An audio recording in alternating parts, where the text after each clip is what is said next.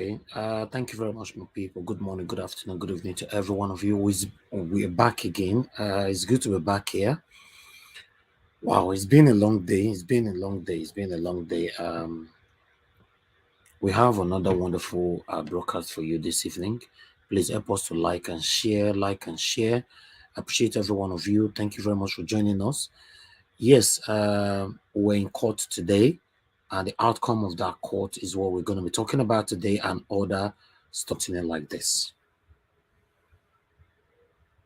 He was bullet pointing every single thing. He was being careful with his words. It's not up to you to digest what he was trying to say. My understanding what he was saying is what I'm saying right now. I don't know about you. He stated, those who are quick to ask you to go to court already know that you will not win the case in court, because they ask you to go to court. You guys must remember that the same people who ask us to go to court, the presidential candidate or presidential president select, have never been in court. Not even for once. They have never been there. What does that mean? I don't know. It's up to you. Doesn't mean that he owns the court. He's bigger than the court. He bought the court, or is above the law.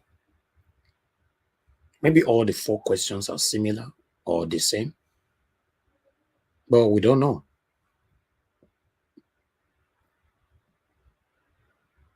The pre-hearing is still not yet over, but our presidential candidate, Mr. Peter Obi, was there, has been there, was even there today. Atiku was there, has been there, was even there today. Tinubu have never been to court. None of the judges have talked about it. So what does that signify? I don't know. What music are you hearing? Go to court. Oh, guy, you talk too much. Go to court. That's why you can see people like Festus Keyamo have the guts to write and write and continue to write to insult directly or indirectly to Mr. Peter Obi, because they have a backbone, a corrupt backbone for that, who is telling them that nothing will happen. In fact, I'm bigger than God. Nothing will happen. I will once again give thanks to Mr. Adewale, who called in today.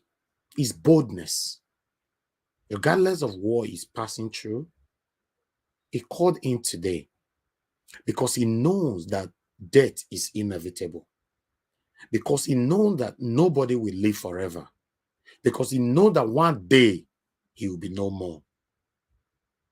And he also knows that whatever he has been paid, maybe the money is gone or is finished, or the money will certainly finish. He chooses to join the right lane. 1 or 2 persons telling us not to get carried away by somebody coming to apologize. I don't know what you mean by that. Somebody coming to apologize to me, even though you have any other intention, are you going to control me to tell me, okay, I'm supposed to come out tonight, I will not come out anymore? If we have to go to the Bible, what did the Bible say? When people beg for forgiveness, what did the Bible say? It says you should kill them, right? Is that what the Bible says? When people beg for forgiveness, people confess publicly and beg you for forgiveness, did the Bible say kill them, castigate them, mutilate them? Please, guys. Sometimes when there's too much advice, then there's no advice. Nigeria's WhatsApp number is full with different advice, different audios. Nigeria was, be careful. I don't trust this guy. Okay, is he coming to tell us not to have this kind of panel anymore? Is he coming to tell us for us never to talk anymore? Come on, guys. Come on.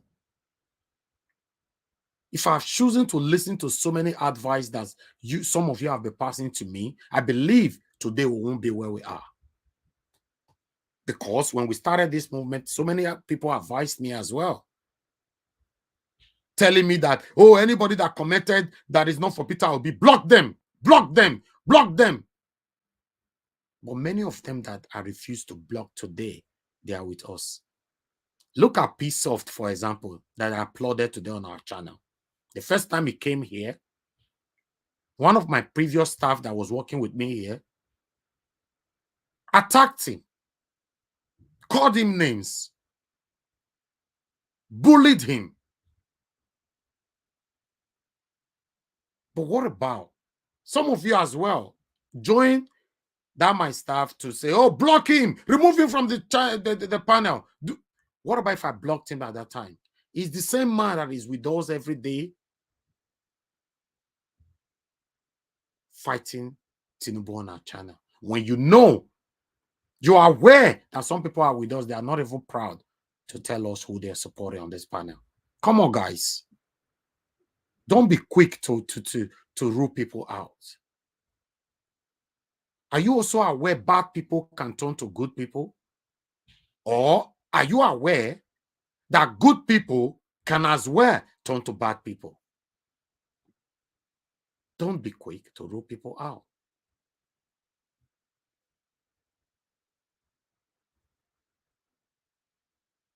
My people, many of you that is waiting for a quick result or judgment in court, we are still going to wait for a very long time. Should I use the word very? Or for a long time? Let me remove the very. Let me say for a long time. Because Labour Party have begged the court today to give them 7 weeks to present their case before Tinubu. This is not even the court that are asking that now, right? It's Labour Party. 7 weeks from now is a long time. So the way things is going, is only 2 things involved. Either Tinubu will certainly be sworn in, or if the satanic Nigerian government have pity for Nigerians to postpone the swearing dates, which I have doubt with. Because they are satanic, they will not. If they do, they prove me wrong. Because they have never given me any reason to trust them. I've told you guys before, since I was born, I've never trusted Nigerian government.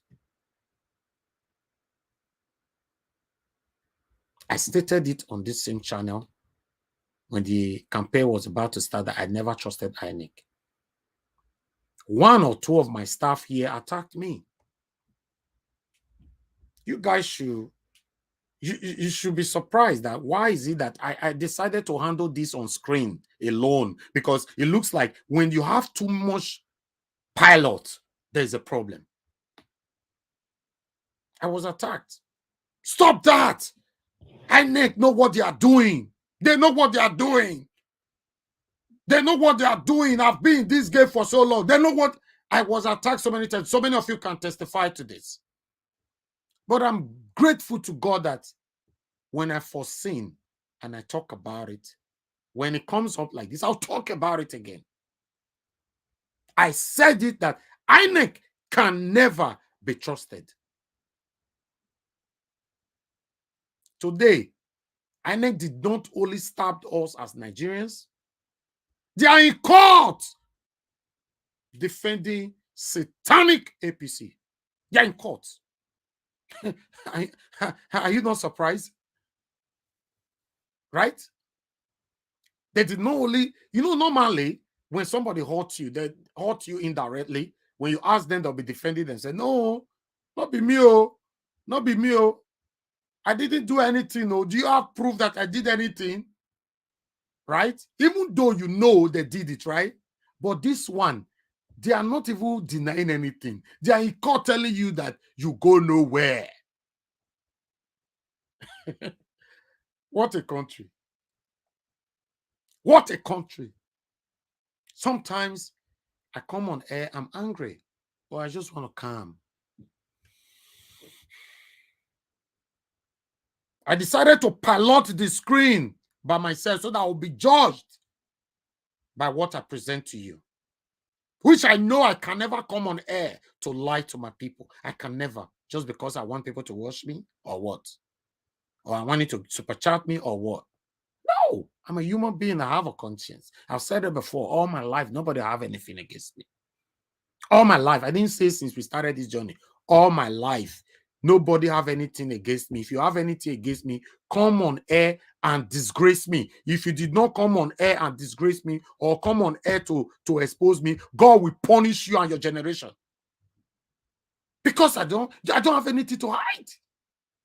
If you know you have known me for all my life, anywhere, expose me if you think I have anything to hide. You that have something to hide, you cannot be on the screen with me and pretend you are working with me. No. Either you are directly or indirectly satanic or practice satanism. Practicing satanism. Look, everything I talked about is coming out. Why are they fighting this man? Let's go there. I'll post out a link soon. Please, guys, let me talk. Why are they fighting Mr. Peter Obi?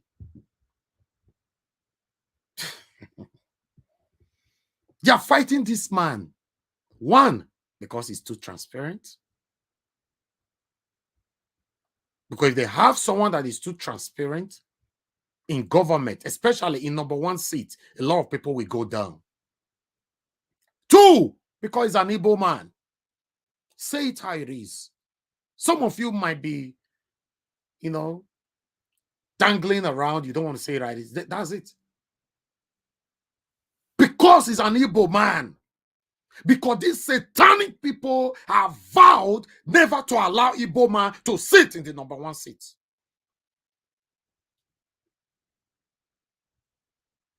Okay, let's talk about, let's assume, or let's put it like this, it was the other way around. That Dati Ahmed was the president, while Mr. Peter Obi was the vice. We for don't move on since now. We all of us forgot the swim if maybe that was what we supported. You know why? Because they know in most cases in Nigeria, vice doesn't have anything to say. Look at Yemi Osinbajo, a pastor or a redeemer or whatever he is. Tell me, you that is watching me right now, you proud of Yemi Osinbajo? Tell me, are you? He's not even saying anything. He said, President Muhammadu Buhari is my father. That's it. Once they pledge their loyalty, they can never go against it. That's it. It's just like you loving me and you know I'm doing something wrong. You don't want to talk to me about it. If I notice that I'm doing something wrong and you are here telling me, God bless you, Nigeria, and you are not telling me and you know I'm doing something wrong, I will class you as one of the devil that is in my life, because it's your duty to drag me back, to drag me out of that lane. Nigerians, I will say this before we move on. It's up to you. For me, I've done my part and I'm doing my part. I'm sorry that I don't have the power to do more. I wish I do. Yes, I will do more.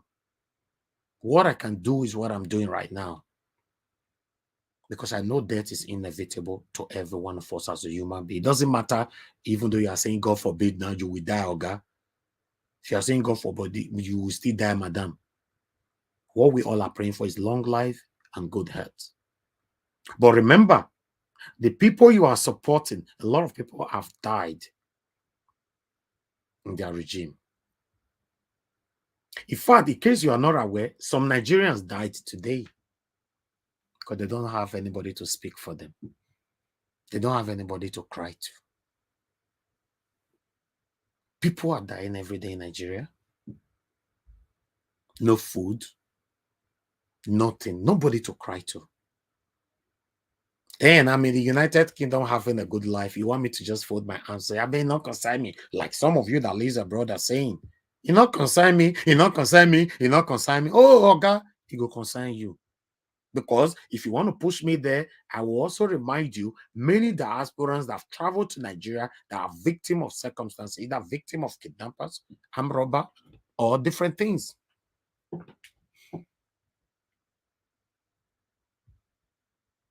We've talked about it here. Remember the man that traveled all the way from America after 10 years or so that was kidnapped and killed in Nigeria. Remember the other man? Many. I don't want to go there. Many.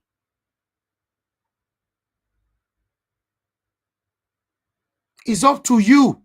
This is weekend. It's up to you. Be watching me from a beer parlor now. Put your headphone on your head. Be listening to me from a beer parlor. Be drinking 3310. Eat Isiewu and forget your future. Press blow. Press everything. God will judge all of us. All of us. You know what? If you ask me, Nigerians have done well. But the bad things about Nigerians is that we move on so quick. We just move on so quick. I beg. Can't go and kill myself for this. Oh, you think me, myself, I cannot rest? Or you think I come on air because of the money, right? Build a channel, build YouTube channel. Maybe you can still pack the money with the YouTube.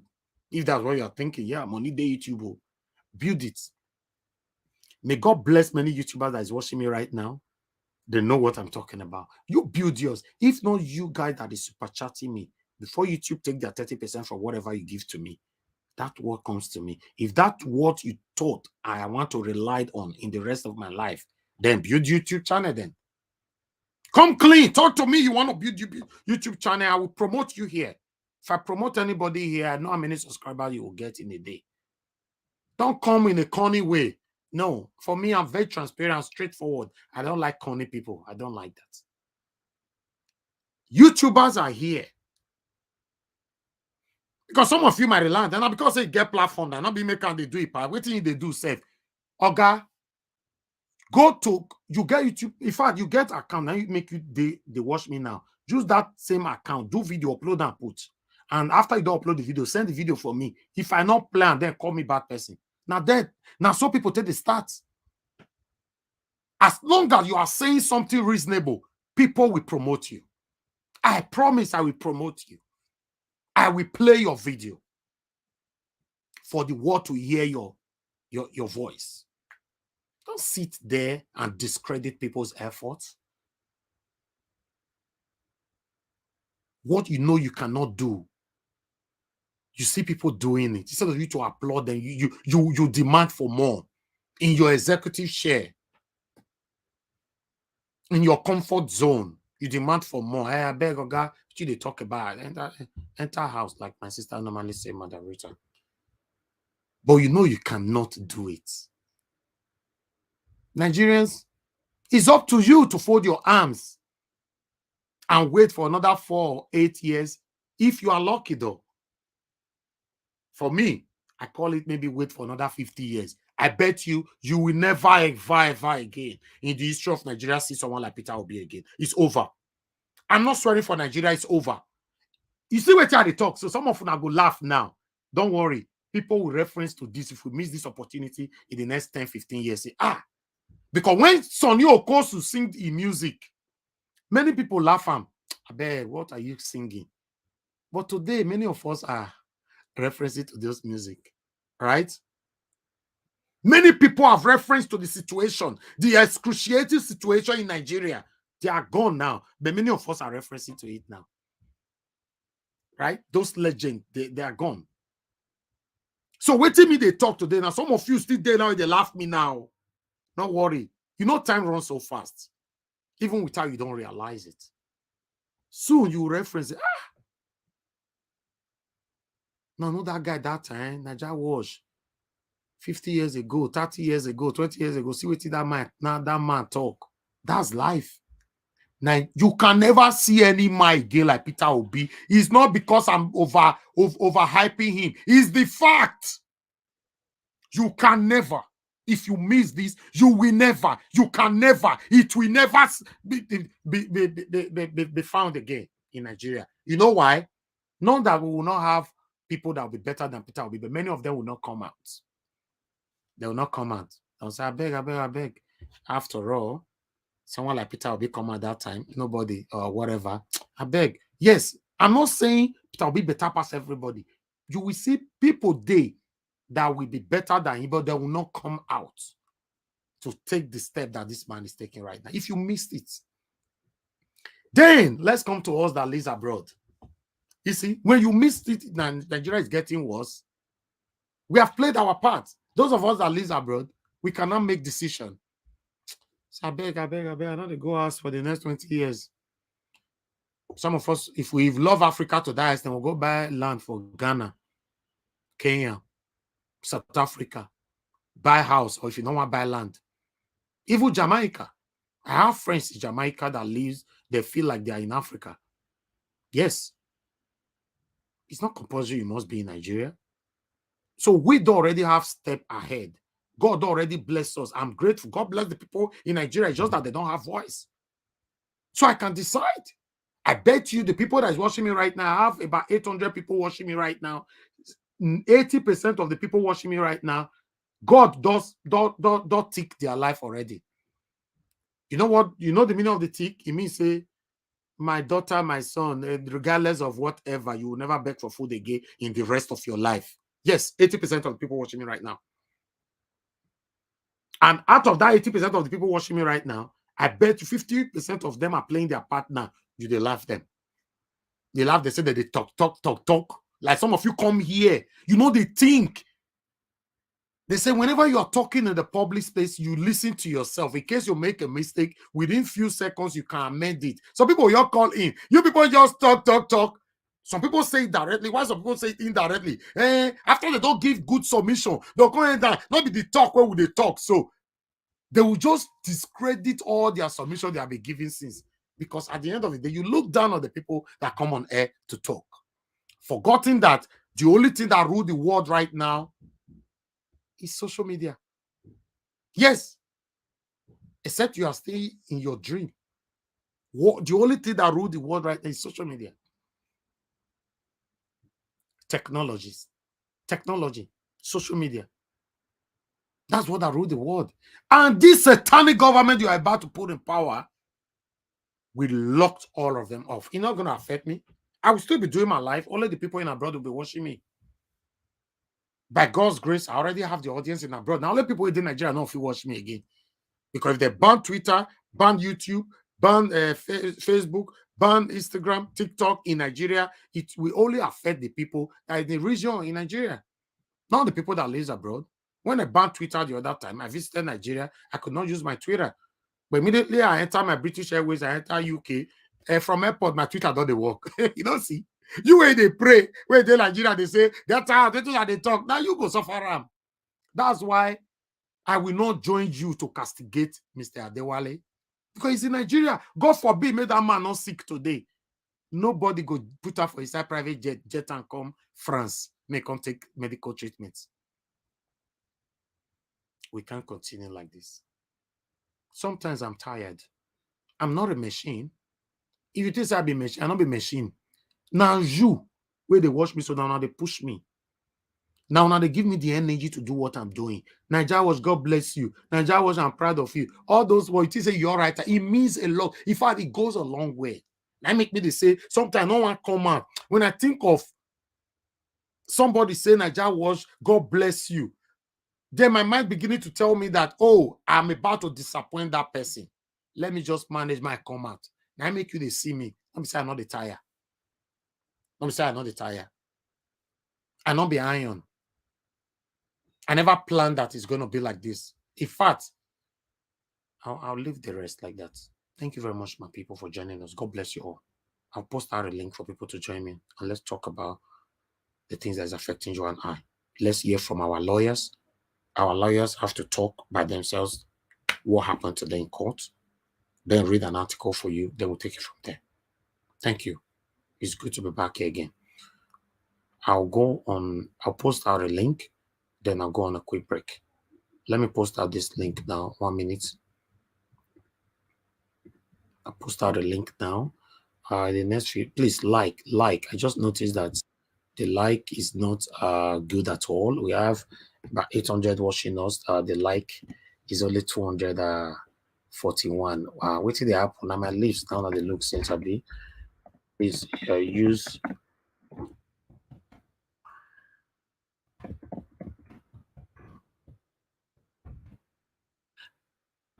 Okay. Okay. Please use the link to join the panel. So 3, 2, go. I've posted the link. Click on it. Join us on the panel and let's talk about the things that's affecting you and I. So I'll go on a quick break. When I come back, we start talking. And God bless every one of you, including those of you that's never supporting us.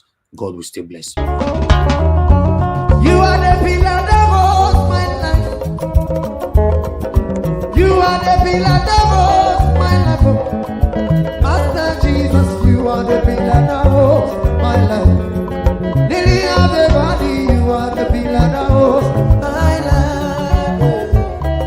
You are the pillar that holds my life. You are the pillar that holds my life. Lion of the night, you are the pillar. Chicanica, you are the pillar. Daddy, you are the pillar that holds my life. Lion of Judah. You are the pillar that holds my life. Anywhere. You are the pillar that holds my life. Hey, yeah. Master Jesus, you are the pillar that holds You my are. life. You are the Master pillar. Jesus, you are the pillar that holds my life. I said, Jesus, Nibu Kalabati Sindubu. Nibu Kalabati Sindubu. Ojo Biete, Nibu Kalabao. Nibu Kalabano. Nibu Kalabati Sindubu. Ojo Biobi, Nibu Kalaba. Chica Nibu Kalabao.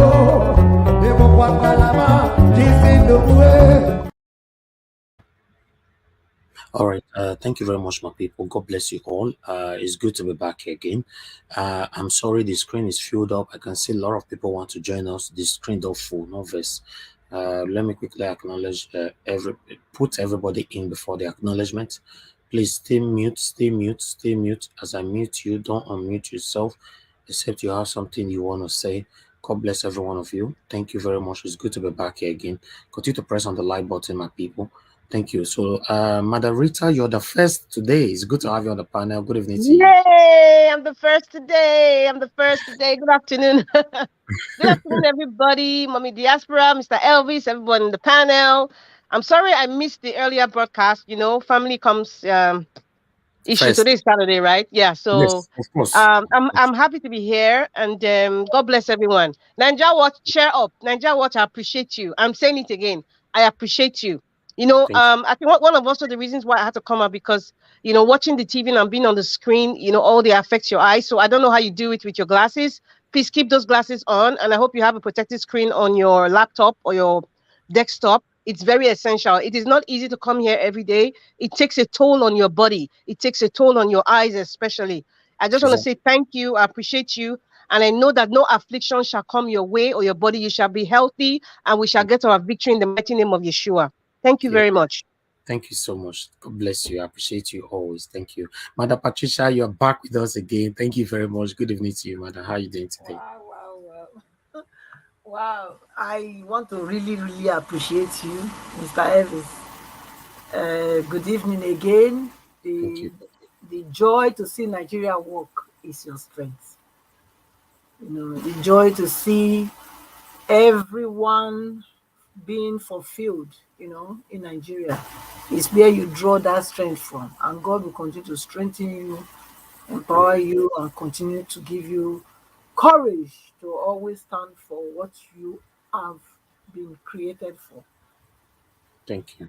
Thank you. I and Amen. yes, and I'm glad. Thank you very It's much. not easy, but with vision, you know, everything is easy. The vision and passion is what has given birth to the dedication and the commitment. You see, when Thank you you. have those two elements, the other two fall in place. I really want to appreciate you. And God also, bless let you. me also talk. Thank you. Let me talk to the people on all our viewers. Please like, share, and also show love. Love gives. You can see what God has been using Mr. Elvis to do in our lives. We all are now informed. We can make an informed decision. Nobody is now groping in the dark. Information is key. It said, true knowledge shall my people be delivered. You see? So when you have knowledge, the reason why our people is behaving like fools over there is because they are lack of knowledge. Their lack of understanding of what the leaders are doing. We that have this understanding, we really need to bring it out there, and you clicking on that like and share, that's how they will get to know. Because that's how I got to know about this channel. So nobody should log in here and you don't like or share. So please Thank you. make it a habit. Thank you so much. God bless you, madam. I appreciate you always. Thanks for always supporting us. Thank you, Oga Felix. Good evening to you, sir. Thanks for joining us. Good evening, Mr. Elvis. Good evening, all the panelists. Sister Rita, you don't carry number one today, overtaking salad. No be God. My God, I greet all the panelists, all the comment section. My brother, Mr. Elvis, I need to remind you of one thing of which you may mention of that. Most of the people that ruled Nigeria years back, 50 years ago or 100 years ago, today we are talking about their story. Tomorrow, also have it in mind. I wish you long life and prosperity with good health. Amen. People started talking about you already, and they will keep on talking about you of good.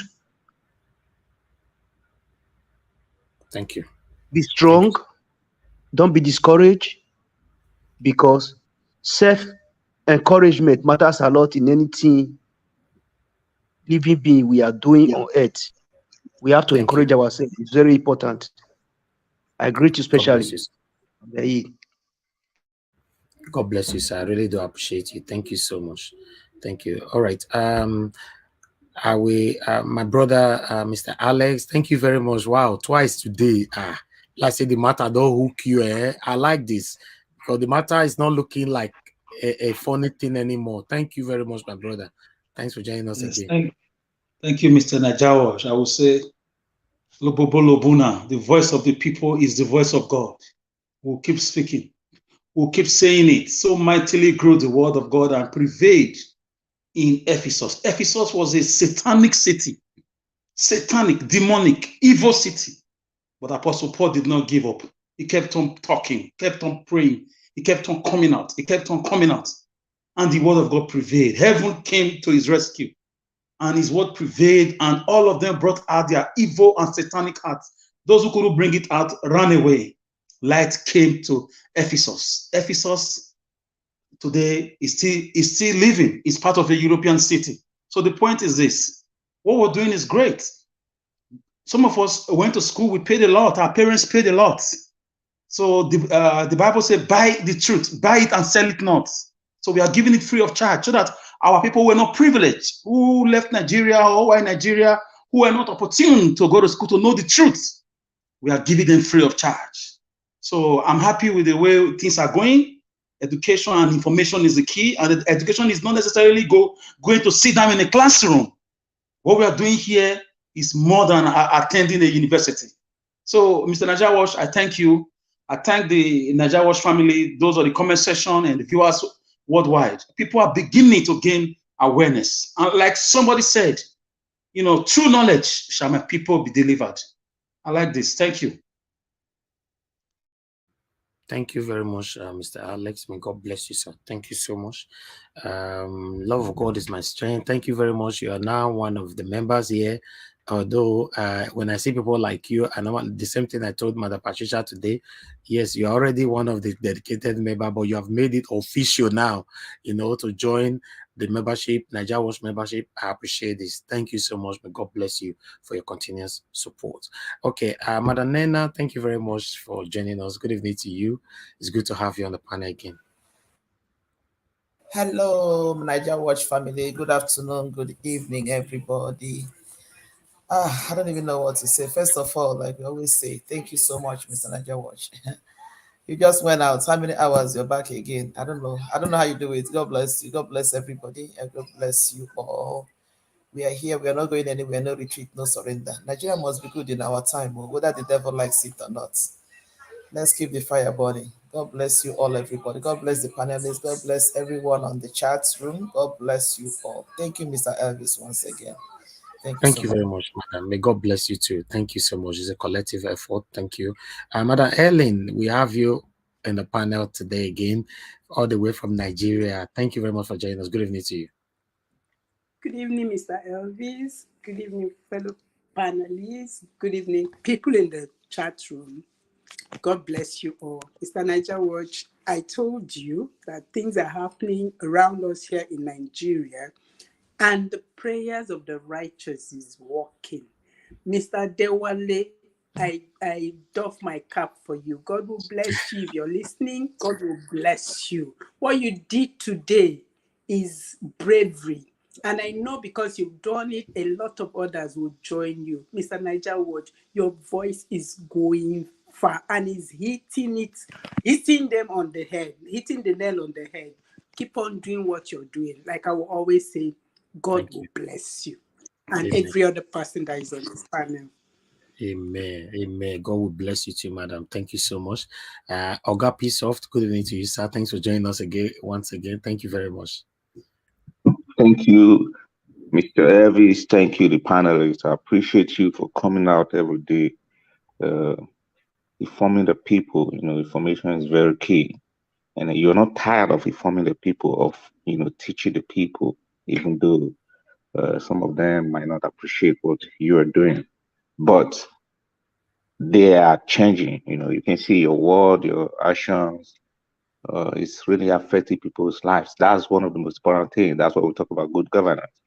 I have no doubt in my mind that tomorrow, if you find yourself in any political position tomorrow, I have no doubt that you're going to change lives for good. These are some of the things, we look at consistency, in people. We really observe that because that's really what really changes the minds of the people. When they continue to hear the message, the analysis continue to go out right there, you see, they start having a rethink, just like Mr. Adewale. You see, he's been delivered from myopic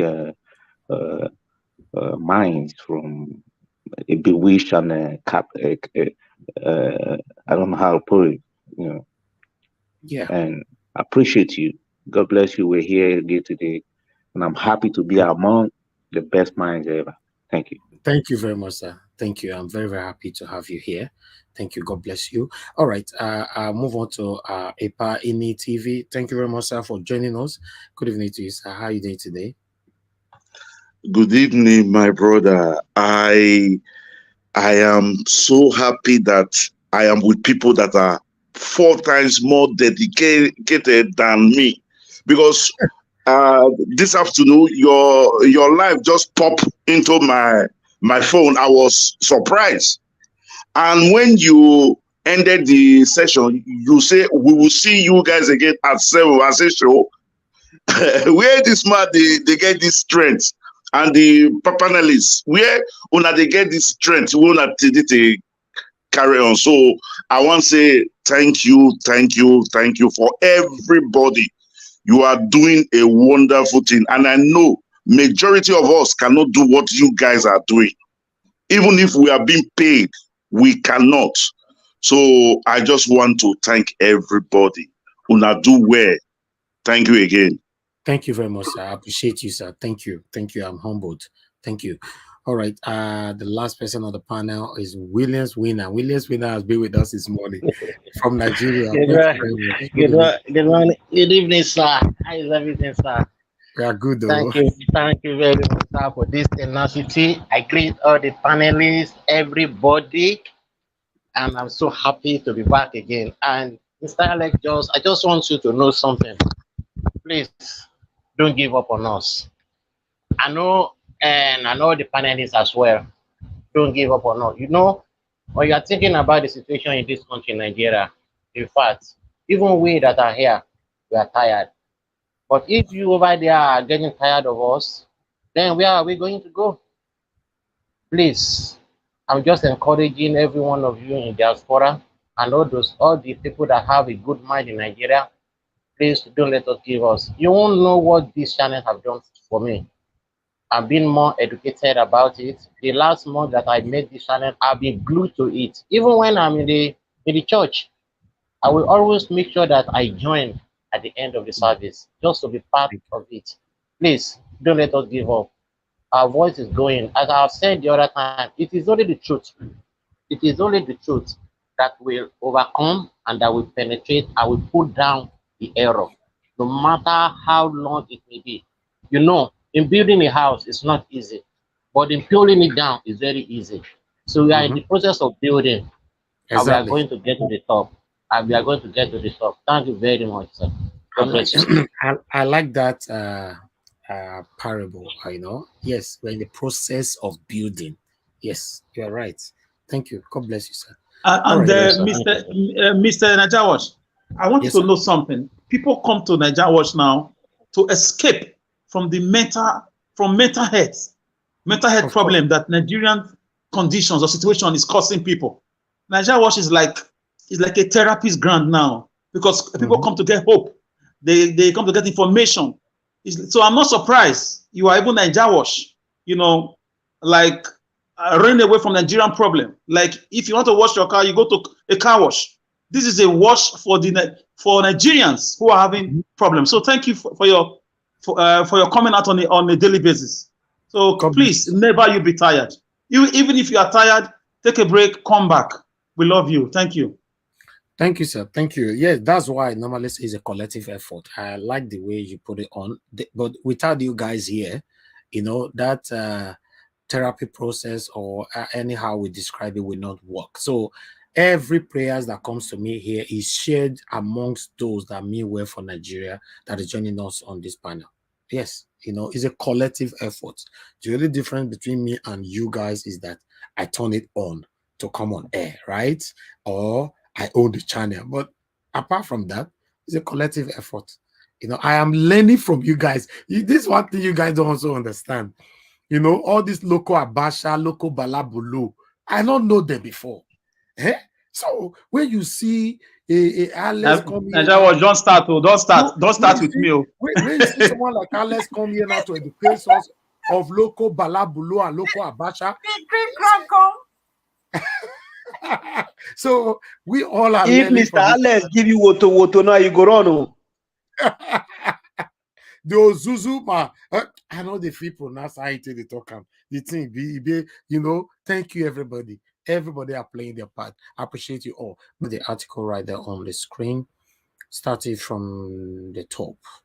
Okay, you can see OB line up 50 witnesses, demand 7 weeks to present case against Tinubu. 7 weeks. 7 weeks is a long while, but still. The candidate of the Labour Party, Mr. Peter Obi, on Saturday said he has lined up 50 witnesses that would testify and tender evidences to establish that the 2023 presidential election was rigged against him.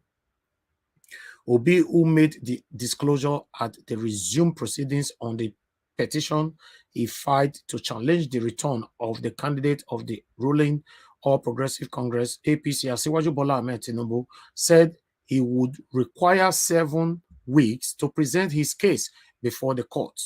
Addressing the court through his team of lawyers led by Professor Awa Kalu, senior advocate of Nigeria, said was constrained to demand for the 7 weeks owing the a few hiccups.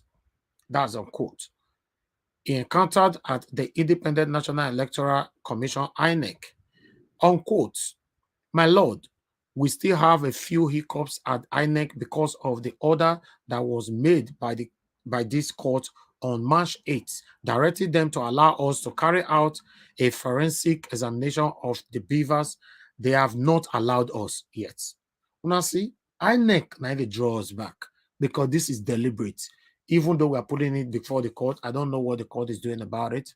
Till now, INEC is still holding significant informations away from us. I continue, unquote.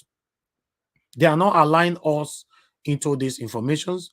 We are also waiting for some document we requested from them, Professor Kalu added. He told the court that the parties agreed to give 30 minutes for star witness in the matter to present their evidence in chief, excluding the time for possible demonstration of any electronic evidence. Whereas Obi's lawyer disclosed that parties agreed to use 20 minutes each time across examining the witnesses. Another 5 minutes would be used for their re-examination.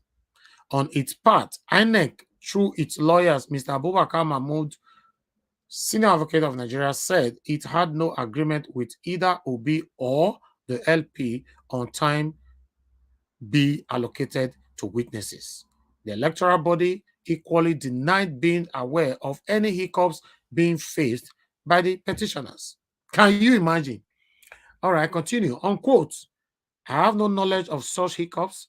Now, I know people they talk so. I have no knowledge of such hiccups.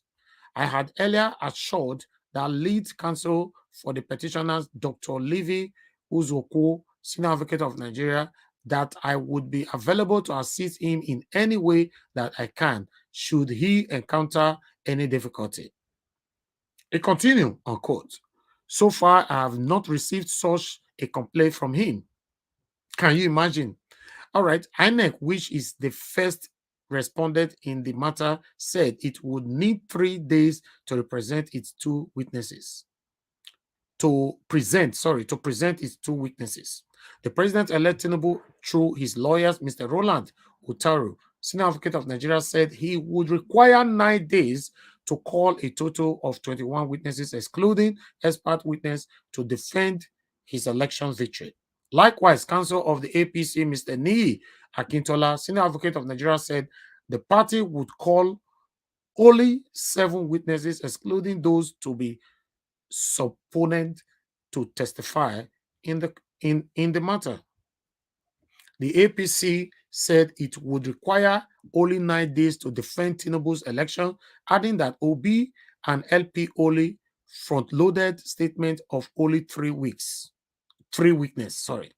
Meanwhile, all the respondents said they must be given 48 hours notice before any expert witness would be brought to testify in the matter.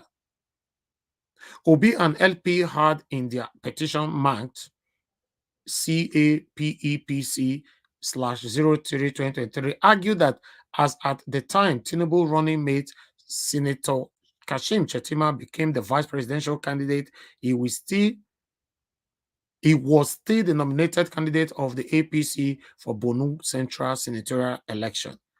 They equally challenged Tinubu's eligibility to contest the presidential election, alleging that he was previously indicted and fined the sum of $460,000 by the United States District Court, Northern District of Illinois, Eastern Division, in case number.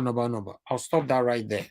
The most important thing on this report, one, the complaint of the LP, Labour Party, INEC is denying it in the front of the judge, or rather in court or tribunal, saying that no, we told them whatever they need, we'll give it to them, whereas they're not giving it to you. It's just like somebody coming on air.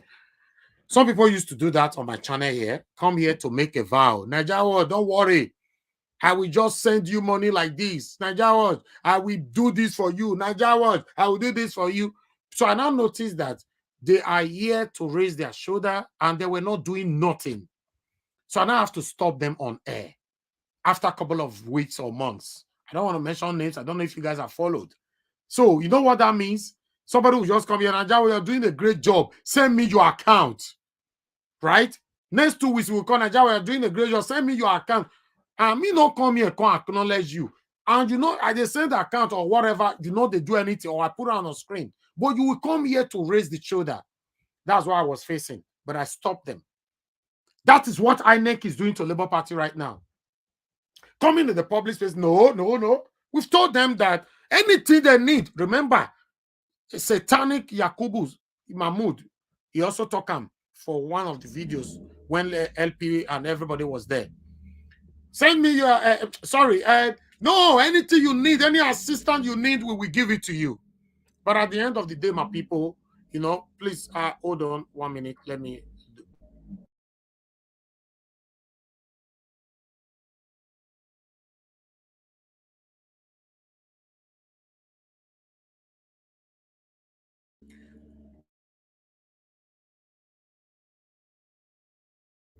All right, thank you very much, my people. All right, yes, you can notice that. And at the end of the day, you know, there's some noise coming out, but I just wanted, I hope it's not disrupting the media.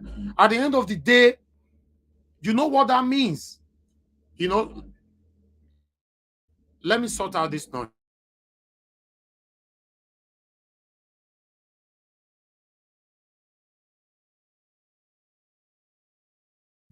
All right, sorry guys, sorry about that. All right, you know, so what is happening right now is that INEC is telling the court or the tribunal, whatever we call it, that no, we are there to assist Obi. That's not a problem. We've told them whatever you need. And now, since that march, or yes, they've been saying that, we are still crying that significant part of the information that we need have not been released to us. Till now, till this moment. Now, Labour Party is now asking, the only party, now only us. Now he said we need 6-7 weeks now, my people, only us. APC not say they need 7 weeks. PDP not say they need 7 weeks. INEC not say they need 7 weeks. Now only us need 7 weeks. So at this moment now, INEC have succeeded in dragging us back, right? So I don't know what you guys will say about this though. I don't know, but I thought I should bring this here. Then I would like to quickly recapitulate on Mr. Adewale for like 5 minutes. For some of you on the comment section requesting for it already, but the video we did it this afternoon. I'll recapitulate on that. After that, we start talking. But let me take a quick break. When I come back, we'll move on. God bless you. You are the pillar that holds my life. You are the pillar that holds my life. Master Jesus, you are the pillar that holds my life. Lily of the body, you are the pillar that holds my life. You are the pillar that holds my life, dear. You are the pillar that holds my life. Lion of the night, you are the pillar. Chickadee, you are the pillar. Daddy, you are the pillar that holds my life. Lion of Judah. You are the pillar that holds my life. Walk in the way. You are the pillar that holds my life. Hey, yeah. Master Jesus, you are the pillar that holds You my are, life. you are the Master pillar. Jesus, you are the pillar that holds my life. I said, Jesus, unibu kalabati sinduwe. Nibu kalabati sinduwe. Ojo biemede, nibu kalabao. Nibu kwa kalabano. Nibu kwa kalabati sinduwe. Ojo biomi ko nibu kwa kalaba. Chikanije nibu kwa kalabao. Nibu kwa kalabati sinduwe. All right. Thank you very much, my people. It's good to be back again. I guess everybody can hear me. Thank you very much for your time with us. So please, let's take on this video today quickly. Then we'll take it from here. God bless you all. 1 minute.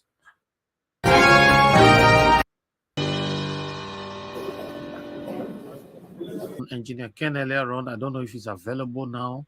The second time I'm calling you, Engineer Ken, are you available right now?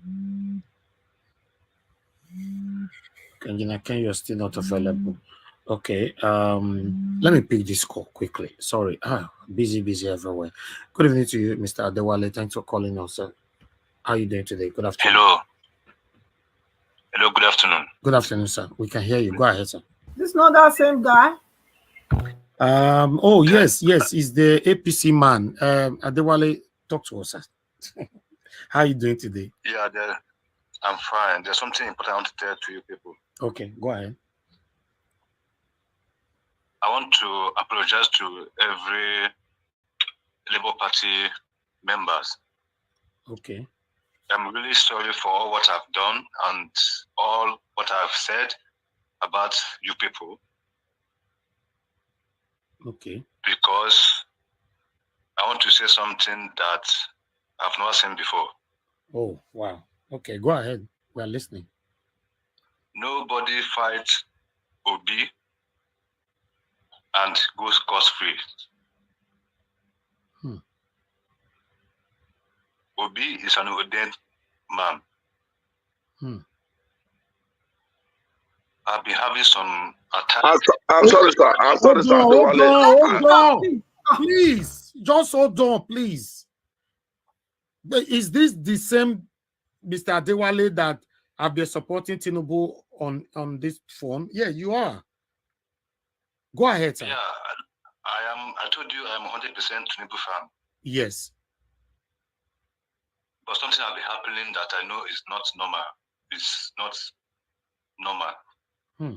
Okay, go ahead. I'm saying I'm really sorry for all what I've done and what I've done to obedient members.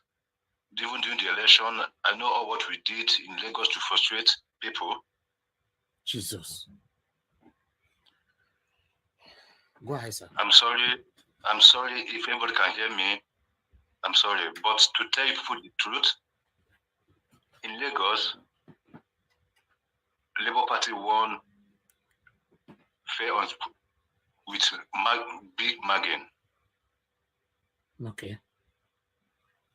But I don't know about other states, but Lagos, I can say it 100%. Obi won with more than 950,000. More than 950,000. I know what we did. I know how we destroyed the result and all that. Jesus. Mr. Adewale. You people should forgive me. Forgive me and my members. Now we are ready to make Nigeria work again. Oh. But I don't know how we can do that. Mr. Adewale, you're just making me feel emotional now. You see, maybe there's a reason why I did not attack you from the very first day you were calling in, because I showed you love. Because we are blinded by what we was told. And if you can also recognize, I'm not 100% Yoruba. Okay, but you were speaking Yoruba the other day. But you said you're Yoruba. You were speaking with God, one of our member here. Give us a mandate. You say you're Yoruba. Tell us, where are you from? I'm from Kogi State, but I live all my life in Lagos. Oh, okay.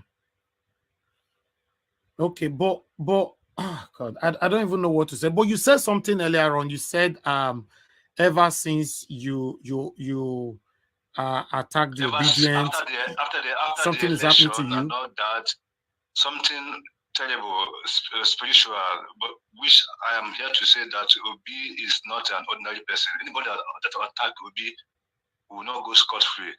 And mark my word, I don't know how it will happen, but I believe he will be the president. Wow. Mr. Adewale, I just want to thank you. Tinubu is in France, but I know he's not feeling okay.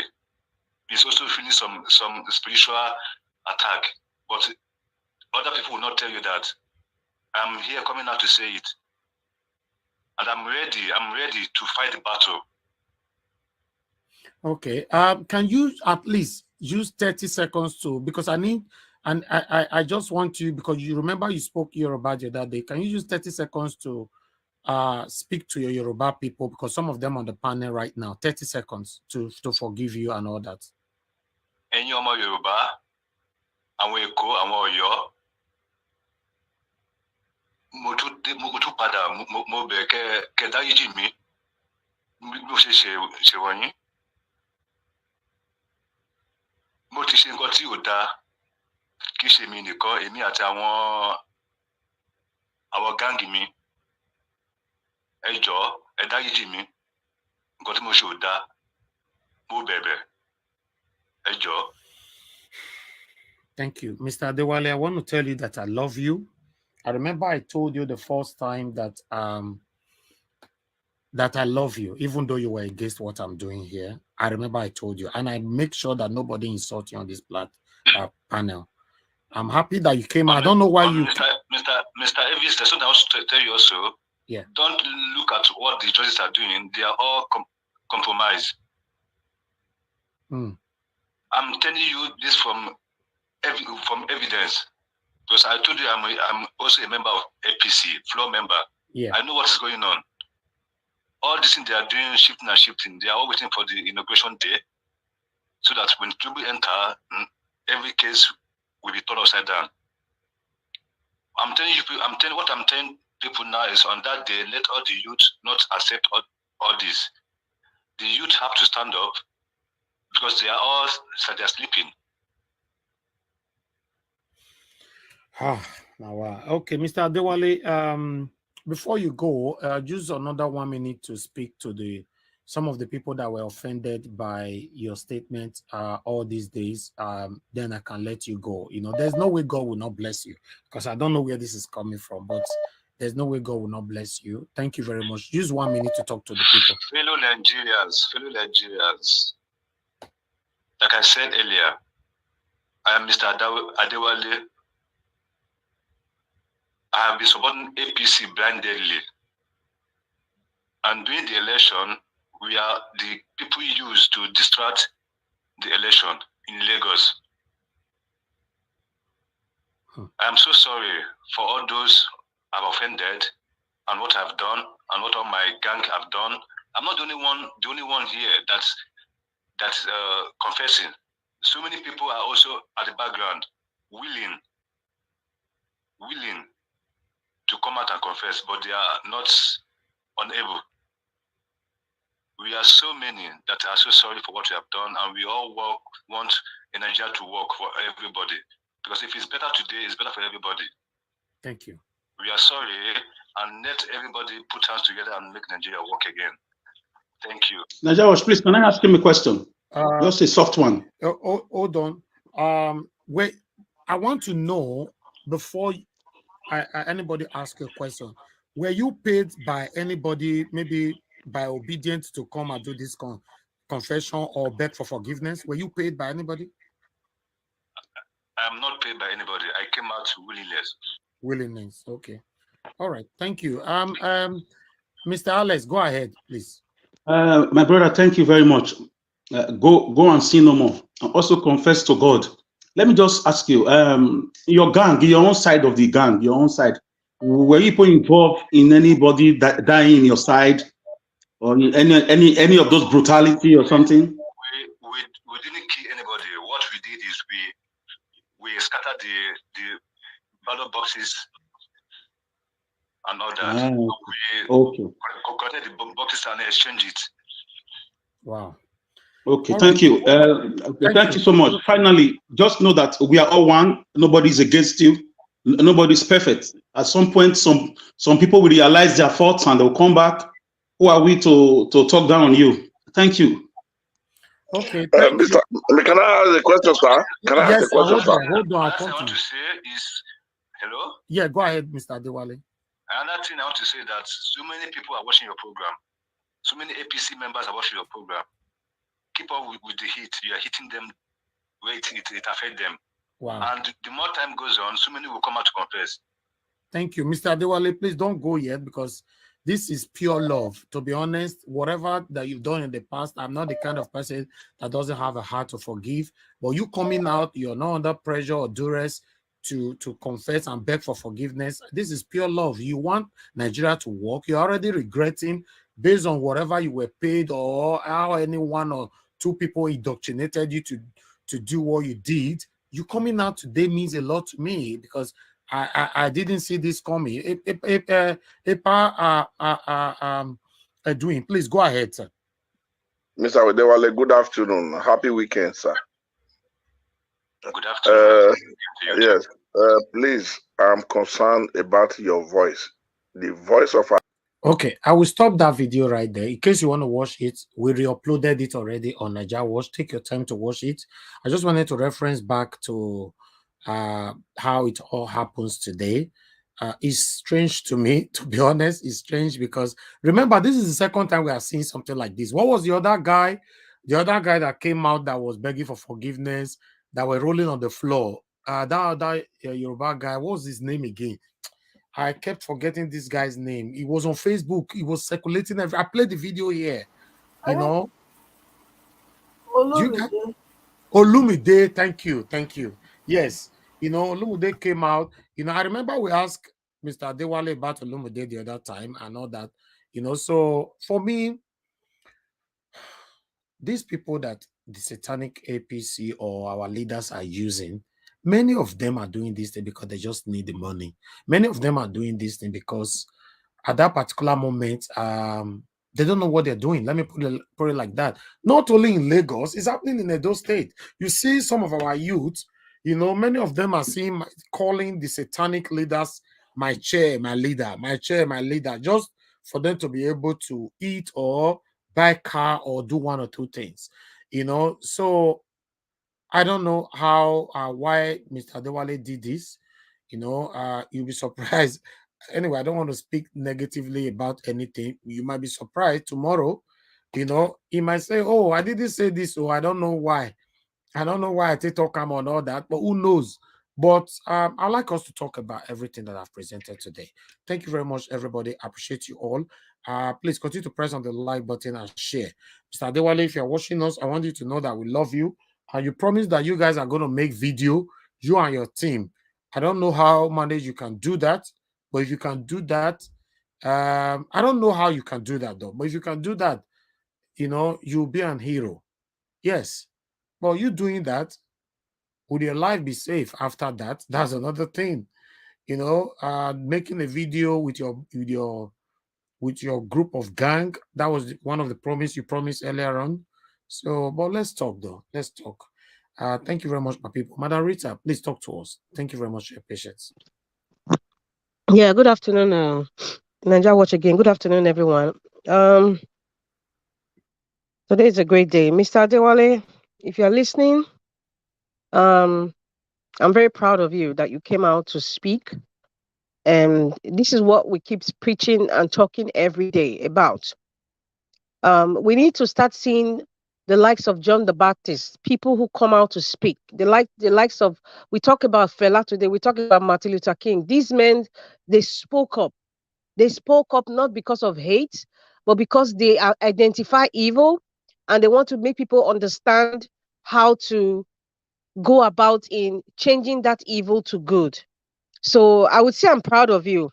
However, to redeem yourself, to make atonement, I'm sure you understand what I mean, because you said something that nobody fights Peter the Rock Obi and goes scot-free. With the obedience, in fact, let me speak on behalf of myself. I know that there's something that drives Peter the Rock Obi. When he left the PDP and went to the Labour Party, he said on national TV, he didn't tell his family, he didn't tell the one he calls his senior brother, he didn't tell anybody, he just went to Labour Party. It is something that drove that man that you and I possibly would never know. Something drove that man, and no matter the attacks he's been getting, the lies that have been rained upon him, he's still standing, he's still being positive, he's still humble. It's not ordinary. It is not easy, but it's not ordinary. Everybody comes to this world with different gifts, you know, with different things that comes along with it. And Peter Obi If you look at where he's coming from politically from Anambra State, and look at how he has changed the judiciary system, how he has changed the way um, uh, um, he has changed the way, people who get elected and they find out that the person, is actually the true owner, another person is the actual true owner of the seat, and then they get it. Adam Shomole of my state, Edo State, benefited from that. And that is why today we have different states having governorship election, at different times, not all at the same time. It's because of Peter the Rock Obi. I've said it before. I think it's his destiny. He understands himself. He understands the drive that drives him. He understands his mission on earth and his purpose. And I wish everybody could know their purpose in life. The way I see Peter the Rock Obi, already found his purpose, and is also inspiring people like me at the same time. I mean, that is what it is. Nobody is a mistake in this world. Nobody is a mistake. You have something that you need to do for the world. You have something to inspire people for. Peter the Rock Obi has done something to me. He has inspired me. I don't know about you, but he has inspired me. Mr. Adewale, you have inspired a lot of people by coming out the way you did today. Like I said, however, to make atonement, to redeem yourself from the confession that you have made, you need to, I think the best way to really feel remorse, the best way to really feel that I will help you people, I will help the Labour Party, and I will stand for truth, is to get yourself connected one way or the other. Maybe it's through Mr. Elvis of Nigeria Watch. Connect to the Labour Party. Connect to the Labour Party, and whatever evidences, videos, pictures, anything, audio that you have, you can give it so that it can be laid as an evidence to the Labour Party, because we are going through a tribunal, and I'm sure you know kind that. of evidence that can help this Any situation. kind of evidence, I just mentioned, even if even if na picture, even Yes. if na audio tape, even if na video, whatever, even if you have somebody who has some sort of evidence, anything, there's nothing that is not important. Because That is obviously, Madam Rita, you are very right. Obviously, he will have one or two evidence. Maybe people, one of these people that send him they've message, had meetings transferred, now, they've taken pictures. Yeah, yes, or they please, sir. transferred money to him, Correct. and all that. Yes. Please, sir. That is the only way that I feel your sins can be totally forgiven from God, or from whatever forces that you feel that is attacking you from Peter Obi. You need, those are the kinds of atonement. Confession is good, is inspiring, is the first step.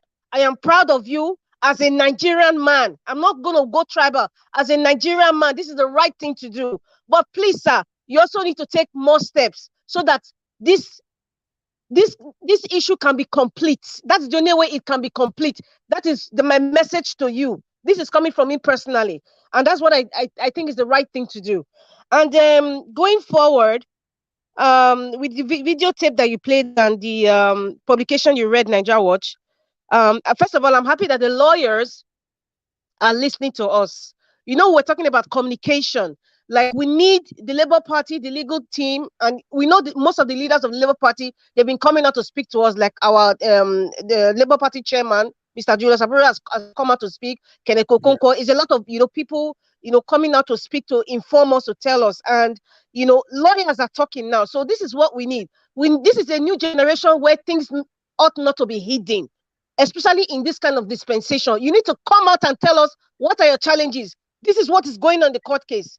It's a new dimension. We are in a new realm right now, because this is a new this is a new generation. We need to evolve in the way we communicate, and I think our lawyers are trying, even if some of them are from the crop of the old school, but I think they're getting to understand the importance of communicating and telling us the challenges, because they know how it's going to resonate in the reaction of the people, either on social media or those people on ground. So I really want to appreciate the lawyers for doing what they're doing. And I also want to praise especially our father from Edo State, Chief Mike Ozekome as well. Seeing him there, I'm very, very proud of him. And then there's another thing. When he said the ruling was given for only one, I couldn't understand. I'm not a lawyer, but when that lawyer was, the first video, the lawyer was saying there was ruling that was given for only one, INEC. Is that one out of many other petitions? I'm kind of confused with that. And then for the fact that Peter the Rock Obi said he has 50 weaknesses, and he's asking for 7 weeks. That's about almost 2 months, right? It's roughly a month and like 3 weeks, almost 2 months. Let's just say. I think um there's a reason for that, because he really wants the courts and everyone to know the depth of damage that is done. So you cannot do it with a grain of salt. It has to be concise, and you need time for that. And obviously they've estimated the time. I was hearing 20 minutes per person and 5 minutes extra for the other people to ask. So I would say, with the way things are going right now, May 29 would come and go. The court case will still be on, but Peter the Rock Obi will still be our president. That is the fact.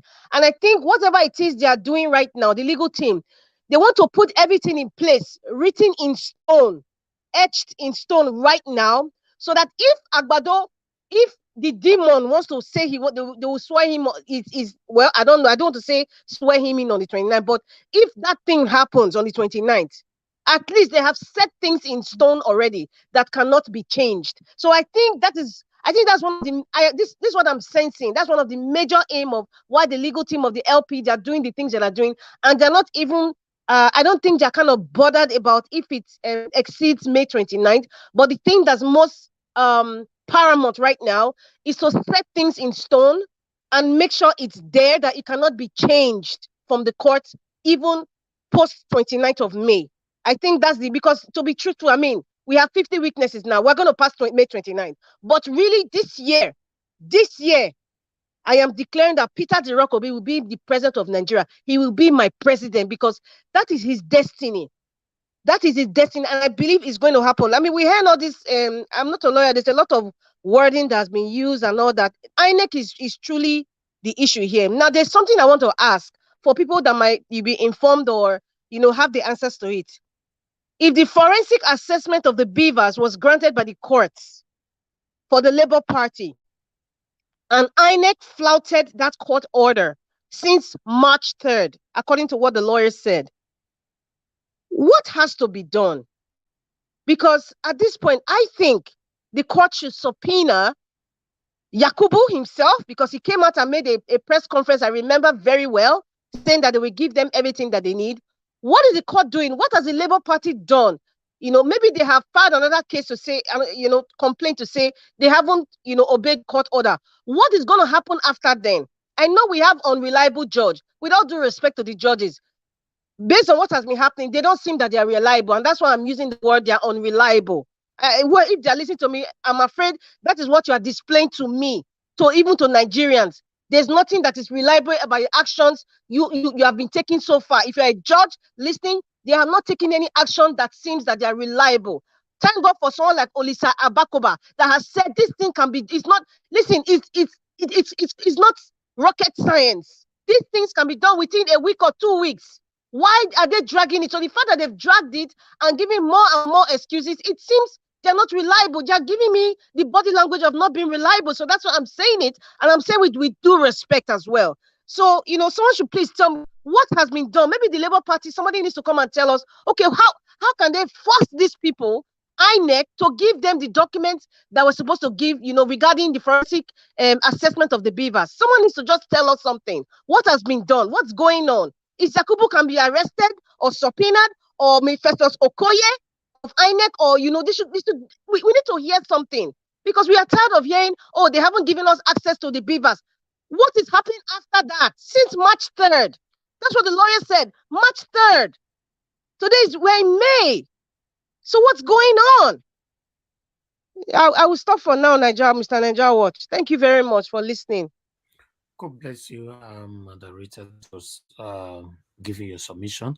To be honest, I think I will stand by the part where Mr. Adewale, if you are listening to us right now, which I know that you mentioned today that a lot of you are watching us in Lagos. Yes, even before you came to tell us that a lot of you are watching us, I believe there was a day I also stated it here that whenever you call in, there's a lot of people on your background that that is watching us, listening to us. Okay.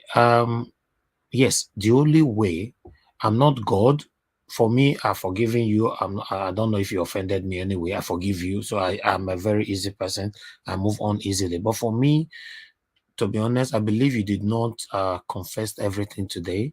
If you know you have anything that you are still hiding, and you really, because you come here to confess or beg for forgiveness is a good thing, but I believe the best place you can go, and if you really want to help the innocent Nigerians that have been killed, or innocent Nigerian that is suffering today in the hands of these satanic people, or the people that will lose their lives prospectively if these people end up in power.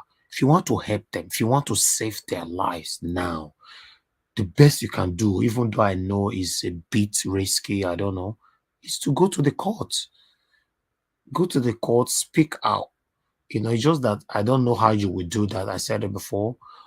Just speak out. You mentioned today that you have a lot of people in your gang that you guys did this thing together. I strongly believe that there are still more things that you guys did that you're not revealing. But I applaud you for coming on air to talk at all. But I believe you need to do something, because if you talk like this and you just sleep, and me myself, I go sleep as well, because I don't really have much to do. I don't know you in person. I wish I know you in person or anything. So I want you to either you go to the court yourself, or you give yourself to us here. I will know you either by video or that. I'll direct you, to one of the Labour Party people, and then they will take it from there. So if you can let us know that we can do that, that would be brilliant. But if you're begging for forgiveness, is just going to end by just calling to our show, and then your actions will take other people's lives. It doesn't necessarily mean that directly you keep anybody, but your action, your decision, sometimes our actions as human beings, our decisions as human beings sometimes can cost other people's lives. So I will beg you to do more. Do more. That go to the court, because the case is still in court. So you coming out to testify will help this case a lot, or just do something that will help this case, because you coming here today, even though I pass it to our principal, Mr. Peter Obi, without no further evidence, we will not go nowhere. So that's all I can say. Like what Madarita said earlier on, any evidence and all that, yes, these people, maybe they don't transfer money for you. The person will transfer money for you, you can print the statement out, the name is there, or they give you money. I don't know whether you take picture with any of these people, or you have a voice record of when you guys were talking and all that. So I just find something to help this movement, because the movement is still pending right now. We need a lot of evidence, that can make Nigerians smile again. So that is all I can add to this. So I would like to call on the next person. Madam Patricia, please talk to us. Thank you for your patience. God bless you.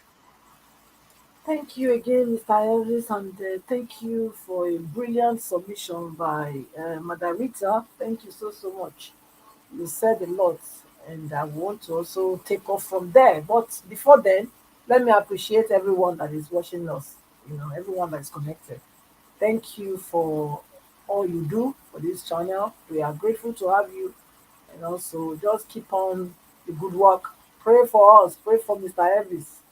Pray that this your voice, I mean, even if you're not in the panel, know that because you are a part of this movement, you know, everything about the channel also affects you, and also becomes your portion. So I want you to press like again. It's very important, because we want our voice to be very, very loud everywhere. Thank you. I appreciate you people. Yes, I want to go with the same route like Madam uh, Rita. I want to appreciate and celebrate Mr. Adewale. I was here today when he called in, and it was like, yes, this is that. Is this not that man? I raised my voice, and yes, be well and behold, it was. So this is what it is. Mr. Adewale, I know you are hearing and you are listening to us. You know, and what I would say is, I thank you so much, because it takes somebody that God loves, you know, to do what you have done today. Honestly, God has a purpose for you. You were not met, you were not born for this rubbish they use you to do. That's why that God element in you is what is making you come out. You are a child of God. If you don't know, I want to tell you, you are a child of God. Because a child of the devil will never ever repent of what they have done. But because you are a child of God and it was something, you became a victim as a result of these same people that used you to do what they did. Because if you had your life the way God wanted you to be, I don't think you would have found yourself being used to perpetrate such evil against your own fellow country men and women. So what you've done, I really, really want to salute you, to appreciate you, because you are a child of God, like everyone on this channel that is fighting for Nigeria. Today you said that yes, you did what you did because of what they told you, what they told you people. That thing they told you people, it will be interesting for us to know so that we can also educate you the more. Because in this place, we speak truth to power. We give you the facts, we give you what it is, so that you can be informed. You can be, so you can take next time. You will not be deceived because there's always a next time. So it will be good for us to know what they told you, and also it will be good for you to do what you said you would do regarding those your colleagues, your team. You said you have a team. You have a team which you worked with, which you are the boss. They work under you, and you were going to mobilize them to receive this forgiveness like you have done today. We are all looking forward for it because that's why we are here. You see, uh, heaven rejoice for over one soul that is saved, more than 99 righteous men that doesn't need salvation. So with you today, I know that we will reach many, many, many more like you that have been deceived. And don't be afraid. I want to encourage you not to be afraid. Okay? Don't be afraid of them. You have known the truth now. That truth will set you, will make you free. You have known it. So don't be afraid of them. Like somebody advised you before today. Anything of them that you still have, not the one you have spent, not the one you have used to buy things. If there's any still monetary value in your hand, go and find a beggar to give. I think Mr. CM told you to go and give it to a blind man. I will still say that as well. Free yourself of it. Don't look at it. Don't hold it. Give it. It's the money from the devil. Release it. Let it go. You are free. You are a free man. And then come and work with us. You told me today. You told us today that you people don't even want Tinubu to be the president. You said so. And you people are working on that ground too to ensure that he will not sit on that throne. Now, I want to challenge you to come on this side and all those people that are fighting against him already, because God has already touched you. You are a child of God. They only use you. Any child of God can become a victim where they don't know what they are supposed to do at a particular time. And that's what happened to you. Okay? And hence, we are advising you what to do, what step to take. Those people that you know that have a repentant heart, like you, that worked with you, you said there are many of you. And because you came, I want to believe that you know what you are talking about. And that you guys are already working to make sure that this man does not enter that position. Because you also told us that if this man happened to enter, that Nigeria will be worst for it. You also said that if Obi enters, if Obi, which is the right person to be, you also said that your life will be better than what it is today. And that is true. So since you know this and you already have people, team, working with you, and all of you know these things, get on. Look, we want a Nigeria that work for everybody. Nobody become a victim like you have become. You don't need to do something and be regretting like this. You understand? But thank God, God is a merciful God, and we are here to tell you we love you. We want to help you. Want to help you because you are a child of God. That's the only reason why you have the spirit of repentance. You know, you had this conscience that you have done the wrong thing, and therefore you came. So we want you to work contact with Mr. Elvis, like the suggestions that have been given here. Now, you know, don't be afraid. Nobody can take your life because you have known the truth now. That truth will protect you. That truth will defend you. The God that brought you out to speak will speak for you on that day if they come to attack you. So don't be afraid. Walk with us and testify any evidence you have that will help this case so that you too, like you said with your own mouth, if Obi enter, your life will be better. Yes, that is true. So let's work together with all those your team and ensure that Tinubu does not enter. And also, you also said that you sent a message to the youth of Nigeria. Youth of Nigeria, listen very well, open your ears very well and loud and clear. Because this is somebody that went to make sure that he suppressed the people from voting. They snatched ballot box in Lagos. You know, Lagos was the hotspot of this evil that day. This is the person, somebody that did it, and he had a team working with him. He's the one that said that the Nigeria youth are too cold. He said you are too cold. That you must not allow this Tinubu to be sworn in on that day. That you people should come out. So I'm challenging people to come out. Come out. There's somebody that work with them telling you that you are the problem. So come out. Come out. You have army backing you up. Don't be afraid. Don't think that they will come and kill you. They will not. Because the army already also came to this platform yesterday. That's a way of saying, we are behind you guys. Go on.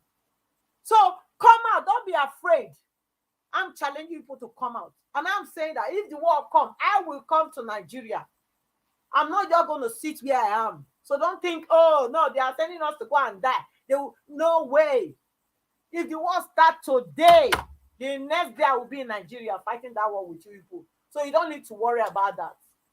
Okay? Even with not with my age, I know, yes, there are things that I can still do. Okay? There are things that I can do. Because it's not about only carrying guns. Okay? There are many things that people do in war zones, in war. So I am sure of myself that I can still do many things to help that we have this victory, even if it comes to Nigeria tearing apart. So nobody should be afraid of war. So Nigeria youth, I'm challenging you people to come out. Don't let 29th of this May, don't let it pass also, because otherwise that's the end. That's the end. That's the end. Which means you have settled down for poverty for generations yet unborn. That's what you will do to yourself and your generation. So nobody should settle down for that. Everybody must make sure that this never happens. That swearing of Tinubu, we cancel it, we neutralize it in the name of Jesus. Now, I want to appreciate again another wonderful father that stands for truth. Papa Edwin, Chief Papa Edwin Clark. Oh my God. These are people that we should look up. These are the role models. These are the role models that we still have. These are the role models of Nigeria. It's a shame that we don't have many of them anymore. Many of them, because the ones that are 78, 70, between 70 and 80 something, many of them they are yao elders men for food, for stomach fracture. What a shame. You lived your life all these years only to end up still wanting to keep your life, not wanting your children to take over. What kind of elders man are you? Pa Edwin, I dock my cap for you. Thank you. We appreciate you for standing for the truth. We appreciate you so much. You spoke what you spoke with all your passion for the country that you so love and we also love, and we are looking up to people like you to lead us, to direct us in the next step to take. We appreciate you. INEC coming up now. INEC. Yakubu, Nigeria youth again. I don't know why what you are waiting for. Nigeria youth, you are lying, you Yakubu, to be tossing you people around. Yakubu. Oh God. I don't know. What are you guys doing? What are you guys? Okay, are you waiting for our principal to tell you to go out? He will never do that. He run the election. You have to understand that we Nigerians youth, Nigerians run the election through Mr. Obi. He's the one we gave our mandate. He's not fighting for himself. He's fighting for us. So we are the ones to stand and fight for the mandate we gave to him. Yakubu is dribbling us, claiming that we are the one not asking. Even the judiciary, okay, yes, we know judiciary, they have to work with facts, okay? But there is a way. Okay, please round up, madam. Yes.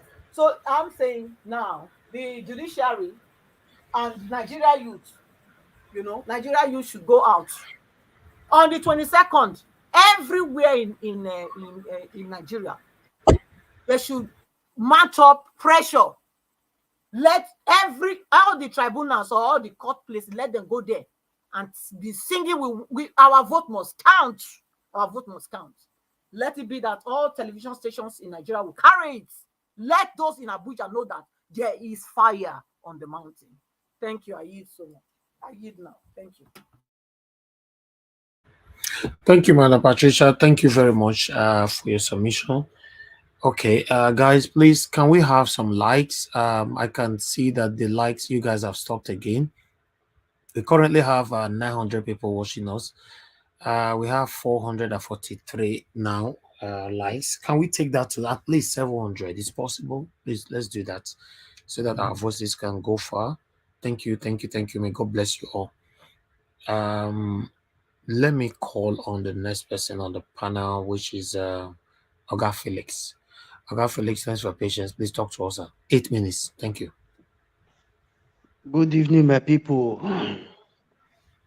I greet all the panelists, comment section, our viewers worldwide. There is a song we normally sing then when we were still kids in the school. Parents, listen to your children. We are the leaders of tomorrow. Now, they can't turn outside and say, now the children can't need to listen to their parents. Where would I start from? This Lagos guy that called for forgiveness. Thank God you realize your mistake earlier, because you say earlier is the better. Because it is written in the Holy Book of Bible, say, touch not my anointed and do the prophet no harm. Obi is a God sent, is an anointed man sent by God to come and deliver the nation from the political dealers. Thank God for your life. We forgive you, but sin no more. By so doing, please, my brother, my beloved brother, I can see now you are one of us. You mean well for you mean good for Nigeria as a nation. Please, since you were one of those people that was being used in Lagos to distract the election and other things, please, even though you don't have enough evidence, maybe the money was being transferred to somebody before a person now transfer it to you. I know it's a little bit risky, but your safety, the God that touched your heart will guarantee your safety. Your job make use of our presidential candidate, Mr. Peter Obi, as a role model in the sense that God that protected him because he's saying the truth, he mean well for the country. No matter what, the APC people will plan bad against you. It will never come to pass. Just believe in that God that you serve. Then my second message is for the Nigerians back home. I'm pleading with you people on Monday, 22nd of May. Please kindly go out there. I suppose our sister, our mother, our friend that you finished speaking on the panel. Kindly go out there with the placards. On the placards, please write, no final judgment of the election petition. No swearing, no inauguration, no swearing in. Please, we are out here in the Western world talking to people, sensitizing people, trying to fight for the nation to be a better place. We are not doing it for ourselves. We are doing it for you guys back home because we know the hell you guys are passing through. You have to reciprocate now, please. Go out there that day. It doesn't matter, it must be Abuja. 37 states, 36 states including Abuja. Okay, 1 million in each state. Go out there on the street.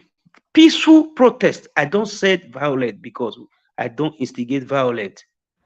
That's what I wanted to say. We don't use this platform to ask for anybody to go engage in any kind of violence. Peaceful protest. Anything more than that, Nigeria Watch is not part of it. My brother, you suppose don't know me for long now. I know what I'm saying. I'm pleading. Go out there with the placard. No final judgment, no inauguration. After all, May 29, all the governors, the senators, House of Rep, they can swear they in and others, but judicial system, please, I'm pleading with you people. If Mahmoud said to you people that they will provide every necessary document credentials, all the political parties who filed petition in this presidential election, they will provide it for them. Until now, they haven't. Are you people not telling us that there is no judicial system in Nigeria? What is the action, the law, the rule of law, and everything guiding the nation, country as a great nation that you people have applied to the INEC official? They're supposed to be independent, but now they are dependent on the APC. Is it in the constitution that they should be dependent on a political party? It's a question for you people to answer. What is the action you people are taking towards that? Without you people taking a drastic action towards that, meaning you make it clear, crystal clear to us that you are compromised, that judicial system does not exist in Nigeria. If you people want to prove me, I'm not talking for, I'm talking for myself personally.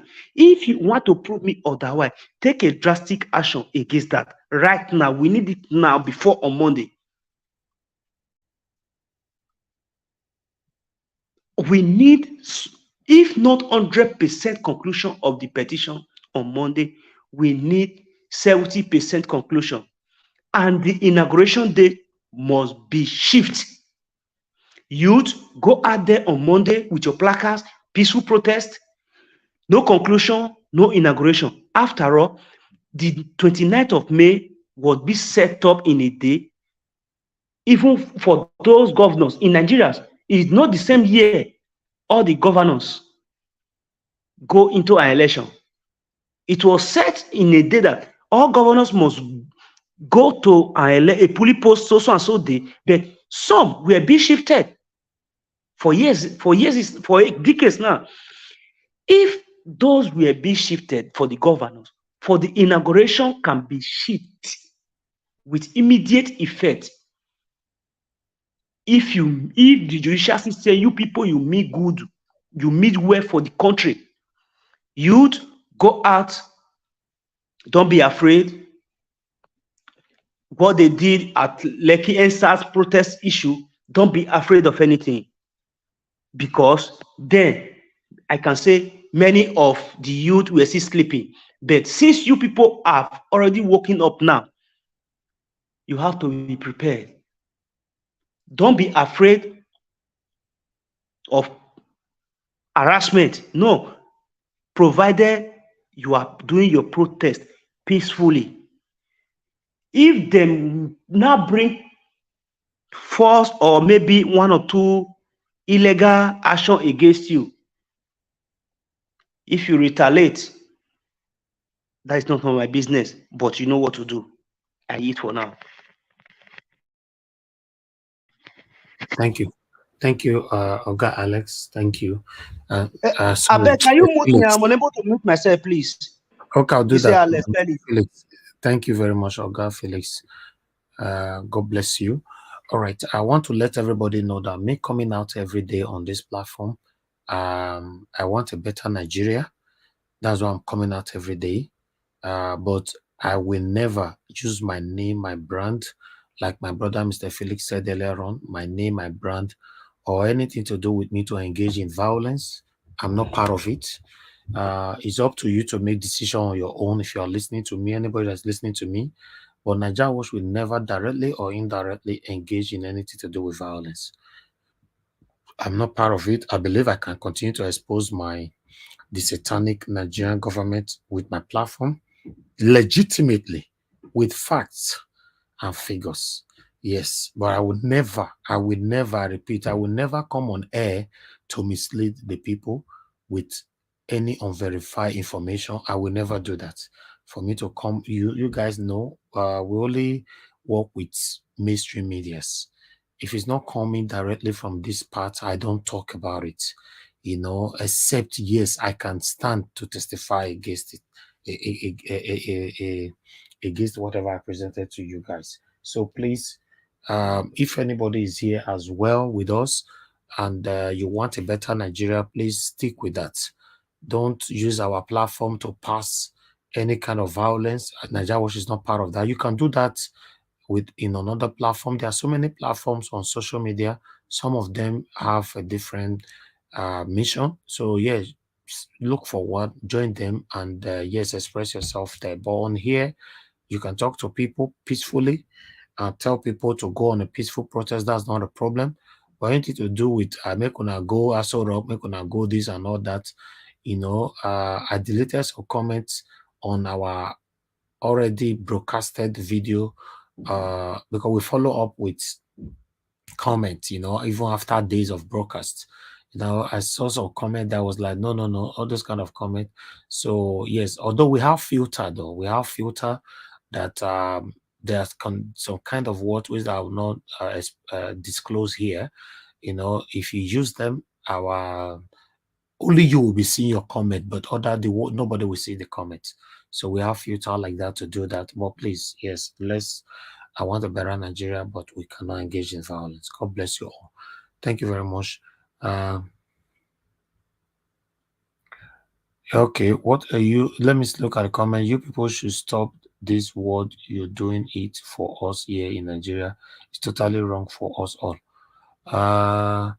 Yes, of course. Yes, we are doing it more for the people in Nigeria. So that's the right word. The people that lives abroad is affecting us. Don't get that wrong, but it's affecting more of the people that lives in Nigeria. It's affecting them more. In fact, if I have to talk about it statistically, it affects them 95%, and it affects the people that live abroad only 5%. So the margin is just too much, you know. Good evening to you, sir. Thanks for calling in. Please, what's your name? Where you calling from? Good evening, Mr. Elvis. Thank you, sir. I know it's taking me a little while calling you because I always have problem here. I saw people help me to make this dial. I told you that time I have just some challenge. I don't know who is talking, sir. This is Mr. Ama Patrick. Ama from Patrick. Ohio. Okay. Patrick, yes, from Ohio, United States. Okay, I'll store your number, sir. Go ahead, talk to us, sir. Good evening to you. Okay, good evening. I've been talking to you with a different number, with my son's number, you know. So this is not mine either, you know. At a point, I wanted to use a Nigerian number to call you from the United States here. You see, I've been occasionally lending voice, but I never had that much time to talk. What we are saying all along is manifesting. Okay. You are a very great man, and Nigeria and history will not forget you. Thank you, sir. The world knows that yes, you are putting in what you can put in as a man. It is left to Nigerians.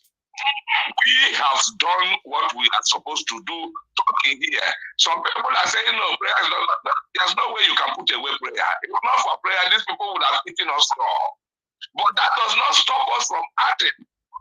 And I told you the last time I spoke, I said, anything after the 13th, if these people don't behave well, let Nigerians move out. But then they shifted it to 17th again, and here we are, 20th, and yet we are not seeing any reasonable result. These people are taking Nigerians for granted. They are taking Nigerians for granted. If Tinubu is a demigod, let the world judge. Some people tell you, America, Britain, this and that, we should do this. Hey, let's tell ourselves the truth. Who are the people creating this divide and rule? It is Europe, Britain. They are the ones causing this. They need those who they can rule over, manipulate, and use it to get whatever they want to get in Nigeria. They know that the South is not a push around anyhow, right from the time of Awolowo and Zik. And they are still doing it up till now. And it has gotten to a point where these people are now working by impunity, using some miscreants from the Yoruba land. I grew up in Lagos. If I don't tell you I am not a Yoruba man, you will not believe me. Because I can speak that language, I speak it very fluently. Okay. So a lot of people have not seen what war means. My brother, they have not seen what war means. If people see war, they wouldn't want to pray for war. Exactly. And what they are thinking is that Nigeria of today is the Nigeria of during the time of Biafra in the 60s. No, it is not. Thank you, sir. Our youths are much more agile today, more than our fathers and those of us who grew in between. Okay. Let me tell you the truth. If these people think they want to take Nigeria for granted again the way they are going, Tinubu is somewhere all along. Have they not been calling him in the court? Why can the judges not raise their voice and say, hey, this man, you know, has flouted the law of the court, and therefore we are going to hold him to contempt. Thank you, and sir. they are not doing that. Excuse me, sir. Round up, sir. Round up. Hello. Can you hear me? Hello, sir. Yeah, round up in 10 seconds. Round up in 10 seconds. Okay, I am sorry, please. Thank you, I will round up. You know, all I just want to plead with you is keep doing what you are doing. Yes, sir. And I know Nigerians will not fail. If what they did to that, what do you call him name, Lamidi, Mumudi, what they did to him the other day should be a sign to these people, whether they believe it or not. They are threatening, they've said the IG should make announcement, nobody to come out. They are parading the military so that Nigerians will know, but they will see, they can't kill all the Nigerians. Thank you, sir. They will do the much they will do, but God will come out on his own and do this fighting with Nigerians. Let them mark it. I've said it. Thank they are swearing in somebody will come and down. Thank you. In the name of Jesus. Amen. God bless you. God bless you, sir. Thank you.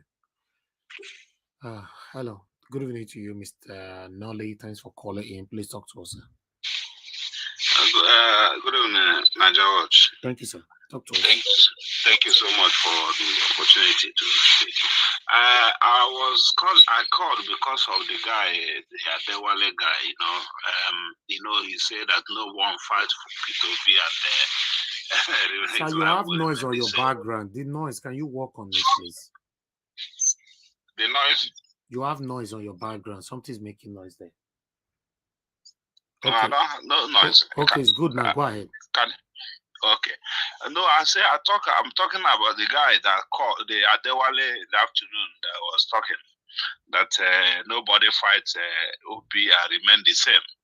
But what I want to let Nigerians know is that the Bible says something. It said that righteousness exalts a nation, and the sin is a reproach to any person, any people. So what is going on is that when some people have decided that Nigeria will never, see the light of the day, and now God is fighting them. Like what that guy mentioned that I so much take to my heart is that he said that what you people are doing in Niger Watch is hitting these people raw. We wouldn't take that one so lightly, because like what we are saying, sometimes some people we've been discouraged as if what we are saying every time we come on air and speaking, that people, it doesn't change anything in Nigeria. It changed a lot in Nigeria. It's changed a lot, because I've seen many people who are so worried concerning this Niger Watch. So let us just keep on pushing. Talking to them is changing things. Like this guy, he said he's not alone, and he said many people are watching Niger Watch, and I know that one from the first day I entered on this platform, that many people are watching Niger Watch. So my brother, please don't be worried. Thank you. I believe that in due time God will reward you for everything you are doing. Let us just keep on hitting them. I believe one day, many people will start coming to testify on how they are helping to destroy Nigeria. And when you look at all these guys, these are the people who which is affected most in Nigeria. The people we are beating. For instance, I used to say it, Niger Watch. None of us in this platform, 80% of people in this, or Nigerians are on this platform. What is going on in Nigeria doesn't affect them that much. It is those our Nigerian brothers, those our Nigerian sisters, those who are in Nigeria. But when we are talking, they look as if that we are trying to remove ourselves from Nigeria. I don't have anything. I don't have any effect of Nigeria on me. If I decide I won't go to Nigeria in 20 years' time, I will do it. Thank you so much, sir. And I beg you, just keep on doing what you are doing. And I pray that God will continue to strengthen you. Amen. In Jesus' name. Amen, sir. And you too. Thank you very much, sir. Thank you. Thank you. All right, guys. More people are calling in. Let me quickly. That was Lord God is my strength. Thank you very much for calling in. Please talk to us quickly. Good evening to you, madam. Love God is my strength. Guy, it is well.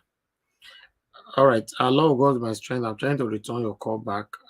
You are not picking. So unfortunately, you guys should know the right time to call in. So let me go back to the panel again. Mr. Alex, thank you very much, sir. Okay, hold on, Mr. Alex. Sorry. Madam Lord God. Go ahead. Madam. Good evening. Good evening to you. Yeah, thank you. Good evening, everybody on the platform. Good evening, everyone. Thank you again. This is the second time today. My brother, I don't know how you do it. God is your strength. Everyone, Sister Rita, Sister Pat, everybody, I just want to say thank you. It's not easy. I know to give this every day. I don't know if I have a lot of money, I will bless you too. I'm telling you, Mr. Thank you. You already blessed. You already blessed me by praying for me now. I really want to give more. You are doing a lot. A young boy like you, God bless you. God bless all of you. God bless all of you. From my heart to you all. Too much love. Thank you. Yeah, what I want to say, you see, Nigeria government here, they have seen us as if we are nobody. The way they are treating Nigerians is as if we are not citizens of that country. They treat us as if, who are you? What can you people do? And one of the reasons why they are doing that is because of what they've got and the people guiding them and all that. Because let me tell you, citizen, they are the people who have power in a country. But because a lot of us, they have brought them over, and that is why they are treating us this way. And I just want to say one thing. For me, anybody can say, let us wait. They might. For me, I'm standing my ground. Tinubu, he will not be sworn in. Tinubu will not be sworn in. I don't know how God will do it though. But Tinubu, I'm saying it when as far you stuck with my breath and you pass through that place where they pass.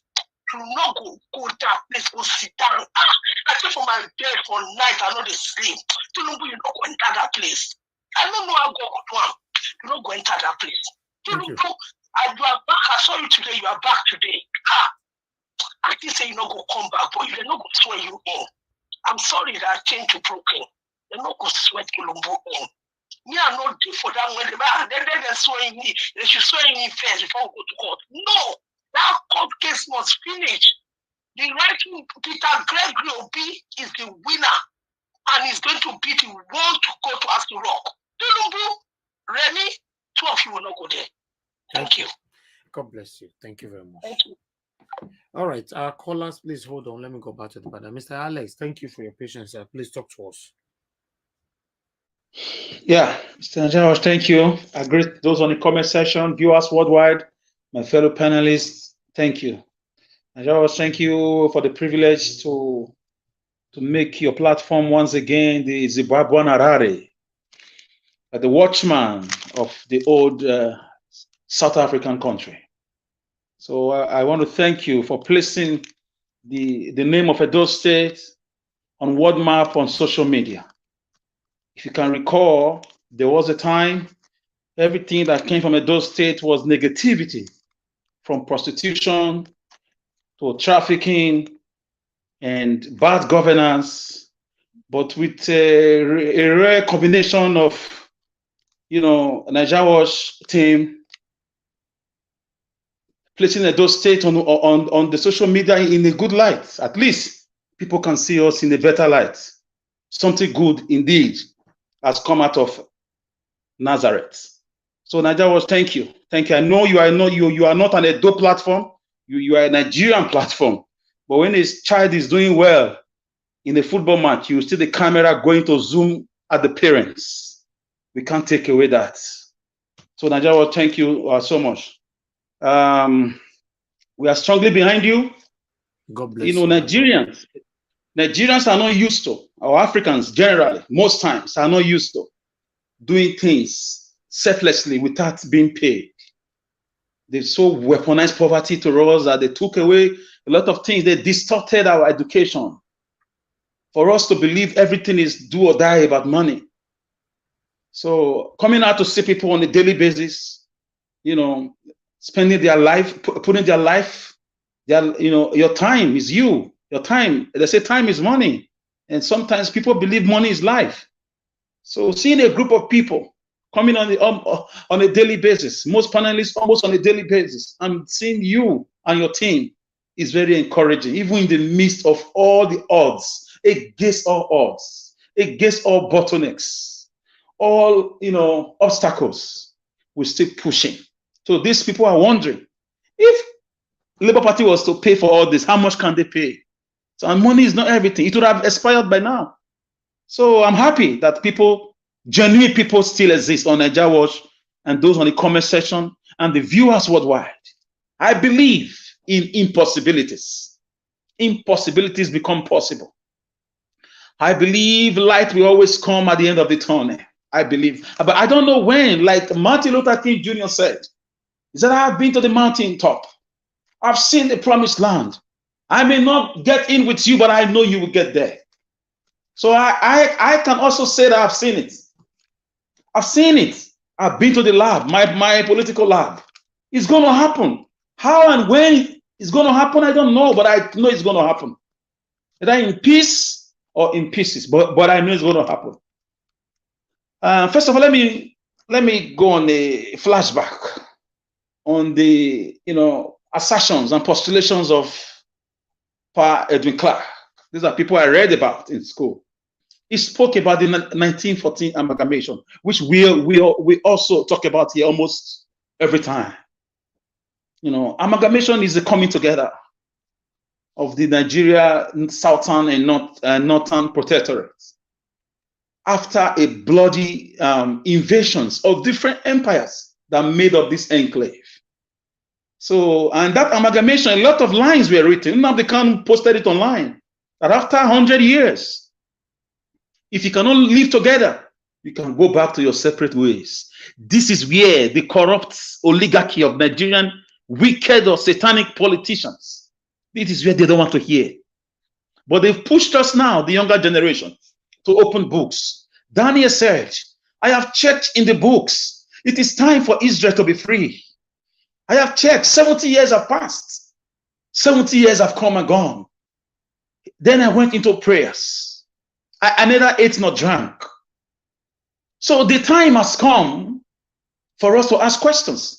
100 years have come and gone with Obi's emergence, with Obi activities, with Obi's indirect activism, with Obi's sweeping across the nook and cranny of this country. It showed us that we are not really one.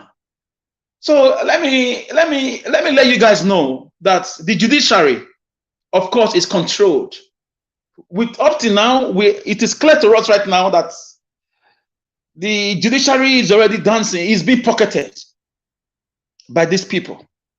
So the only thing we can keep doing right now is to keep pushing like this, standing together, the way we are still doing now with Mr. Peter Obi Dati movement, with the Labour Party, pressing and pushing, working with the 37 or 38 members who were duly elected into the assembly and one governor. We should keep pushing because we can't go back on this mandate. There is no other way.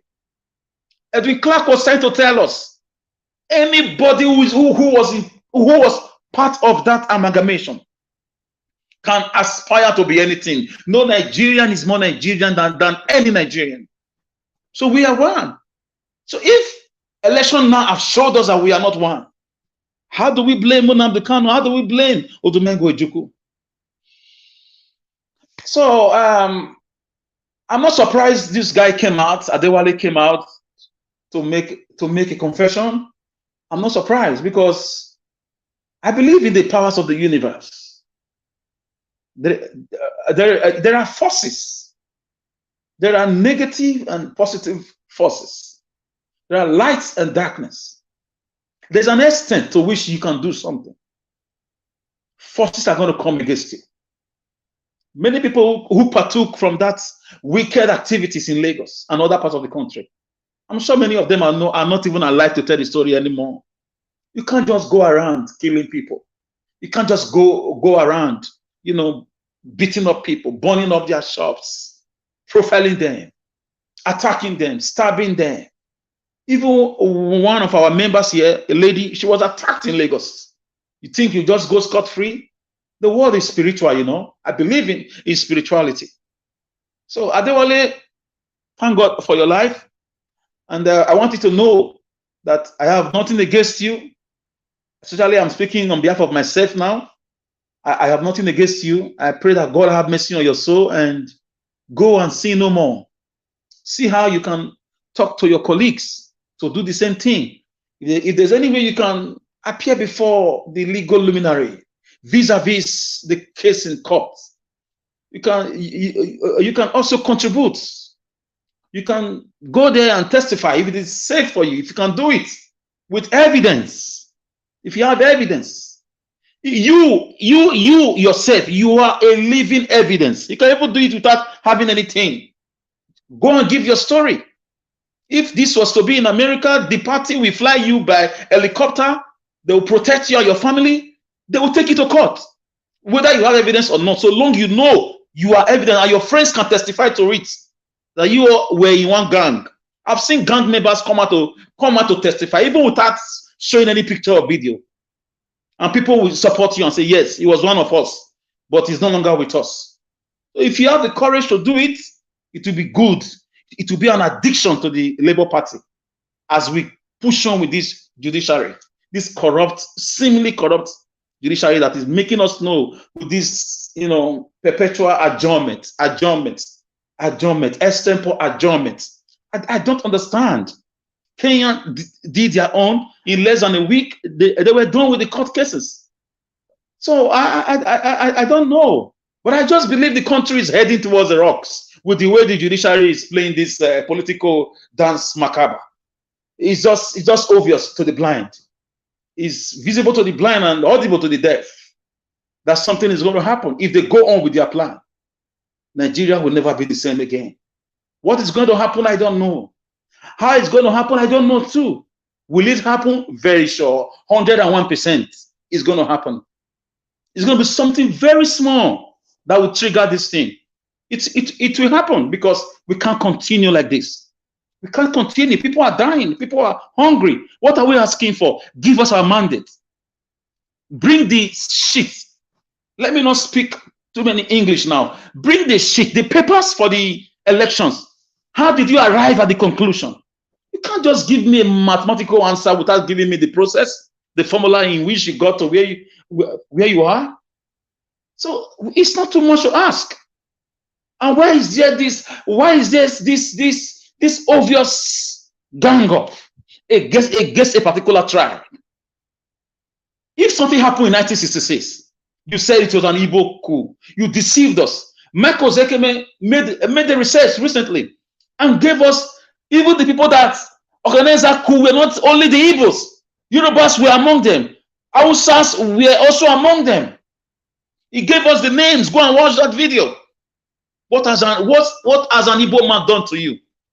But in school, they made us believe. Will you guys believe me that, to be honest, even with my MSc thesis, I didn't know that first coup that is assumed, because they taught us in school that first coup was an Igbo coup, because according to them, no Igbo man was killed. Not that Zikiwe quickly ran away from the country. He was informed by his brothers. But only for me to hear from Michael Zekome, I did my research again. I'm still doing it.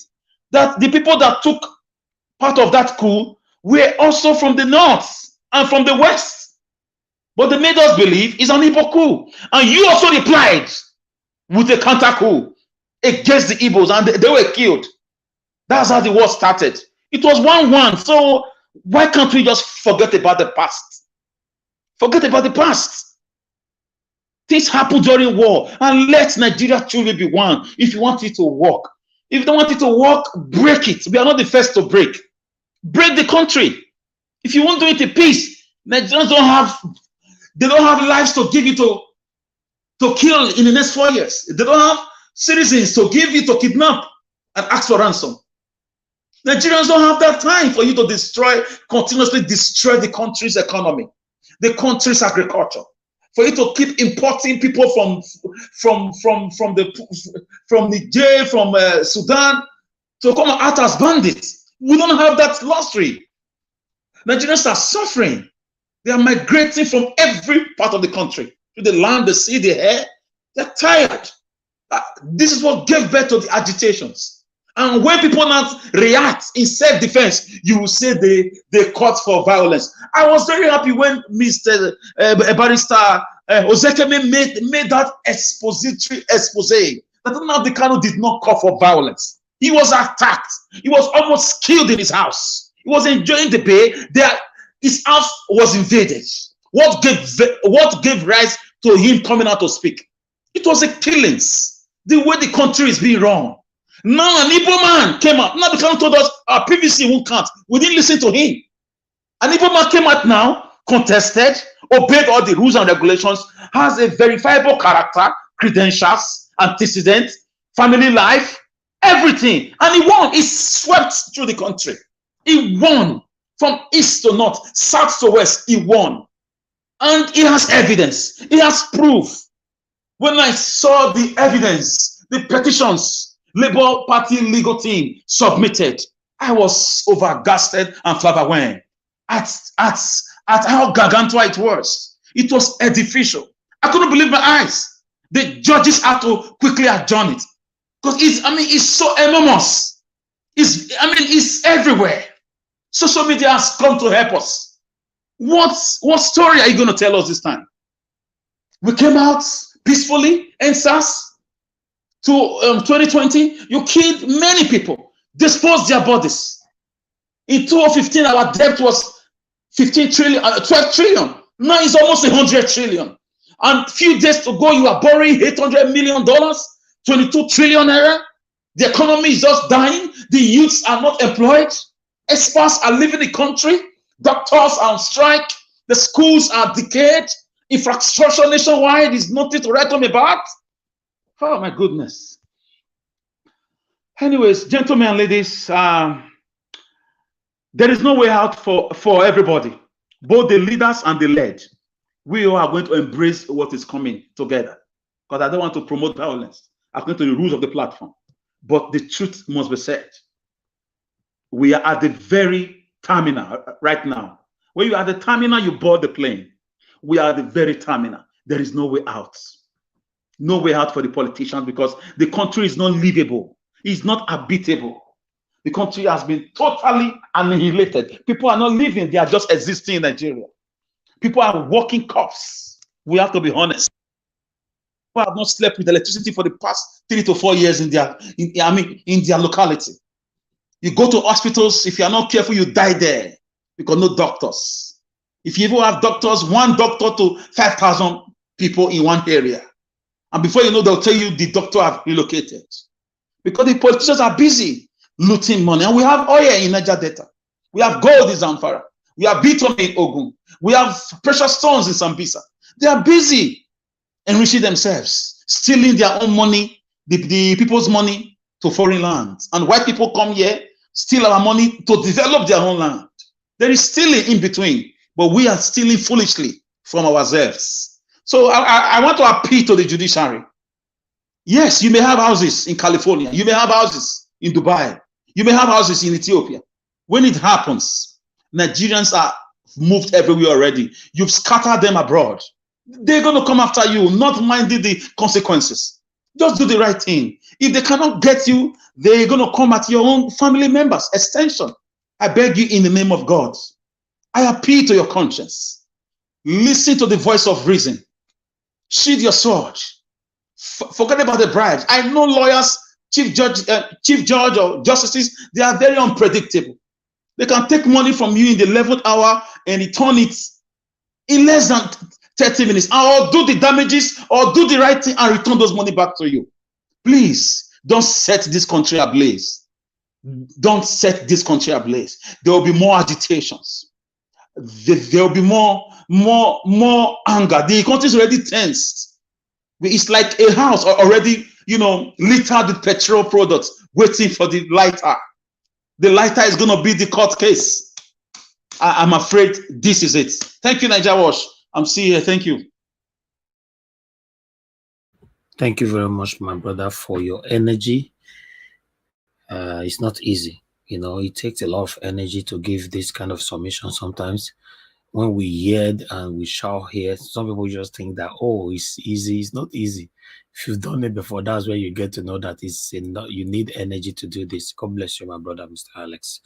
Okay, guys, help us to press on this like. And today, nobody buy me coffee at all. Be like saying that because on this broadcast, nobody buy me coffee.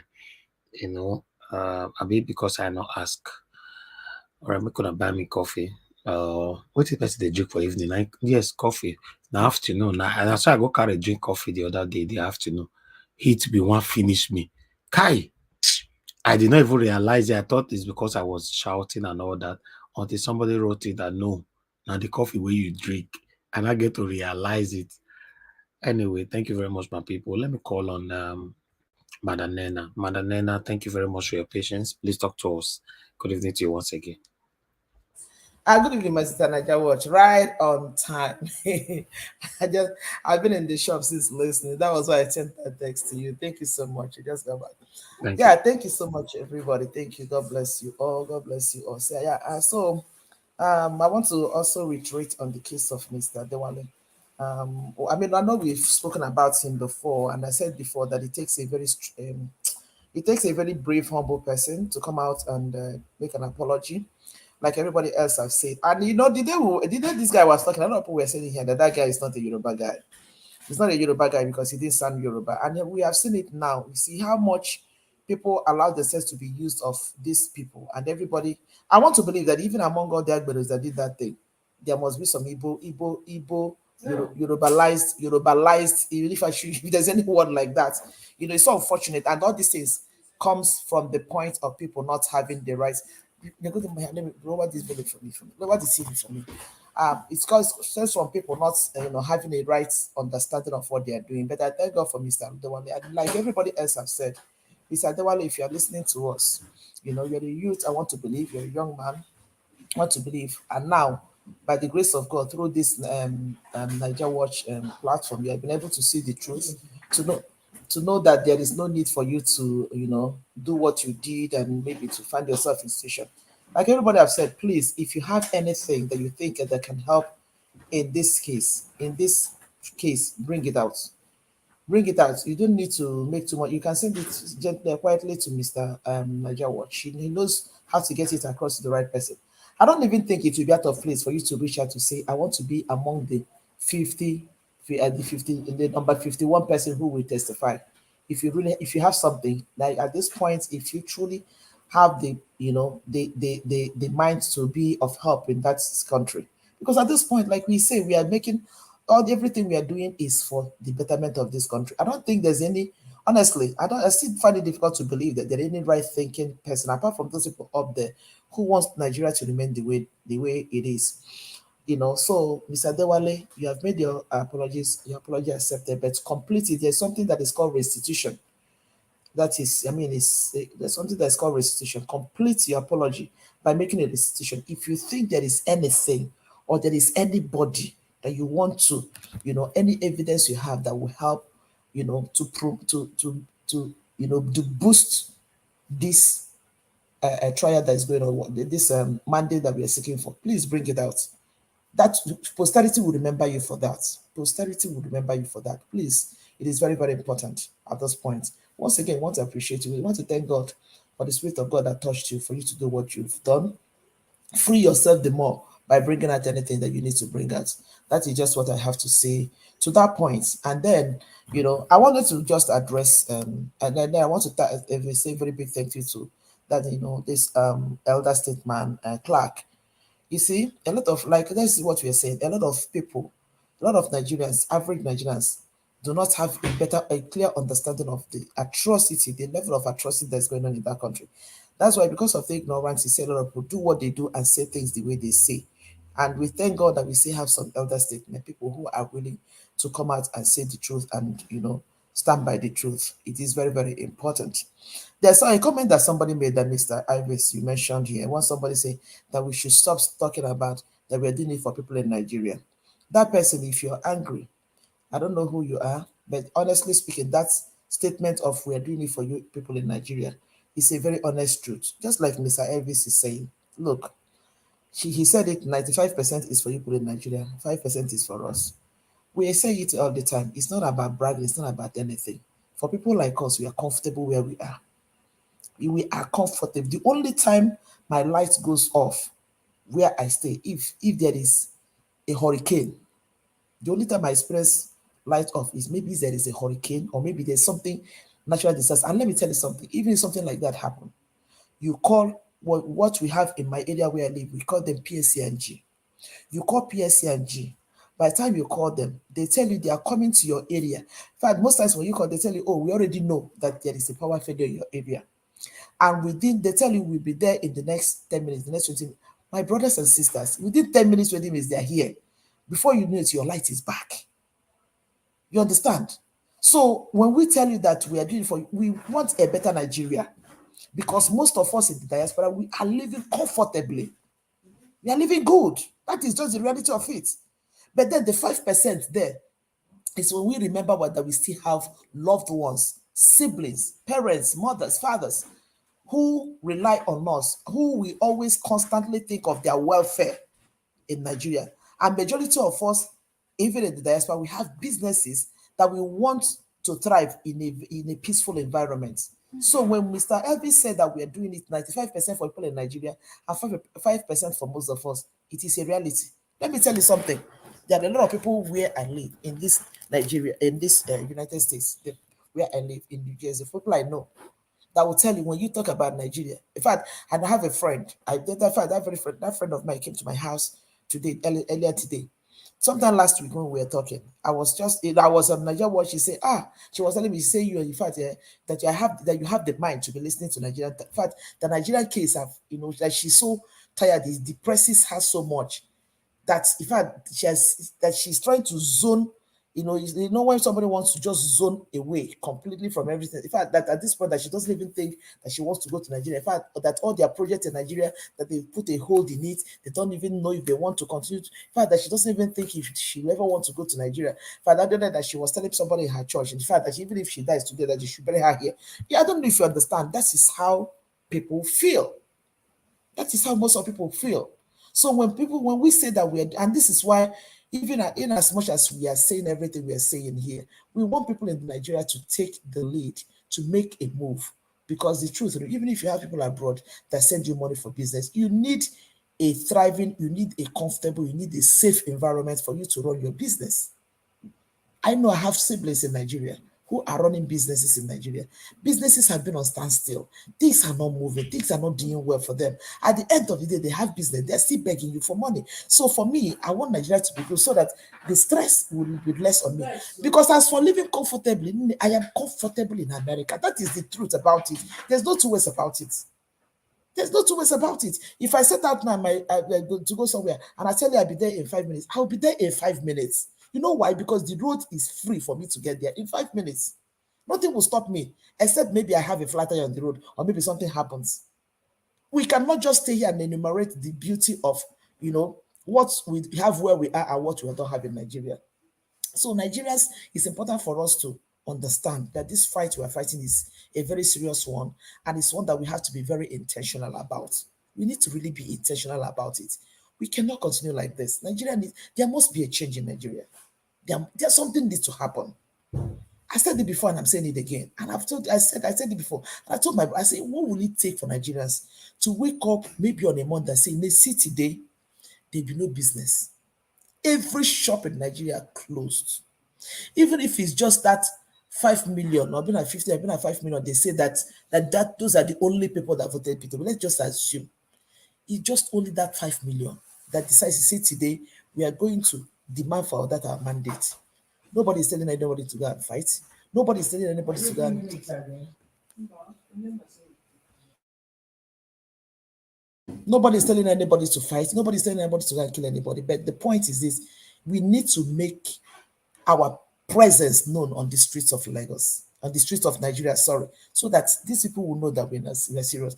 Because when you go to Nigeria and see everybody just relaxing and acting as if nothing is happening. I mean, this has happened. Let's keep moving. These people will keep doing what they're doing, and this is 4 years of torture. This is 4 years of torture that everybody's looking at right now. If nothing changes, this is 4 years of torture. So my beloved ones, my brothers and sisters, everybody, Nigerians, let's wake up. This is very serious. This is very, very serious. My Nigeria Watch, I will use for now. I mean, thank you so much, everybody. We have to God keep bless you. keep saying what we're saying because something needs to happen. For me, I want to go to Nigeria and be comfortable and be free. Like, sorry, Mr. Nigeria Watch, like just like what you said. If you go, I know a friend here that went to Nigeria.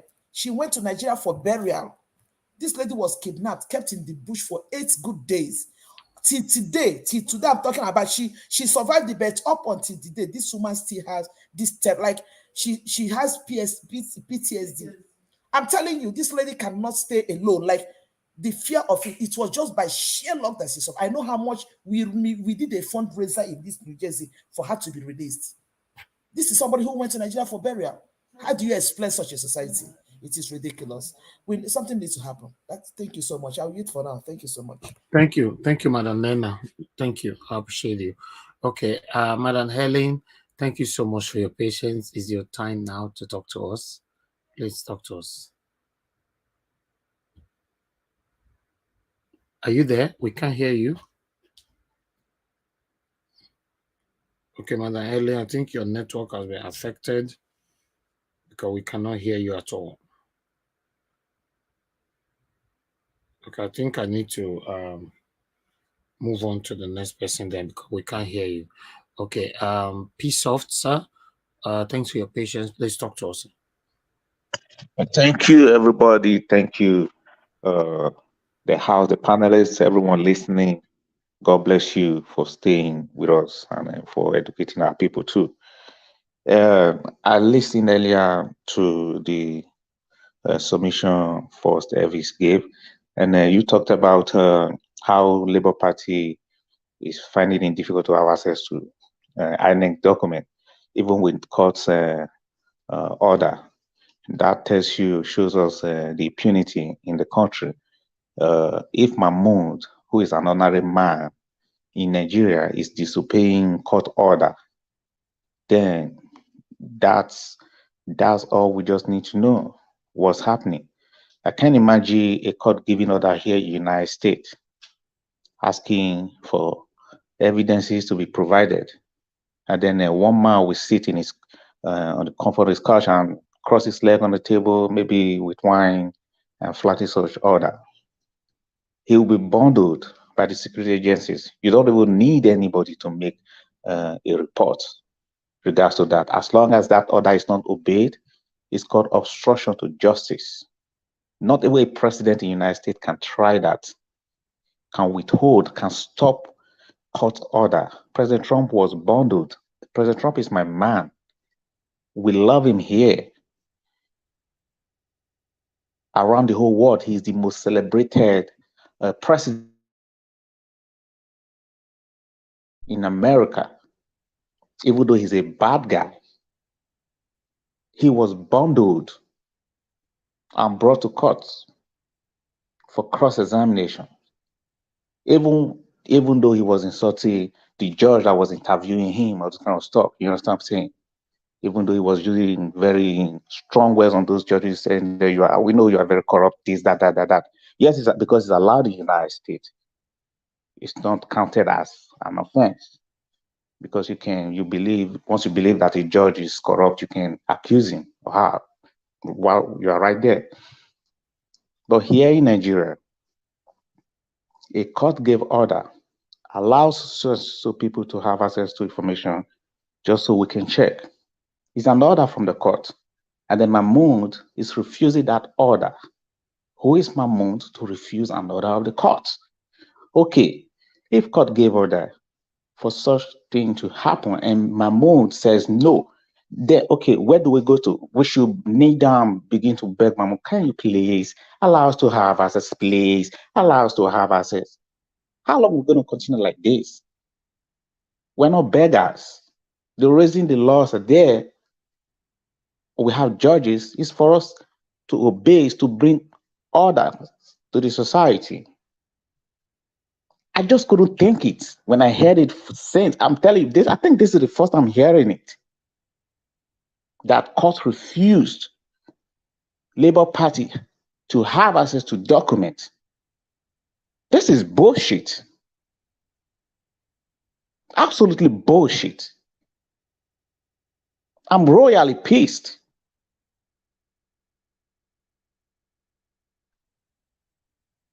It doesn't make sense to me that the court gave order, then Mahmoud says no.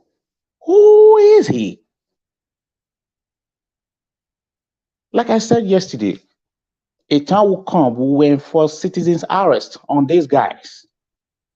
If the security agencies fail to do the needful, we will enforce citizens' arrest, because Nigeria is signatory to the international, to the UN, whatever convention, wherever they are. Nigeria is signatory to that. So the law allows us to do what's called citizens' arrest. Maybe we're going to take it on from there. Thank you very much, everybody. God bless you. Thank you, sir. Now, see finish. For me, the only thing I can see about that is see finish. They don't have no respect for Nigerians. So that's why they wake up, they do anything they like. And the information reaching me now that Tinubu is already back to the country. I just came back this evening. So, yes, they move, they work, they take decision how they like. They don't have no regards for the people. But they claim they are serving the people. No, they are serving themselves. They are competing with themselves. That's it. They don't know. They don't care about the people. So it's unfortunately that we have people who support these satanic people. That's the part. That's why I'm happy that Adewale came back to beg for forgiveness, because I remember I told him that you are supporting the people that doesn't know if you exist. They only laugh with you today because they need something from you. They pay you to give them something back. But normally, they are not doing their job as your government. They are satanic. They are wicked. Barrister Zekome was here the other day. I told him the name I call Nigerian government, they are satanic. He was laughing. They are satanic. I'm not just saying it here because, when I have a guest, I don't know. Barrister Mike Guinea came here the other day. The same thing. I have to let them know that I have never benefited anything from the satanic Nigerian government. All of them. Not only this APC, all of them that have ruled. What have I enjoyed from them? Since I was born, nothing. They're satanic. They are. And if we fail to take it from them this time, every one of us, including myself, we all we will suffer it. All of us. Directly or indirectly, it's going to affect everybody. They're satanic. Thank you. Sir, Mr. Ines TV. Talk to us, sir. Thank you for your patience, sir. Hello. Hello, sir. We can hear you. Thank you. Okay. Thank you. My brother. Thank you, sir. Good evening. Good evening again. And the panelists, I greet you all. You know, in life, there's always two ways of looking at things. And I am going to look at the topic to be discussed from another perspective. Because like what I said, life, they always get two ends. For example, we have positive and negative. We get the physical, we get the spiritual. We get good, we get bad. We get God, Almighty God, then we still get devil. So that is how I want to look at things now.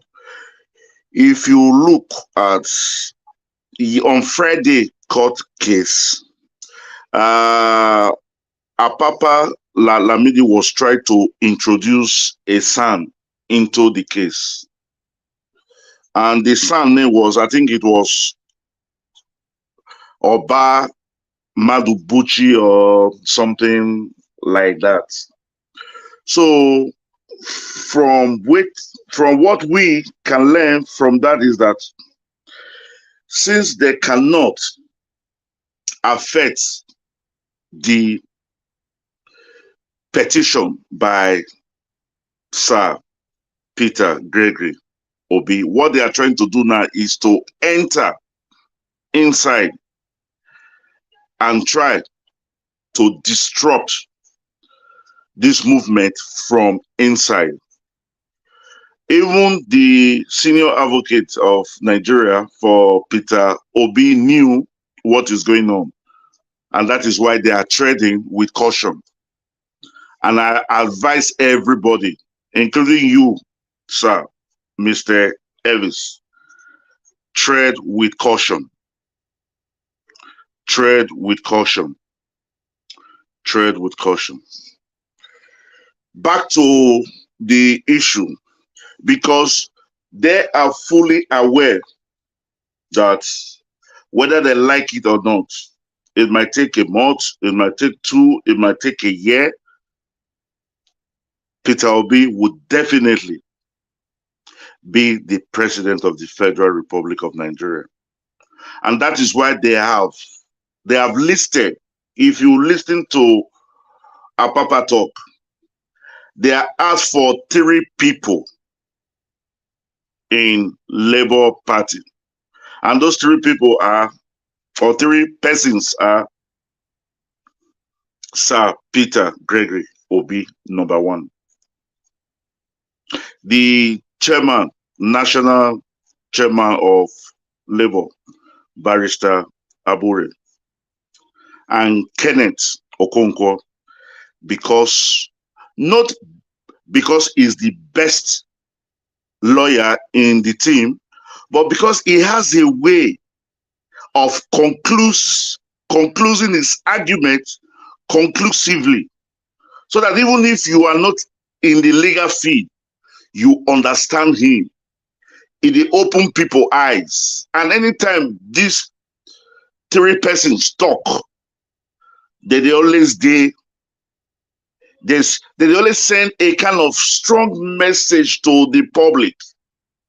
So I can say that half of Nigeria knew what is going on, and people are just waiting. It's like we are sitting on a keg, a gunpowder. I pray that the grenades did not explode. If you look at what is going on, do you know that the Senate visited Labour? What are they trying? They want to destroy Labour from within. That is another example to show that they want to destroy Labour from within. It's like they cannot do it from outside. Because the only way they will win this case is when Labour collapse. That's the only way they will win this case. And I want to say here, without fear or favor, the judiciary is afraid. Their body language says it. Most of them know the right thing to do, but they're afraid to do the right thing. I don't know if it's their career that is at stake, if it's their life that is at stake. They are just afraid to do the right thing. That is why I'll say tread with caution. Now to where I am, because I just talk since I just go round. Our brother will come, where he say make them beg for forgiveness. If he has done anything wrong, let him go to his room, kneel down, beg God for forgiveness. And I know that God is a God of mercy. Don't try. I am not telling you if you want to help him, fine, but tread with caution. I envisage a situation where somebody is trying to, because your platform is attractive, your platform has proximity to Labour. Probably I'm thinking negatively now. I know a lot of panelists are speaking positively, which I accept. But I want to look the other way. What of if now, or what of if no be so, say not so? Because like I said before, life, they always get two ends. What of if this guy is sent to enter, or just to come and cause mayhem, not in this platform, because I know he has nothing, but a way to use you as a bridge to get to the Labour Party officers. Tomorrow, it can come out that I am being bribed to come and lie to courts. I am just saying this. I am not saying that is what he is doing, but I'm just looking at it from another point of view.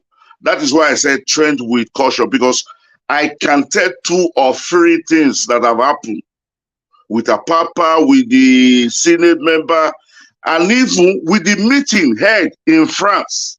You just said that our president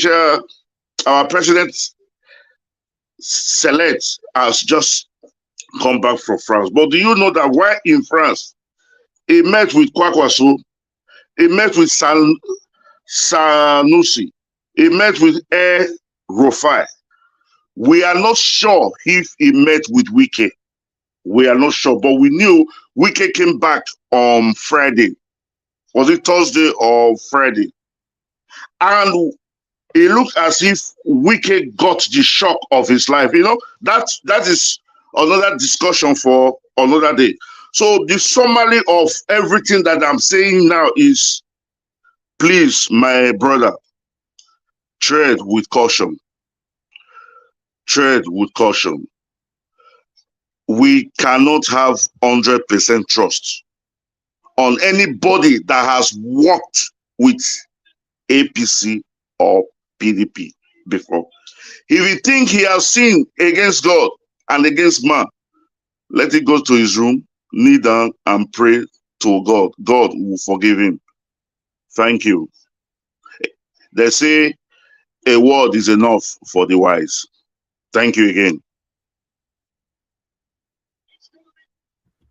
Thank you, sir. Thank you very much for your submission. I think it would have been nice to expatiate when you said we should tread with caution. Caution. You said that 3 times. I don't know the area you were talking to. You know, when you give a submission like that, you need to put a direction so that we know what you're talking about. You know? Okay, let me try and expatiate. I say everything the panelists have said about him positively, I agree. But I am saying, what of if we are wrong? What of? There is that one possibility that he might have, his mission will be just to break into labor officials, and probably knowing that you are an attractive platform and you have a proximity to the labor, at least you invited the chairman to your platform, so you cannot say you don't know the chairman. What of if this is all snare to get in, just as the senior Apapa tried to introduce a senior advocate of Nigeria into a petition that have started long ago? Or what of, like what the Senate went and visited the Labour Party chairman?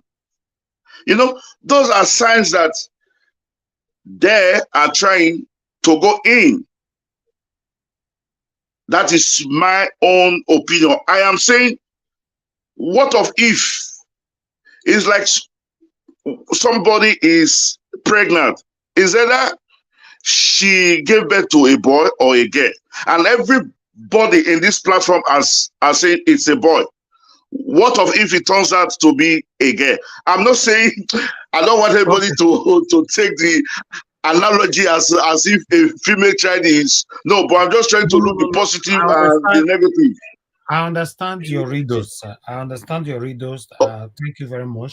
But one thing you must understand is that for me, I'm not sure anybody can get into me because, one, I'm not part of Labour Party and I don't have any signature or decision or any kind of I don't know, role to play to bring people into Labour Party. And when it comes to my own platform, one thing you must understand with people like you, sir, and many others on this platform, if you come to this platform with pretense, people will dig you out here. That's just the truth. If I promise you, you will not spend 24 hours before people dig you out here. So, and for you to reach me privately, I'm sorry, you can never reach me privately. I understand people normally say don't ever say never, but for me, I have to use it because you can't reach me privately. It's not possible because I don't do that. So if you have to reach me, you have to come here, and the world will be listening to you, and within 24 hours they'll dig you out. So coming to Nigeria Watch with authenticness, with pretense, it's like you're coming to disgrace yourself or fool yourself because people will dig you out. So for me, like I stated before, anybody who come on air to say, forgive me, yes, we don't have anything to gain or lose. Just accept the forgiveness and let's move on. You know, if he threaten us or anything, it's not possible. Is that going to be change me now? Maybe tomorrow when I come on air and I start saying, "Oh, Agbado is the best," or no, it is for me. I don't think we should emphasize more on like when some people normally say, "Let's concentrate." This might be a distraction for what? Is it going to be like we come tomorrow, we're not going to focus on the routine? No, people just come say what you want to say. It's just like we give you submission on this platform. If you are listening, it's up to you to agree or disagree. When people agree with you, fine. The day they also disagree with you, don't take it too personal. Let's just move on. That's why it is called panel. So being careful according to your advice, sir. I appreciate you as a father, as an elderly man, and I will promise you, sir, that I'm a very, very careful person because obviously I know I don't need to be told. I know that not everybody that like what we all are doing here. So because of that, that will even put me on this on the position to be more extremely careful because you don't know what these people could do. So yes, but by God's grace, we pray whoever that is against this new Nigeria, may God continue to expose them and give them public disgrace.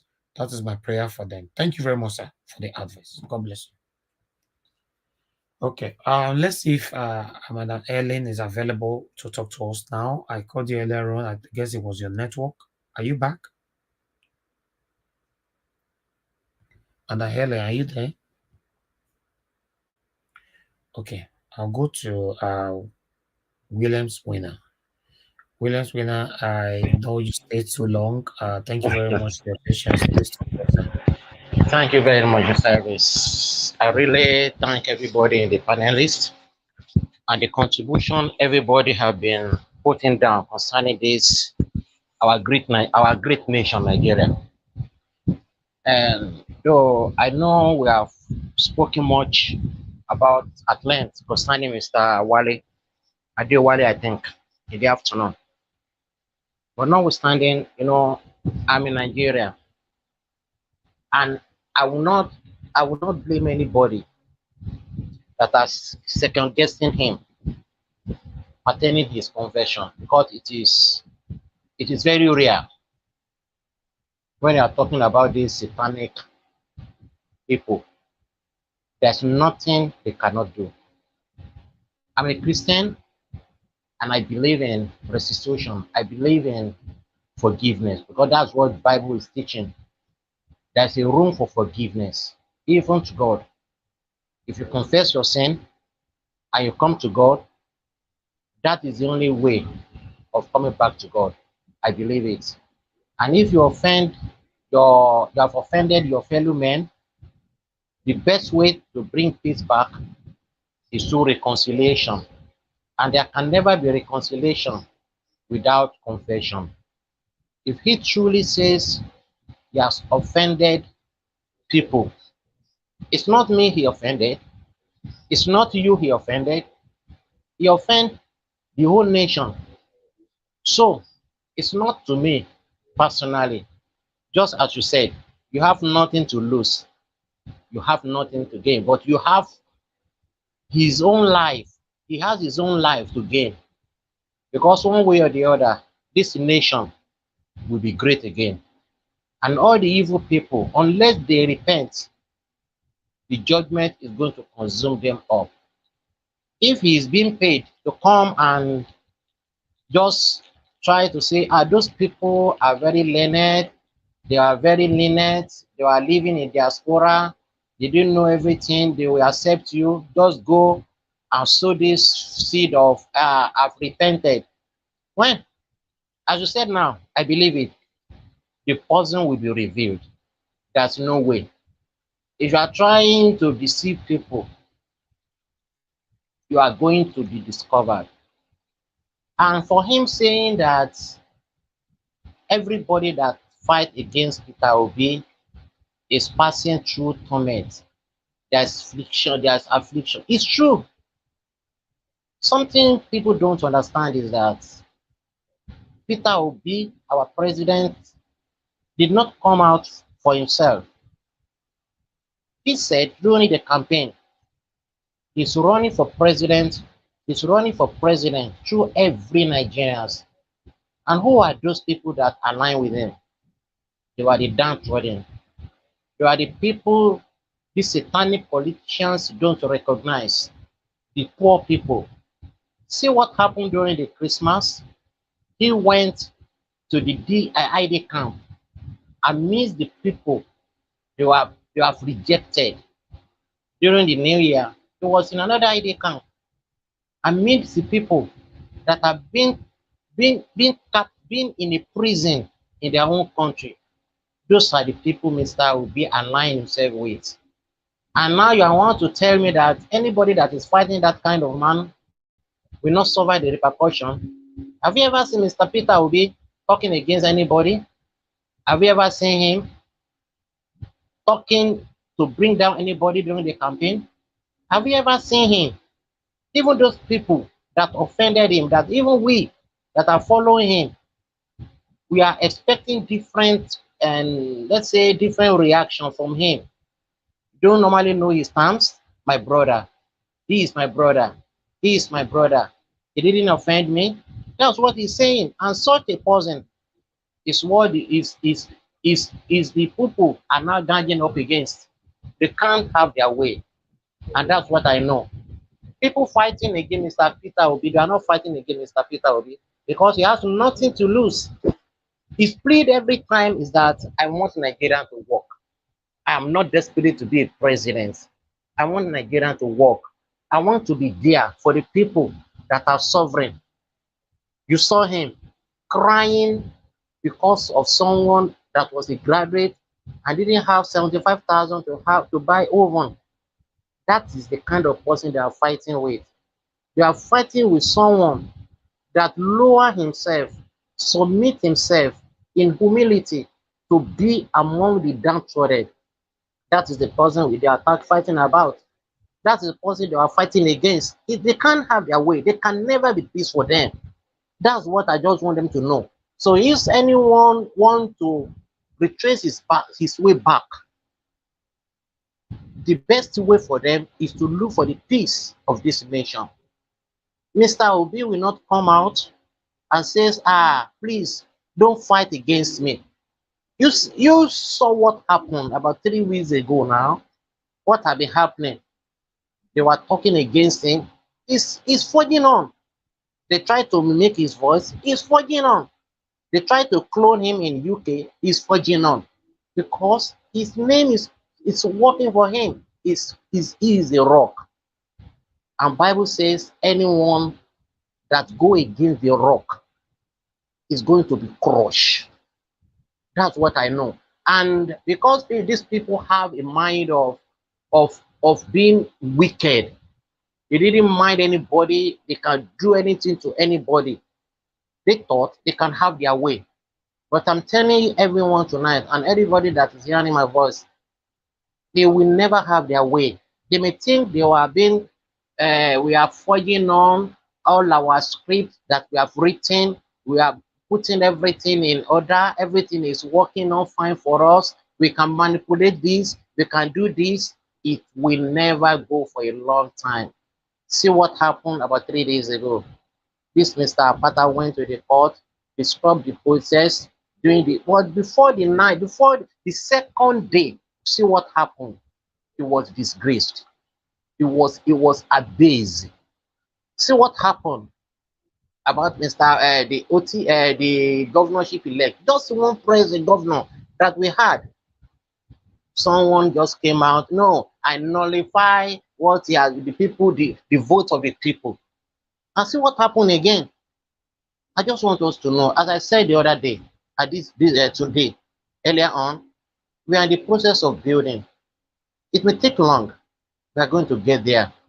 No matter what they are doing, I have never seen light being overcome by the darkness. They should keep on fighting in their own diabolic way, in their own dirty and dirty method they were using. It's just for a while.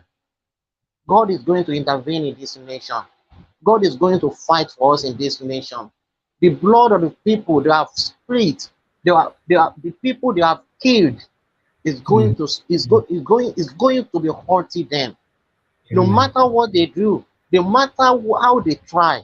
The service, I'm telling you, those people that slept in their house in the southern Kaduna and they went there, they killed them. Do you think God is going to leave those one alone? Or those people they killed during the answers? Do you think their blood is going to be? What are they asking for? They are not asking for much, just to have a good governance. I'm telling you, for about 3 weeks ago now, in my own area, I lost almost 2 people right from just because of lack of health care. The person had a heart attack. When they got to one hospital, general hospital to say, they said there's no doctor, there's no medical facility. And before we know it, the person passed on. The other one, the same thing. We didn't have health care. Everybody is so afraid of going to the hospital. And that's what is going on. Our electricity, they will say we have to pay for the life we didn't consume. That is what is going on. Go to the markets. I'm here in Lagos. Go to the market, in our market here. You are still taxing those people that are even pushing wheelbarrow just to look for their own daily meal. They were taxing them. They were being putting tax on them, to the lonely people, to live in accommodation. Just to shock you, even in the accommodation that I'm living here, the person just sold it out without even telling the tenant that I want to sell. That's it. They don't care about anybody. And we have everything in this nation. We have gold, we have bitumen, just like Mr. Alex said, we have everything, but nothing is working. And I know God is still on the throne, that is fighting for the fatherless, that is fighting for the motherless, that is fighting for the widowers. He's going to continue to fight for us in this nation. We may not have the power to face them. They may have a very devilish plan to kill many people, as they are always be doing. But I know there is still one power that is more greater than anybody, and that one is God. Is going to fight for us in this nation. So I just want us to keep on saying the truth. We should keep on intensify in talking to the authority. The only weapon we have now is our voice. They cannot go and carry machine gun to go and shut them down.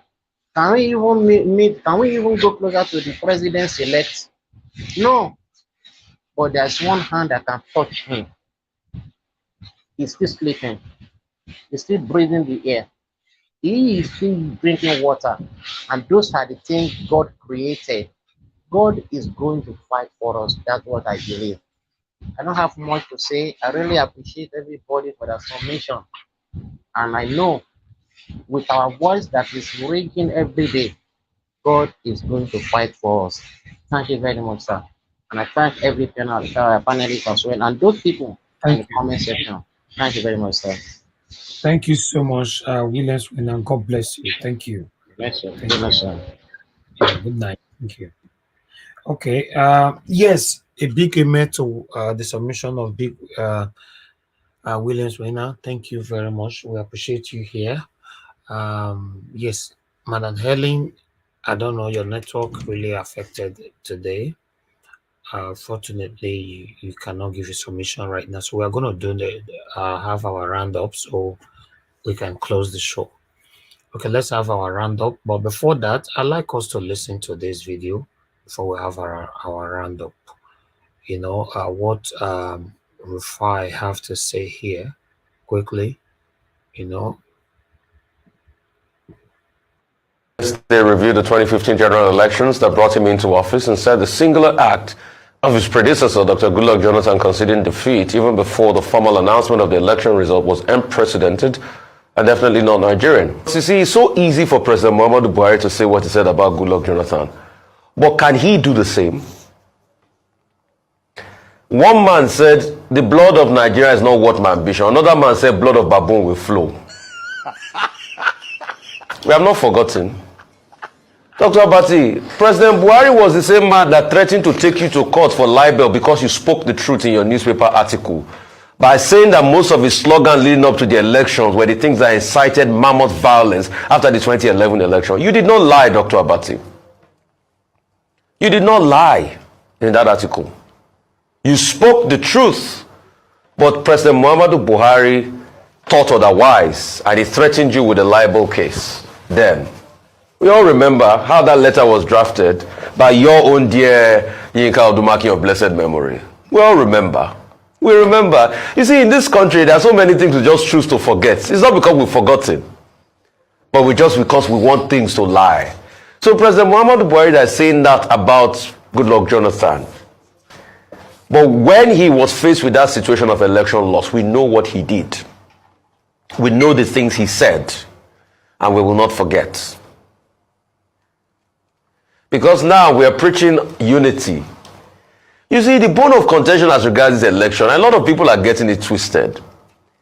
It's just that, how can I explain it? Let me explain it in a very simple term. It's just that what we ordered from INEC is not what we got. Abiayo. That's just it. INEC said they were going to transmit results. We didn't see transmission of results. You know, when you buy things on social media, what you ordered is different from what you got. What Nigerians ordered from INEC is not what they got. And people have a right. Till today, maybe INEC will say it in the court too. They've not been able to tell us what constitutes the technical glitch that didn't make them transmit results. But they were the ones that said they were going to transmit results. So you don't expect people not to speak up in the case of injustice. And when President Muhammadu Buhari said it is un-Nigerian what Goodluck Jonathan did, no, President Muhammadu Buhari should not insult Nigerians. It is Nigerian what he did. Nigerians concede. Nigerians are peaceful people. Because when you said it's un-Nigerian, what you mean is that Nigerians don't concede. Goodluck Jonathan saw that, okay, he had lost and he wanted to move on, and he conceded. So if you cannot do something and somebody else do it and he says on Nigeria, no, speak for yourself. Don't speak for all of us. It is also Nigerian to be able to challenge election results, like people are doing in courts. And what these people have constantly said is, it is challenging the process. So for me, I think what is un-Nigerian is the fact that the court will rule today as regards should they even televise the proceedings live of the election. Why should we even have to take a matter to court? Why should INEC be saying they should not even transmit it in the first place, when Nigerians should be able to see what truly happened? So I think those are the things that are un-Nigerian. I think the thing that are un-Nigerian about us is what has happened in the last 8 years, that there were so many promises made, but nothing was achieved. As of today, dollar is 760. When they came in 2015, dollar was less than 200. I think that is un-Nigerian. I think the fact that the Siemens deal that was promised that by now should be giving us some thousands of megawatts have not been done, although they made a statement recently. They said, oh, the materials have been imported into the country just for them to deploy. But the question is, have they met the timeline? I think that's what is un-Nigerian. I think debt is un-Nigerian. The fact that we have humongous debt, 7 billion was the debt when they came in, now it's over 41 billion. I think those are the things that are un-Nigerian. I think the high unemployment rate is what is un-Nigerian. Because Nigeria is not known to have this level of abysmal performance in government. Nigeria is known for a country of excellence. Thank you very much, Rufai.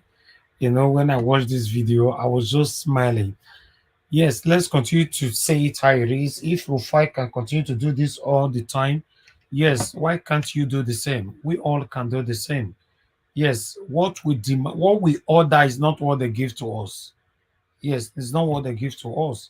Thank you very much. Mommy Diaspora, thanks for the wonderful prayer right there. God bless you. We appreciate you. I appreciate everybody right there. I would like us to pick a call and let's hear from somebody. Mr. Chris, thanks for calling in, sir. Please talk to us.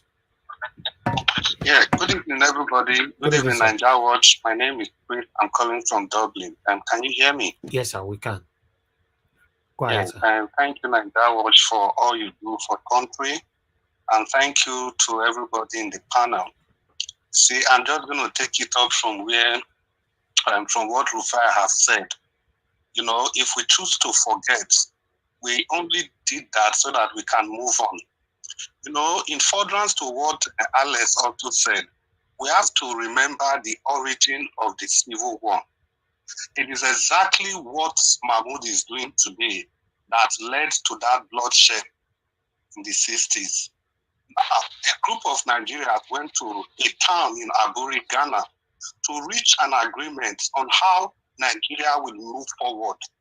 You know, everybody from every part of the country, every region of the country, they agreed in Ghana, only for them to come back and go on, refuse to adhere to that agreement that was reached in Ghana.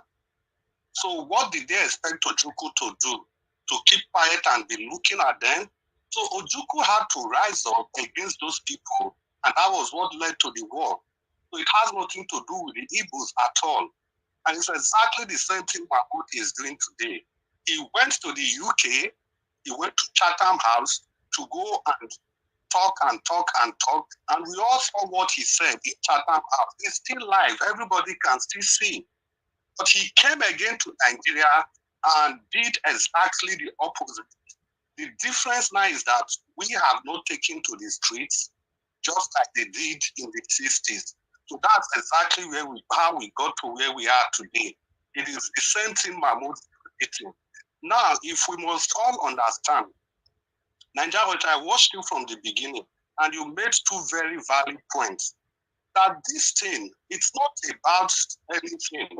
It's just that the law will be is too pure, it's incorruptible. It's going to deal with all of them. And secondly, because he's an Igbo man, and nothing more than that. And if we almost know, it is not just only Tinubu that is fighting this mandate. There are even people, a lot of people that are not even related to the APC. They have nothing to do with the APC, but all they are fighting for, all they are fighting against is either because they don't want their corrupt practices to be exposed, or they simply hate the Igbo. They don't want an Igbo man to be in power. So the face that has been put to all this fight is Tinubu and the APC. Whereas there are a lot of Nigerians, the so-called Olans of Nigerians that are behind the scene, that don't want corruption to stop, that don't want an Igbo man in power. These are the sets of people that are fighting Peter Obi and the Labour Party. It's not just Tinubu alone. So we must all understand this is what is going on. Because now the poll that you have been putting up since, I've always been voting that I don't trust the judiciary. The game plan is very simple. The game plan, the whole idea is to delay the court case and swear Tinubu. Because that's what Tinubu has said. Swear me in, I will defend my mandate.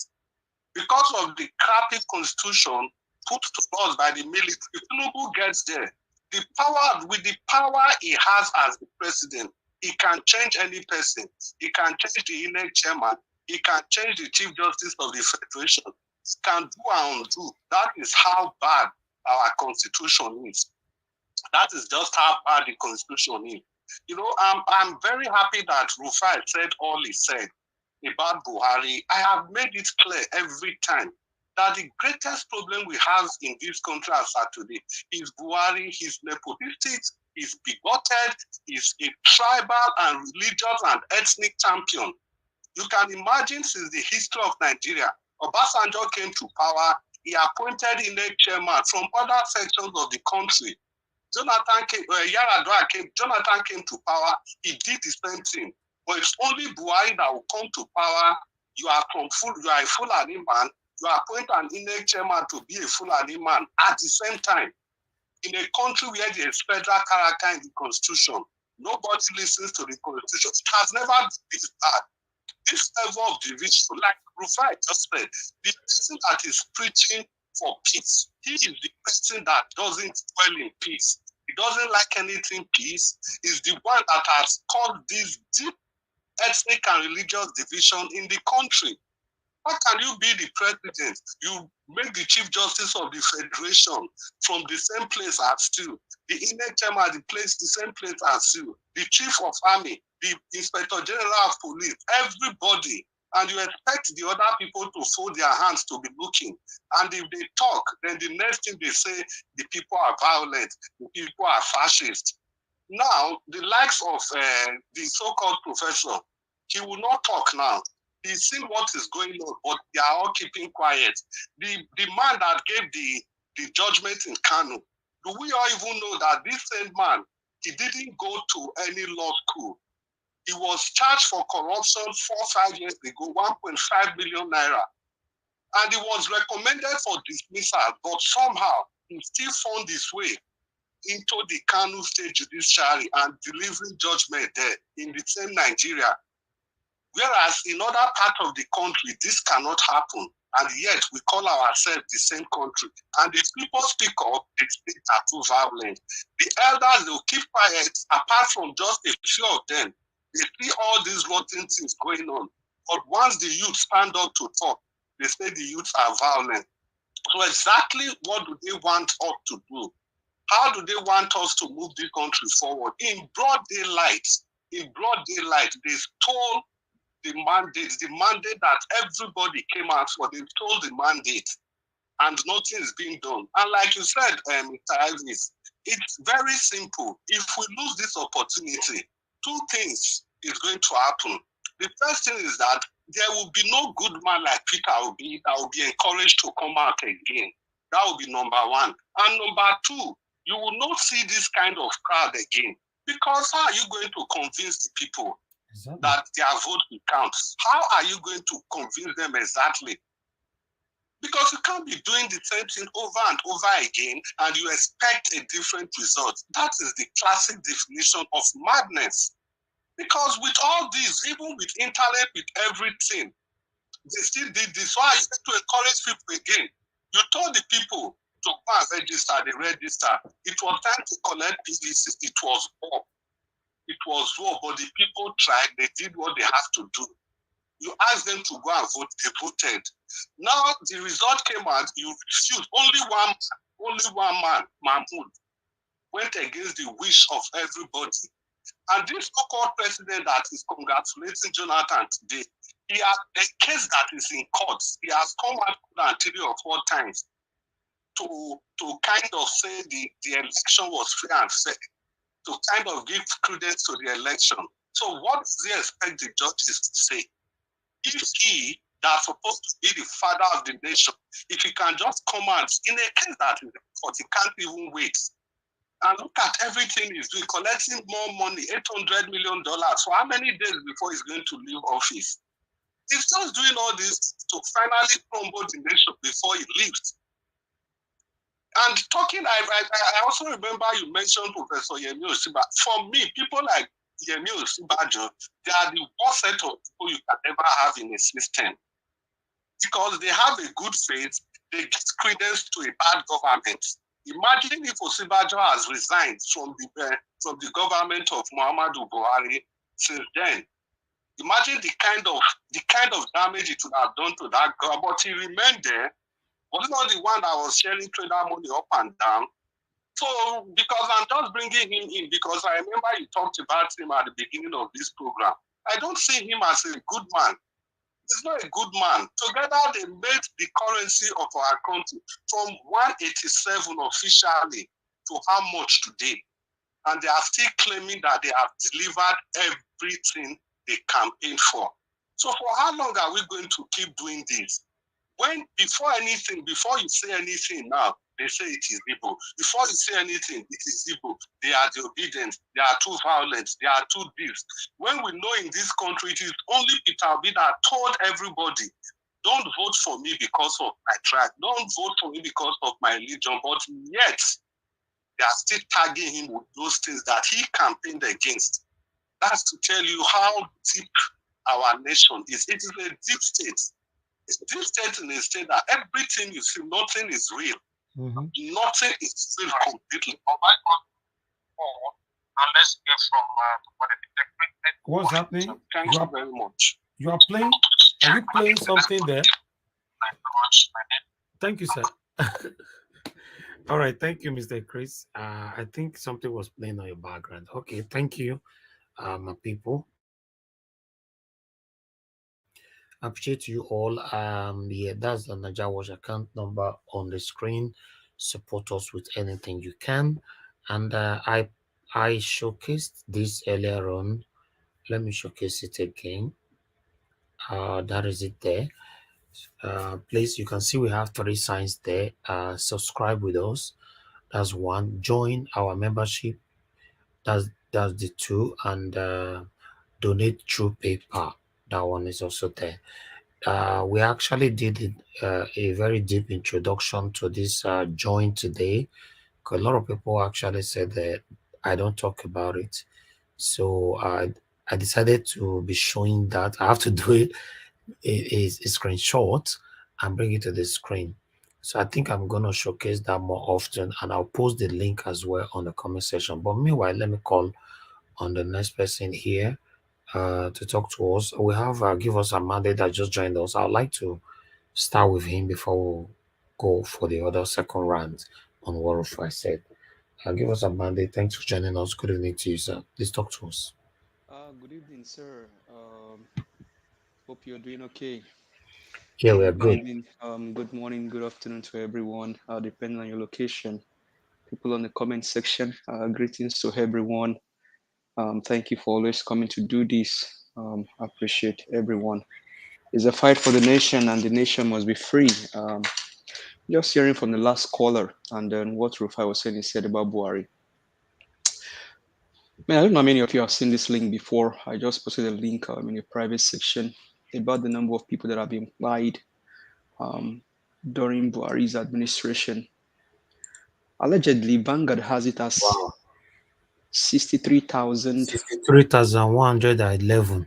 Yeah, if you want to show that to the world to see what Buhari has done to humanity. Wow. And I constantly say it here that. Let me show. Please, my brothers, please, can I correct an impression? This one is not allegedly. Amnesty International said since 2015, Nigeria has lost 1 million souls, more than 1,077,000. That's a federal government publication. 1 million souls have died in Nigeria since 2015. Amnesty International. I saw that news online. I just laughed. That's the federal government magic. Damn it, this one is not the real figure. Don't mind them, Naija. This is government magic. We don't really give you the risk cost. 1 million plus. Thank you. Ask people in Kaduna, in Plateau, in Nasarawa, in Benue. Ask them. Ask Governor Autumn. Yeah, thank you. Okay, if for example we want to work with this number now, I'm happy. God bless you, my 2 brothers right there, and Give Us a Mandate. Thanks for sharing this. Let me work with this. Give us a mandate. Beg. Give me 1 minute. Make I work on this. I beg. Because information like this, I like it. You know, I told you guys before that we all are working together on this platform. You see what you have on your screen right now, my people.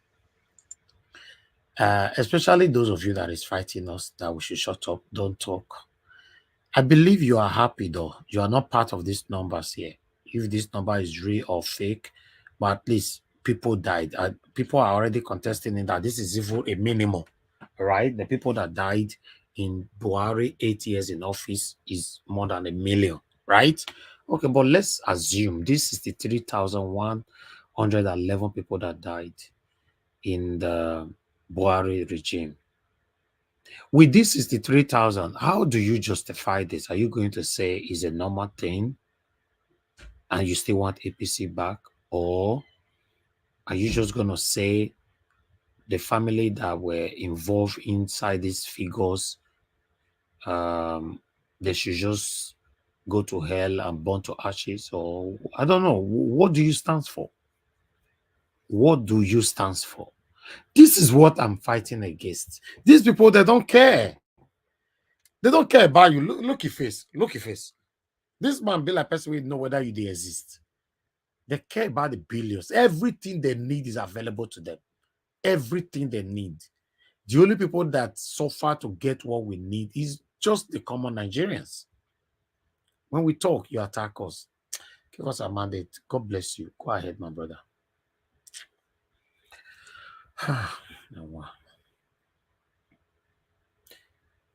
Give us a mandate. Are you there? Okay, you are not there anymore. Okay, let me move on to the next person. I would like to go to Mother Patricia. Mother Patricia, please talk to us. Closing remark, 5 minutes. Wow. Thank you again, Mr. Elvis, for the opportunity. Thank you, madam. Oh, yes. There's so much, too many things already. This is like a shocking news to me. This. Sorry, Madam Patricia.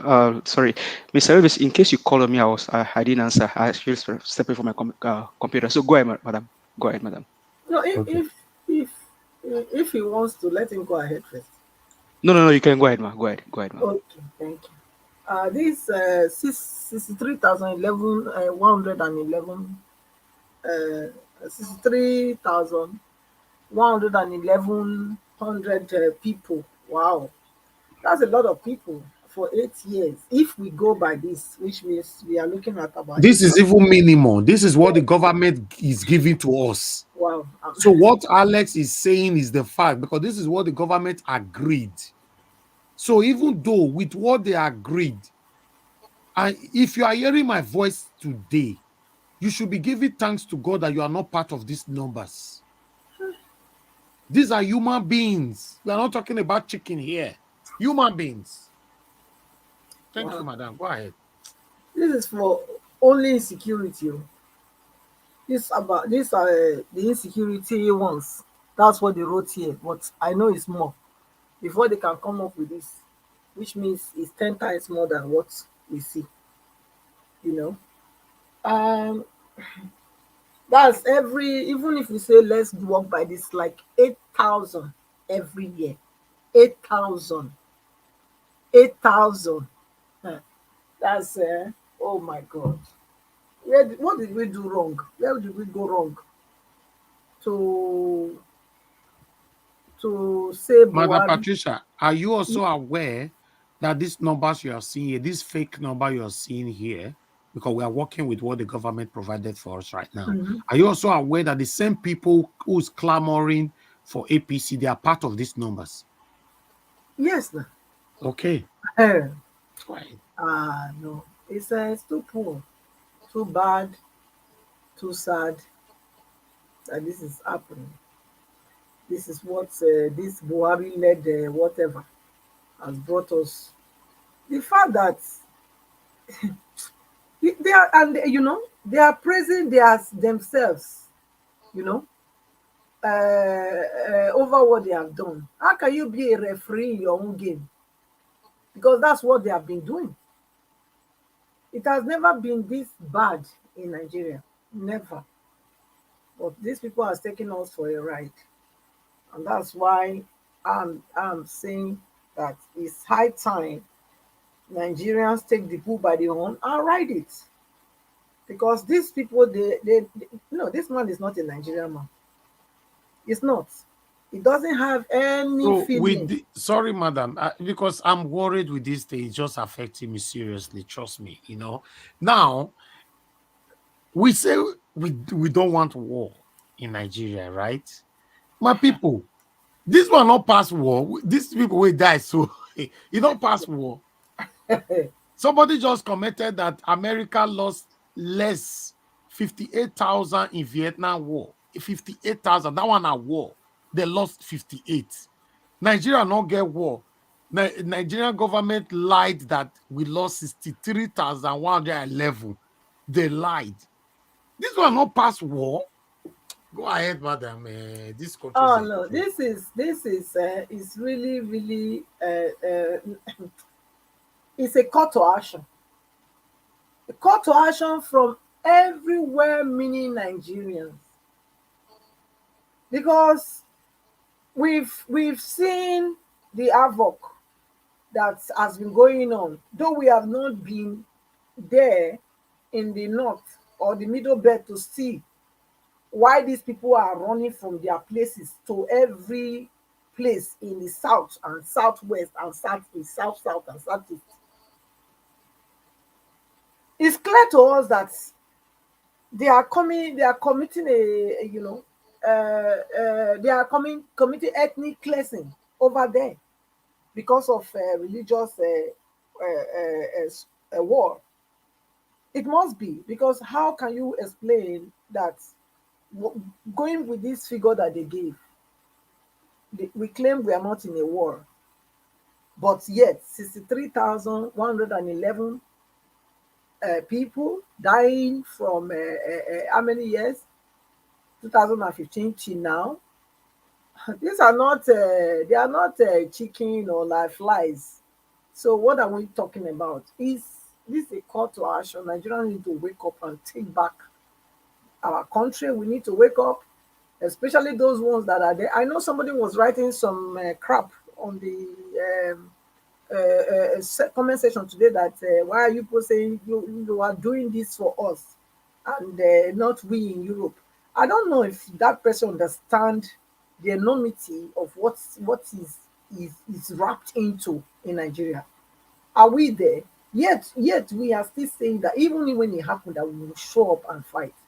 So that's the same thing that we have been saying that makes some of us believe that, you know, the people on ground, they are not ready. Because if at this time somebody is still have his mind so myopic, and his eyes blind to see, his ears deaf to hear, to understand truth, then I don't know. And this is somebody that is on this platform. What about those that doesn't even have access to what we are even talking about here? So there's still a lot of work to be done. People still need a lot of sensitizing, bringing them up, you know, up, with speed to understand the enormity of what we are talking about. So it's a shame. And I love the submission of Rufai, making them know that no. You haven't done well at all. You haven't done well. Dollar was how much? 100 and something naira when they took power. Now we are talking of 760. And you are leaving us with how many billion debt, trillion debt? What is that? So this man should be arrested. Him and Yakubu, all of them that have worked together to put Nigeria into this nightmare, a quagmire, they should be arrested. And they know that's why they are denying the rightful person demanded. But it's only a denier, a delay. A delay is not a denier. They cannot deny the fact that Obi won the election. And I am confident that if the lawyers, they told us, they said it's the 50 witnesses they requested for, that is going to take a duration of 7 weeks. I don't have any problem with that. I am very, very sure if Obi could fight his case in Anambra State for 3 good years, 6 months to go, they still gave him his governorship position, So let's be rest assured. Tinubu, if he like, make it change everybody. But I tell you, Nigerians have had enough. Nigerians have had enough. So whether he like to change or not change them, when that day reach, when the judge pronounce that Tinubu must leave that place, I tell you, Tinubu will leave. But that does not mean that the Nigerian youths and all well-meaning Nigerians should not go out. From Monday, make it a date. Make it every day. Monday, 7 o'clock, let all of you gather in front of the different courts. Gather there, be shouting, be peaceful protest, not violent. Our vote must count, because you people went out to vote. So let them know that you people are displeased. You are not satisfied with what the kind of thing they are doing. So they will know what is on the pot cooking. If they try what they want to do and don't do the right thing, then I believe that they will see what will come. None of them too will escape. Because if they don't want it in peace, they don't want to give Nigeria peace by giving the rightful person what the people gave him to go and deliver for them. They want to hijack it on the way, but I can tell you that they will not. Nigeria will definitely be in pieces if they go that route. I yield so far. Thank you. Thank you, Madam Patricia. Thanks for your submission. Okay, let me hear from the next person here. Um, Oga Felix, are you still with us? Okay, I'll go to give us a mandate. Are you back? Yes, I'm here. Sorry about that, please. I'm so sorry.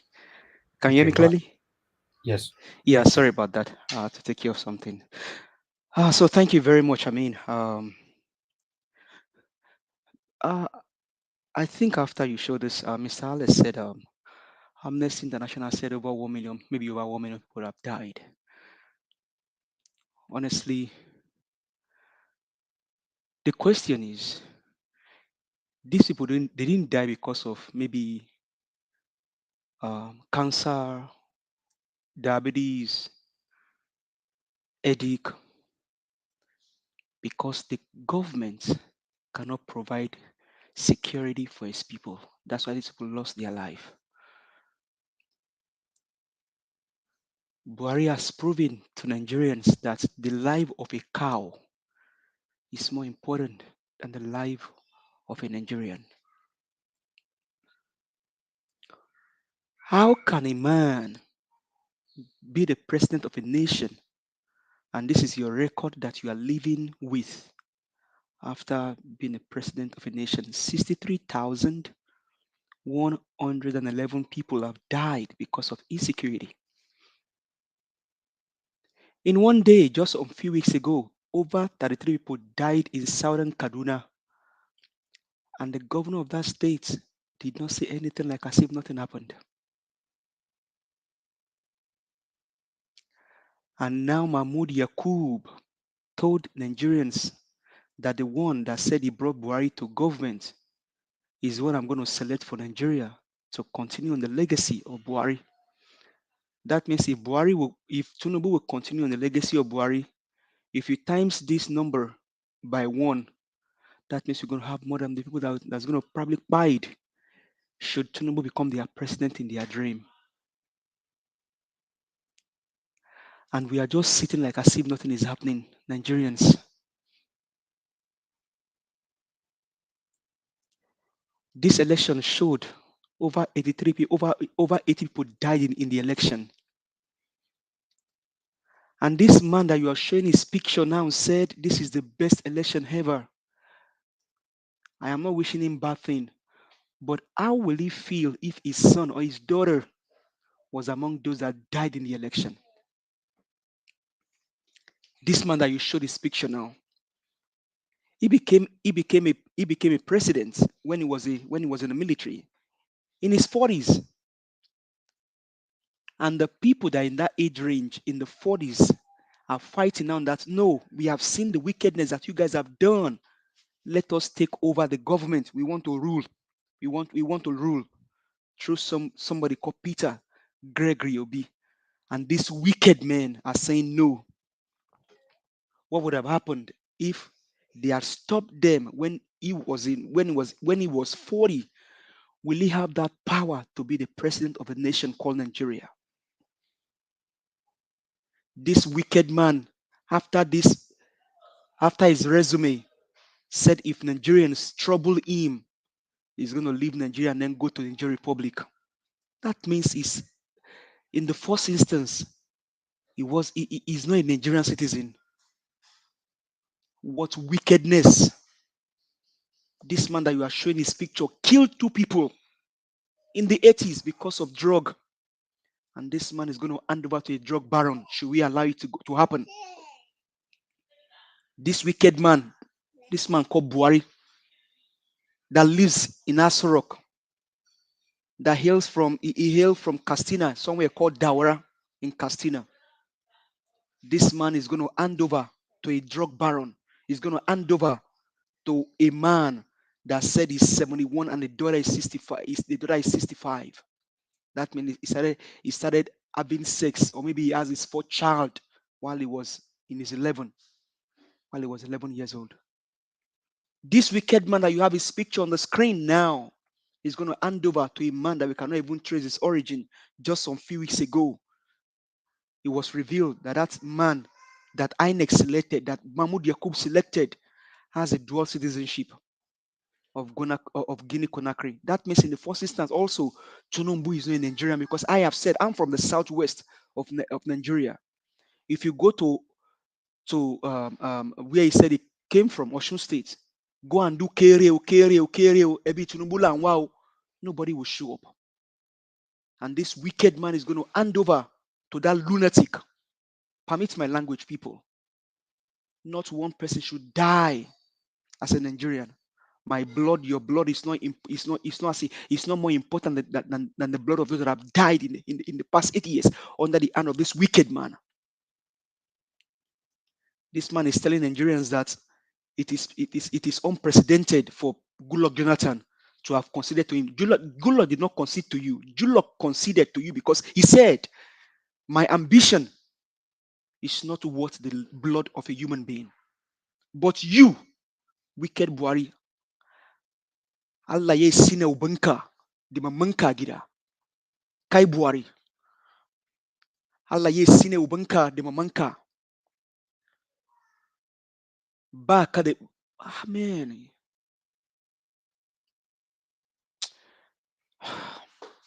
This man said Jonathan did what is unprecedented. But even then, people already died. People are already died in the northern part of the nation, because this wicked man will not concede even to Atiku in 2019. This man that has sold his heart. Buhari ba ka da kai, ba ka da kunya. Nde ka bar Asorok su don kama ka an sa ka a cikin ocean. Allah ba ya yarda ma babanka da mamanka. You this wicked human being. You this bastard human being. So if you permit me for the language I'm using, but I'm just speaking in Hausa. Some of my language are in Hausa. Because this man is a wicked man. Peter Obi won this election clean and clear. Peter Obi said, don't vote for me because I'm an Igbo pan. Don't vote for me because I'm a Christian. Vote for me because I'm a Nigerian.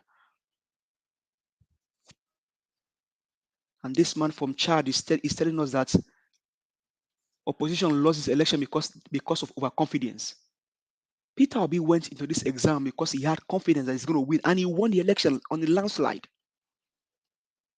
Kunje River State, Queen manipulation. Kunje Lagos, Queen manipulation. Kunje Plateau State, Queen manipulation. Buhari, nace maka Allah ba ya dama da babanka da mamanka. Ba ka da kai Buhari. Inda kana gida yanzu kana watch them program yanzu. Allah ba ya dama babanka da mamanka. Because you have caused more harm to Nigerians than good. Most of us in the diaspora, we cannot even sleep because of the issue of Nigeria. At 4 a.m. yesterday, we were up just because of the tribunal case. You told the world that Nigerian youth are lazy. You know how many of us live in diaspora that work in tech company and all over the places. But your own children, they don't have a job, but they can live they live a life of affluence with the money that you guys have stolen. Buhari na ce maka Allah bai yarda maka ba. You this wicked human being. Posterity will not forgive you. And ECOWAS, whatever you guys are saying, remember what happened in Nigeria. For all of you wishing Nigeria evil in ECOWAS, those things will happen in your country. And for Mr. Diwali that called about Lagos State, when I keep saying it here that these guys are not Yorubas, they are just a bastard. You know, if the bastard of a place has not grown, that's when the house get peace. But because they have grown now, no more peace. And that's what Tinubu is doing. And should we allow this whole thing to go down, we'll be the first nation in the world, not the first nation in the world to appoint to that an INEC official will select a drug baron and impose it upon us as people. And you have many of us all over the world. You have Ngozi Okwejiwala as the chairman of the World Trade Organization. And we are telling the world that the best you can produce is a man that forfeited $460,000 in United States of America. You hear the word of Adewale, what he was saying. How I wish he can show his face. He wouldn't have just make a phone call. He would have just come on. He would have just log in and then show his face. Peter Obi needs over 50 people now to come and testify. Will Adewale be able to show up in court and say, okay, let me stand. I want to show up and testify. Today is the 20th. Tomorrow is 21st. Monday is 22nd. The clock is about ticking. Are we going to allow this mess that this evil man that you are showing in this picture now is trying to give to Nigeria? This wicked man. Kaide Matanka, Kaide Aisha. Allah baye yera makuba. The yaranku Buhari. With this wicked old man. And you, Aisha, couldn't move and run to Dubai.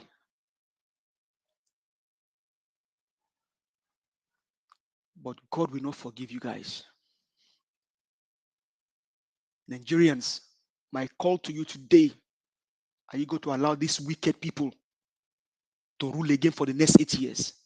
As the last 8 years better for you than it is right now? Are we going to allow this evil to happen? We're going to be the first country in the world that a Mahmoud Yakub, a professor,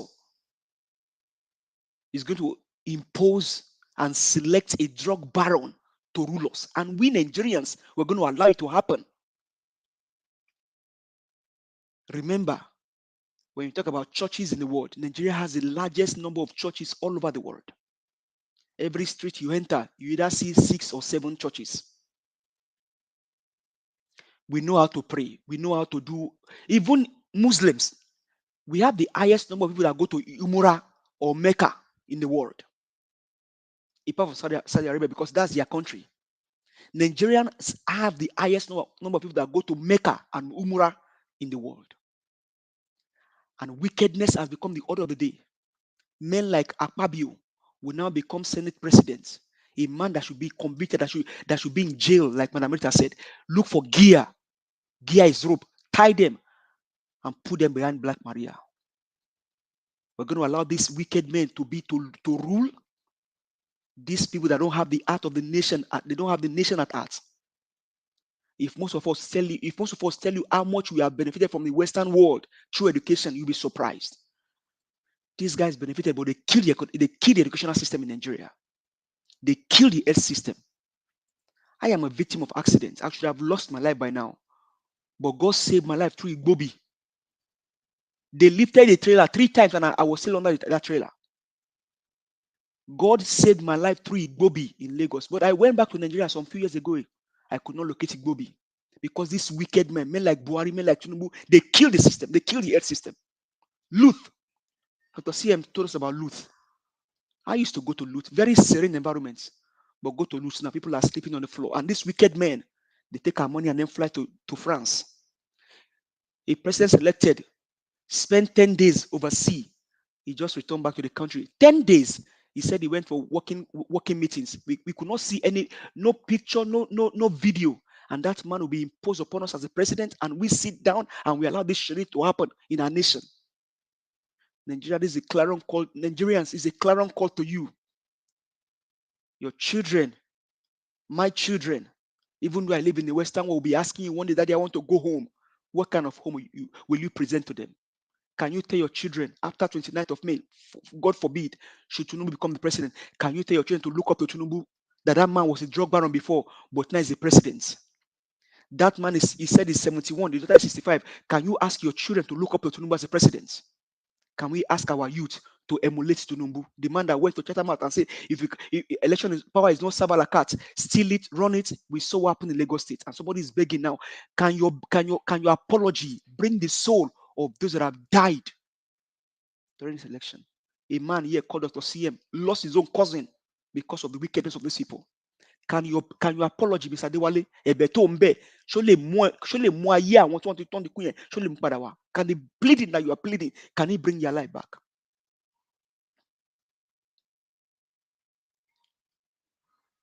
I say it here and I say it. I am ready to give my blood for Nigeria if we get to that point. Ukrainians are the ones fighting for Ukraine today. The Russians are fighting for Russia. Americans fought for America. The Chinese, they fought for China. The people in London, the people in UK, they fought for UK. The Ghanaians fought for Ghana. Jerry Rollins, South Africans fought for South Africa. We had it in the mouth of Papa Louis Okonkwo.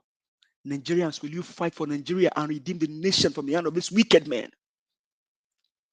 Now is the time for us to stop this nonsense. This wicked man. I am ready to give my blood for this nation. 63,111 died in this man's regime.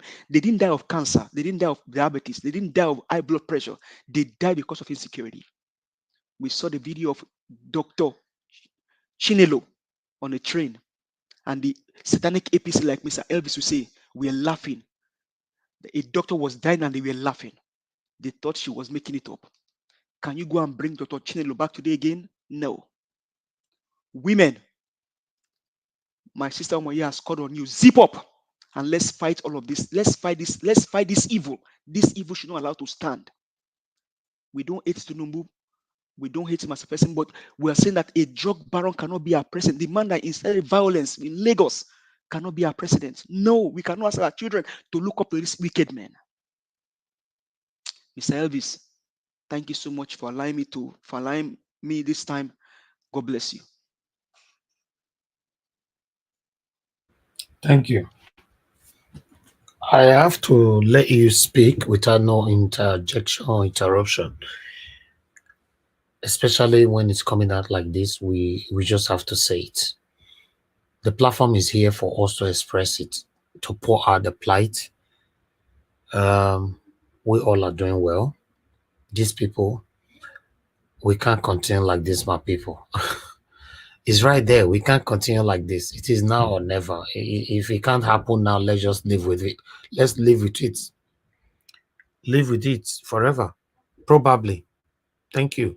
Let me call on the next person, which is Mr. Alex. Mr. Alex, please give us your final submission, sir. Thank you. Thank you, Mr. Anjawash. Thank you, everybody. My gallant soldiers fighting from the social media and other system media platforms. Thank you, everybody. In 2021, Amnesty International raised an alarm that the people killed so far in Nigeria under Buhari's government, as at then, was 1,077,000 souls. Laya Mohammed came out and attacked them in his character. He challenged them. I remember vividly. And suddenly that news disappeared.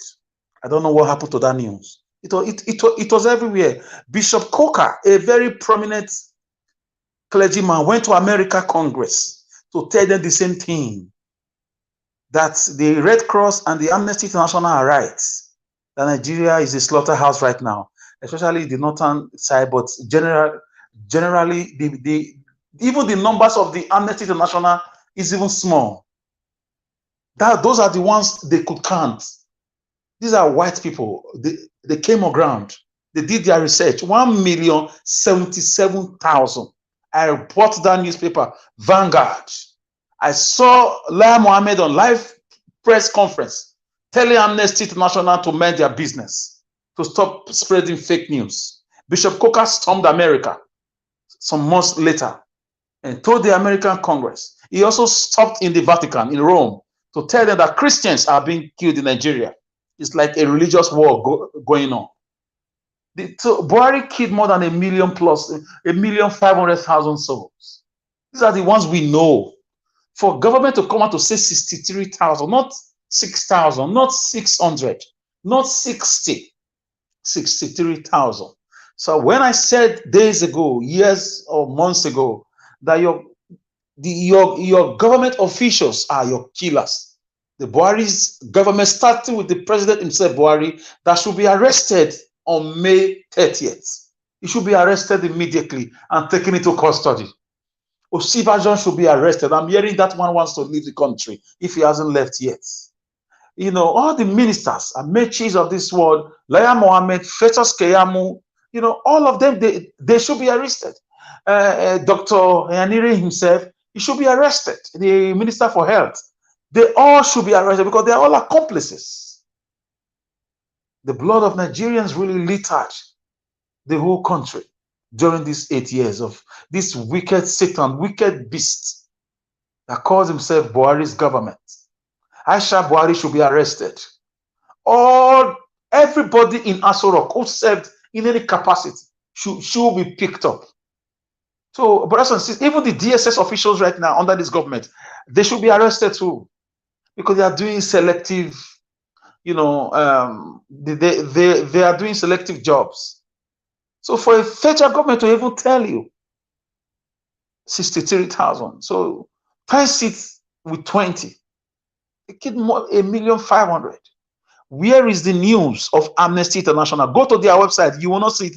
You will not see it there again. Go to YouTube and search for Lai Mohammed's response. You will not see all those things there again. This is the game of the APC government, the propaganda control, damage control, and everything. Lai Mohammed is always there to defend, to lie to us, just like his name. So my condolences to the families that lost loved ones. They came to Amagbaye. They came. That's why sometimes when I'm against Amagba people for land grabbing, which they have stopped to a large extent due to Niger Watch, because the youth chairman came here, I also praise Amagba people for standing up against insecurity. I can arguably say Amagba community is this, if not the very safest community in Nigeria, because they are so united in that they came all out against this Fulani herdsmen that the government unleashed on the whole country. I saw it with my eyes.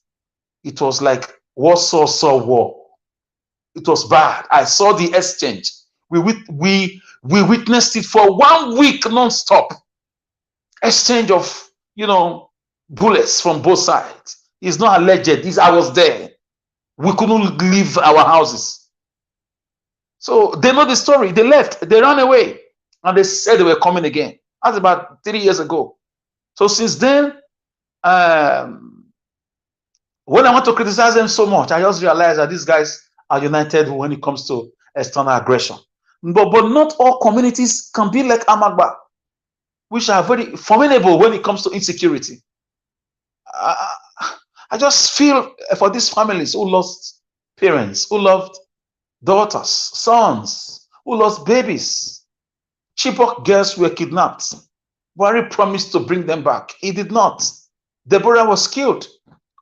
Buhari said he was going to, protect lives and property. He did not. They didn't mention Deborah's death at the federal government. Festus Keyamo did not see that one. Lai Mohammed did not see that one. Rotimi Amechi did not see that one. Malami, the Attorney General of the country, did not see that one. The vice president, who was supposed to be a pastor, a life-saving tool in God's hand, did not see that one. Wow, this set of Gogo Metusa, I don't know what's going to happen. I don't know. We just had a set of kidnappers, a set of rapists, a set of killers, a set as government, especially the federal government. And of course, by extension, some state governors who were blinded by money and political promises. Don't be surprised when you see all these governors, still keeping quiet right now vis-a-vis the presidential elections. One would have been expecting press conferences. Governors are speaking up that yes, Obi won these elections, but they will not talk because they've collected monies. Borrowed monies were shared. Borrowed monies. In this government, monies were discovered in a building in Lagos. Millions, more than, is it not 30-something million US dollars? I don't know how those monies went. Snakes and monkeys are swallowing money. You are telling us Jonathan did something that is not Nigerian. So that means you are not a Nigerian. You are behaving like a babu who lives in a zoo, even if you are not Zazu. So I just feel Buhari should wait. He will meet his destruction. Okay, maybe the fake or the real Buhari. I don't know who is in Asarok all this while since 2017. Allegedly, he died in 2017 in a London hospital. Since then, it's been rampant, sporadic killings. Even people that lost their own children. At the time, they also sold their conscience. This man, is he Farotti, the Aferi leader? His daughter died, or his granddaughter, I don't know, killed by bandits.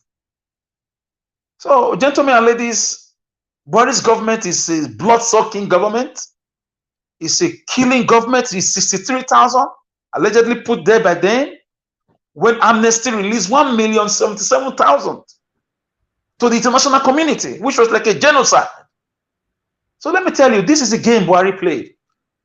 He quickly allowed the international community to come into the international world powers like France and Britain and Germany to come into the country to let me use the word pack, not take. They've been taking resources from Sambisa because they have told him, if you do not allow us, you are going to face International Court of Justice. That means life imprisonment, or you could be sentenced to death, like the late president of is it Chad or so, one of those presidents there. Then the president of Liberia, who was also extradited. So these are the games they play. They exchange people's lives. They just kill people. Nobody spoke. Nobody. No, not even the judiciary, which is supposed to be the last hope of the common man. So I believe the power of the universe have a way of paying everybody back what you do to people. The measure which you measure to people is going to be used to measure to you. It's very sad. It's so sad that fellow citizens, fellow human beings were slaughtered just for money. Couldn't you have taken the money and leave these people alive? That medical doctor who was killed, he said that kidnapped Abuja Kaduna train. She tweeted, she wrote on Instagram that she was being shot and she's dying. She said, pray for me. What about people that were killed? Only Lekki toll gate alone, more than 2,000 plus souls died there. They said nobody died. It happened in imagination. They said there was no massacre. Only Lekki toll gates. All the bodies were disposed. Many were burnt. Many were fed to crocodiles. Many were brought into the lagoons. We have evidence to this. Somebody went to Canada and testified. Is it DJ whatever? I don't know, the DJ Kopi or so. So, gentlemen and ladies, we have evidence. The government of Buhari is a killing government because farmers were raped. A lady called into Nigeria to say her grandmother was raped by 8 Fulani herdsmen, and the grandmother's head was cut off thereafter. A lot of people. Somebody came from America after 37 years. He was going back. He was killed in Edo State, Bini Lagos Road. All right, Mr. Alex, the KKK is too much, please. Okay, sorry, Nigeria. I'm sorry. Okay, I take it back. Anyways, allegedly. Nigeria, I want to let you know that Buhari's government is in our hearts for the bad reasons, for all the wrong reasons, the borrowing ASU strike, 9 months, the insecurity intentionally, the propaganda, the bad roads, the looting. My goodness, the massive mass migration. Oh my God, the people that left Nigeria because of hunger, because of lack of hope, loss of jobs, lack of opportunities, the numbers are not, we don't even have it in records. So there's nothing good about this government. Buhari should hide himself in shame if he has any shame left. Thank you. I'll drop it here. Thank you, Nigeria Wash.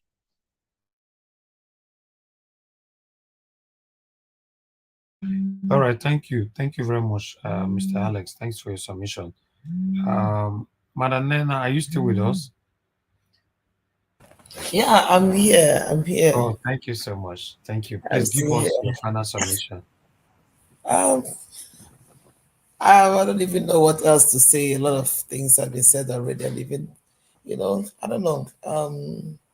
If I have to go by the submission about Tinubu, what's his name, Buhari, and with his I don't know, with his everything that has been said already. I mean, at this point in time, I'm just saying that it is so unfortunate that at this point in time that the Buhari will be, they'll be patting themselves at the back, as people that have done something when it is very glaring to everybody. When I go by what the comment he made at Arise News Analyze and everything, I watched it before, and I cannot but say that Rufai never disappoints when it comes to analyzing that. But it comes to the idea that, or rather the submissions that we've been having in this place, I always to tell people that the only people that are praising themselves about what they've done right is the Buhari administration.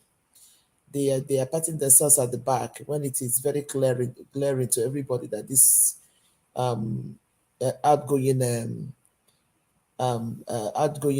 regime or whatever is a abysmal failure.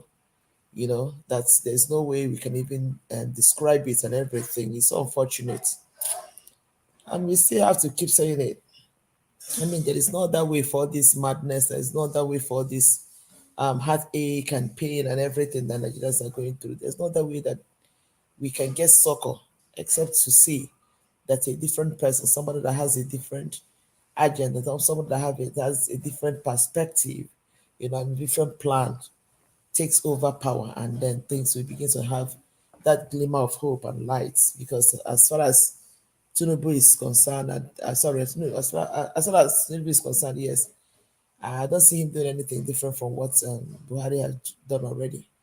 Buhari is a big failure, and there's no two ways about it. It's a big failure, and if anybody thinks that Tinubu is coming to do anything different, that person is dreaming. I see that in the news that he has, as usual, as the bat he is, that's always sneaking in and sneaking out. He has snuck back into Nigeria, probably to come and take over the mantle of leadership as they are dreaming that they're going to do. And then after that, maybe a day after, he will sneak out again.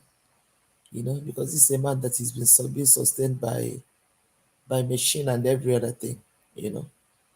It's unfortunate, but we pray and pray seriously that Nigerians will wake up and things will have a different turn from what it's looking as if it's going to be. That this man, for no reason, should take over the mantle of leadership of this country, because Nigeria is in a big mess right now. Look at the number they're telling us, and like everybody say, when I saw that number, I said to myself, I don't believe it, because in this east alone, I know that what have been the lives that have been lost in the east alone.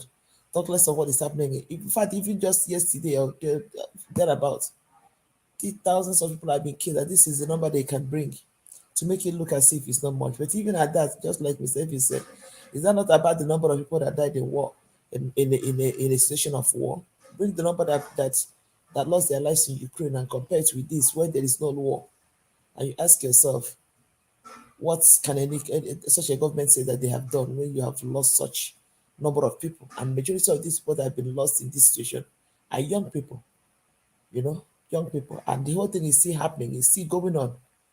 And this somebody will come and tell you that, that the Buhari's government have really done well in terms of security. What are you talking about? Look at the number. They will lie. They'll make it look as if it's nothing serious. But it is very serious. And like I think it's give us a mandate that will always say it, even if it's one life that is lost, it's more than enough. It's more than enough. It's ridiculous. So there's only one thing and one thing alone that will begin to change things. I'm not saying that there's going to be a great an immediate transformation, but there's only one thing and one thing alone that will bring a glimmer of hope and reason for us to believe that something is about to happen in Nigeria. Again, except that the judiciary does what is right, and then P2P takes over and things will begin to have a different shape in that country. But remaining what it is now, Nigeria should press up, and we're not wishing Nigeria bad, but it's going to get worse because that number they brought out is really, really, it's not. How does Nigeria even use statistics? How do they keep record? How do they keep statistics? This is a country that has no statistics. This is a country that cannot keep record of anything. It's so ridiculous, so sad. Look at it. No, we are not even fighting a war. Nothing is going on, but yet something like this is happening.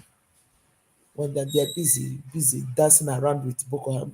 When I go back to what that what's this man, that's elderly man that spoke, Clark, like Mr. F said, when you listen to him, even though he did not say things verbatim, but then one can deduce what he's trying to say there. You realize that this Boko Haram they talk about that are doing or committing all this mayhem, all these people at the top, they know everything about it. So how does this starting change? Because what we're going to have, God forbid, if this man goes in, is still the same wine, only in a different bottle. That is still what it's going to be. So, and that cannot happen. It shouldn't happen at all for any reason. Because if not, Nigeria is in a big mess. That is just what I have to say for now. Thank you so much, Mr. Elvis. In fact, I don't know, Mr. Elvis. Apart from giving you super chat and everything, I think we have to find a way to be shipping energy drink to you, because I don't know how you do this. It came out in the morning, and this evening again. Look at how long we've stayed. The only constant variable in this platform is you. That's what I would say. You're the only constant variable, because people like us, we can come today, we may not come tomorrow, but you're always here. We have to find a way to start shipping energy drink to you, to keep boosting you spiritually and physically. It's not easy. I mean, it's not easy. I appreciate you, madam. God bless you. God bless you so much. Thank you so much. Thank you. All right, guys. Good evening, madam. Thank you very much for calling in. Please talk to us. Yeah, I'm at work, but I want to contribute a bit to the broadcast. Okay. What I just wanted to say is that I just believe that the tribunal, they're just delaying everything because they are waiting for Tinubu to be sworn in, and they know after that there's nothing much anyone can do, and everything will just change. But I hope Nigerians will not allow this to happen, because if this happen, I don't think there's anything anyone can do. Like you rightly say, it's now or never. Because if Tinubu gets into that power, this is an agreement that he has with Buhari, that Buhari is going to hand over to him. And that's what exactly they are doing. And Tinubu already know who he's going to hand over to. So except we break this chain and we say no to that, obviously nothing is going to change, and it's only going to continue to get worse. I just hope Nigerians will rise up, and I still believe that something can be done. If as many people will rise up and say no to this, hopefully something will change. Thank you so much for what you're doing. Thank you so much, madam. I really appreciate you. God bless you. Thank you so much. Thank you. All right. Thank you very much, my people. I'll quickly come to the panel again. Thank you, sir, or Seven me there. Thanks for the super chat. May God bless you, sir. Thank you. I really do appreciate your continued support. Okay. God's power, please talk to us, sir, in 5 minutes. We are rounding up now. Good evening to you, sir. God's power, are you there? All right. I need to call on the next person. I think everybody have contributed. Yes, everybody have contributed, giving their final soft. Okay. Let me see if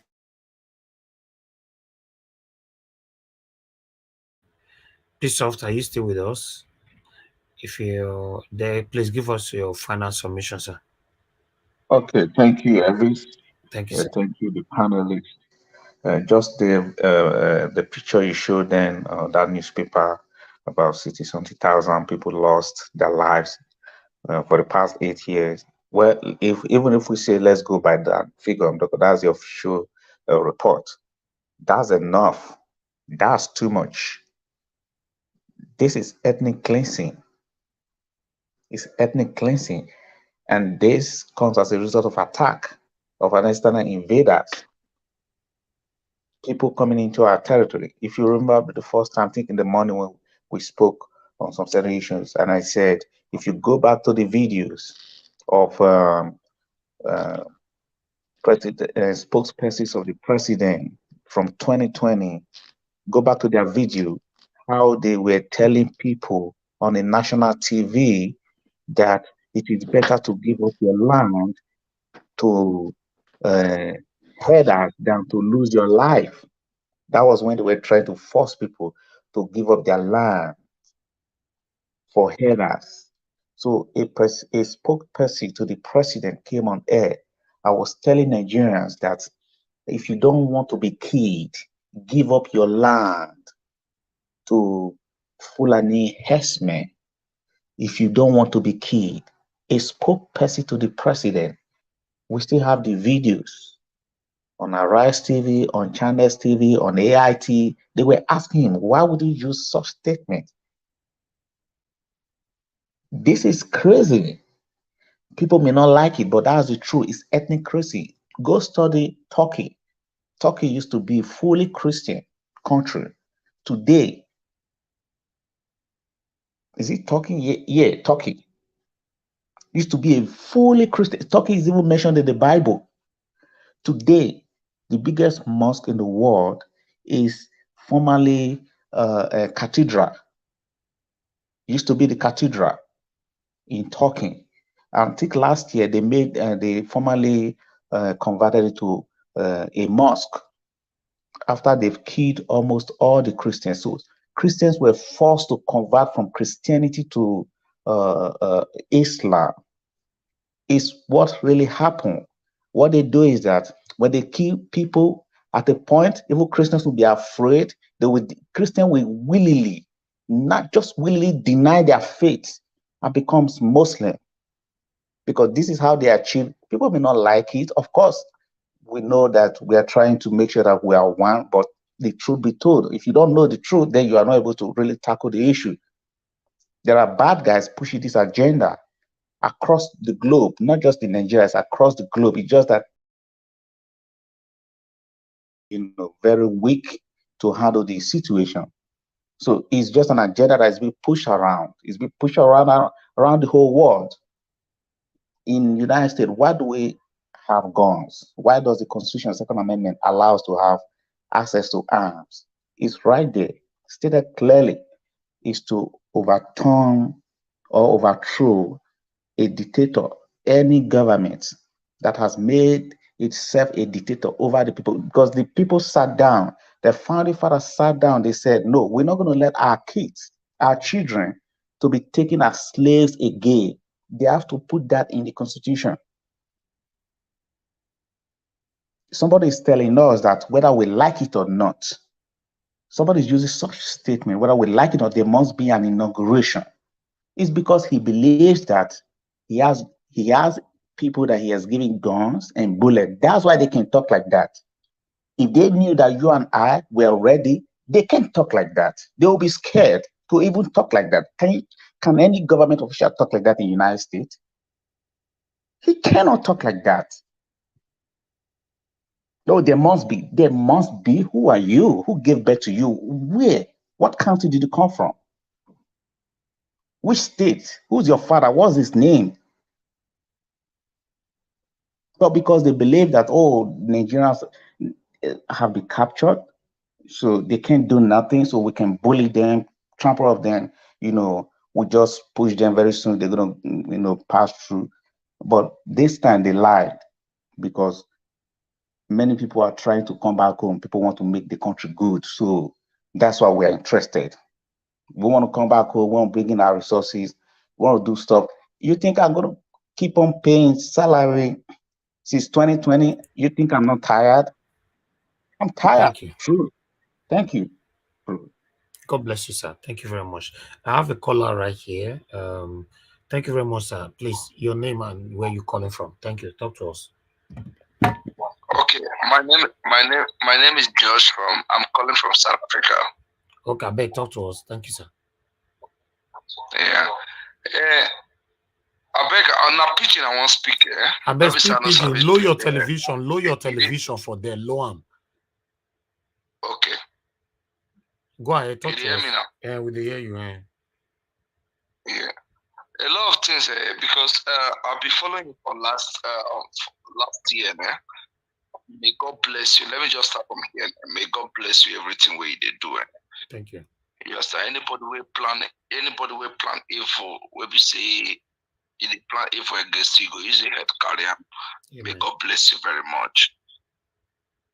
May God bless you. Go use your head carrier. Because a lot of things, because I've been listening to a lot of comments and a lot of things where people they talk for this platform, for your platform. Sorry, feel me. So the thing where say me, I'll be obedient person. I'll be 100% obedient person. I understand what will happen for Nigeria, which will happen for Nigeria, but nobody wish because the talk say, okay, we'll go back to Nigeria and to defend our country. To be honest speaking, nobody is ready to defend our country. You know why I'm saying this? In diaspora, we they away.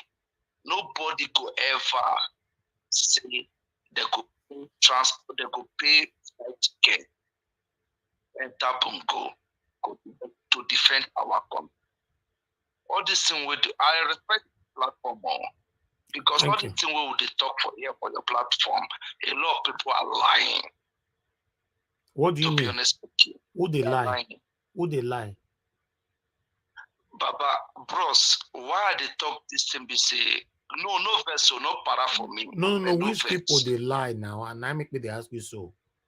No, yes, nobody, anybody will talk say go buy tickets, say he won't go Nigeria, go fight, go stand. Nobody go do like that. Nobody go Nigeria say he won't go fight. Okay. Nigeria watch, I tell you the gospel truth. Nobody go stand say he won't go Nigeria, go fight. Not be fight we do now. We don't want fight to. Not be fight we they do for you. I don't need to mention names. Say. Now me they talk so, but not be fight we did for year. We they talk about the president a court case they corner. I think that one you call put. What you they talk? Not they align. Not may talk for the situation where they grant now. We know they fight for you. Waiting at the talk. No, not be about fight that they talk about. Wait, no, not be, okay now. Wait, if now definitely if now we don't get justice from court, what will go happen next? I don't know. If we don't have justice from court, or we don't have justice from tribunal, what are we gonna do? What is gonna happen? Then for me, I don't know. I cannot really comment on that. I want people to go protest before the 29th of May. Protest, peaceful protest. Anything more than that, I cannot advise anybody.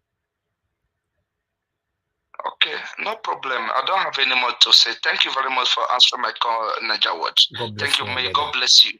Thank you so much. Thank you. All right. Thank you very much, my people. Like I stated before, I will say it again now. I want everybody to understand that this platform, I'm calling the attention of the satanic Nigerian government to listen to our cry, to hear our pains, but I'm not calling for anything to do with violence.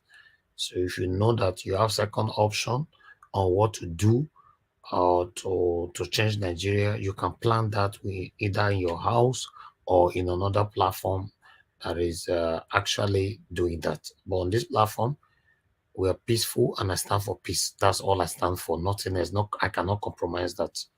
Thank you very much, everybody. I appreciate every one of you. I can see Williams Winner, you came back again. You know, I don't know if you wanted to say something. We need to round up now. Yeah, thank you very much, Mr. Alex. I just want to encourage you more that God will continue to strengthen you and all the people, the panelists, those people that are giving their submission every day. I'm praying that God will continue to strengthen every one of them. That the word we are saying, God will empower it. And because I know, Bible says, in the beginning was the Word, and the Word was God. That's the power that is in the Word. We continue to say it positively to our nation, and God will confirm the Word. So I just want to pray for you that God will continue to strengthen you and all the people, panelists, all the people that are coming every day. And our belief is for good nation. And Thank God you. will fight for us. Thank you very much. Have a good night, sir. Amen, my lovely brother. I appreciate you. Thank you so much. God's power, are you there? Yes, sir. Yes, sir. Okay, God's Yeah. power, you only have 2 minutes because I called you before when I have enough time, but you were not Now my available. network, now my network, I'll manage it. Okay, talk to me. Thank you so much. God bless you. Really, I've not been fully on the ground, and for some reasons. Well, I want to thank you, Mr. Evie. God bless you for everything I've been doing, and God bless everyone that have been having sleepless nights over this issue. Because to be honest, like one person said, we don't know how you do it. So sometimes people thought it's very easy work. It's not that easy work for somebody to be coming every time, this and that, and we too that we are coming too. We really appreciate ourselves.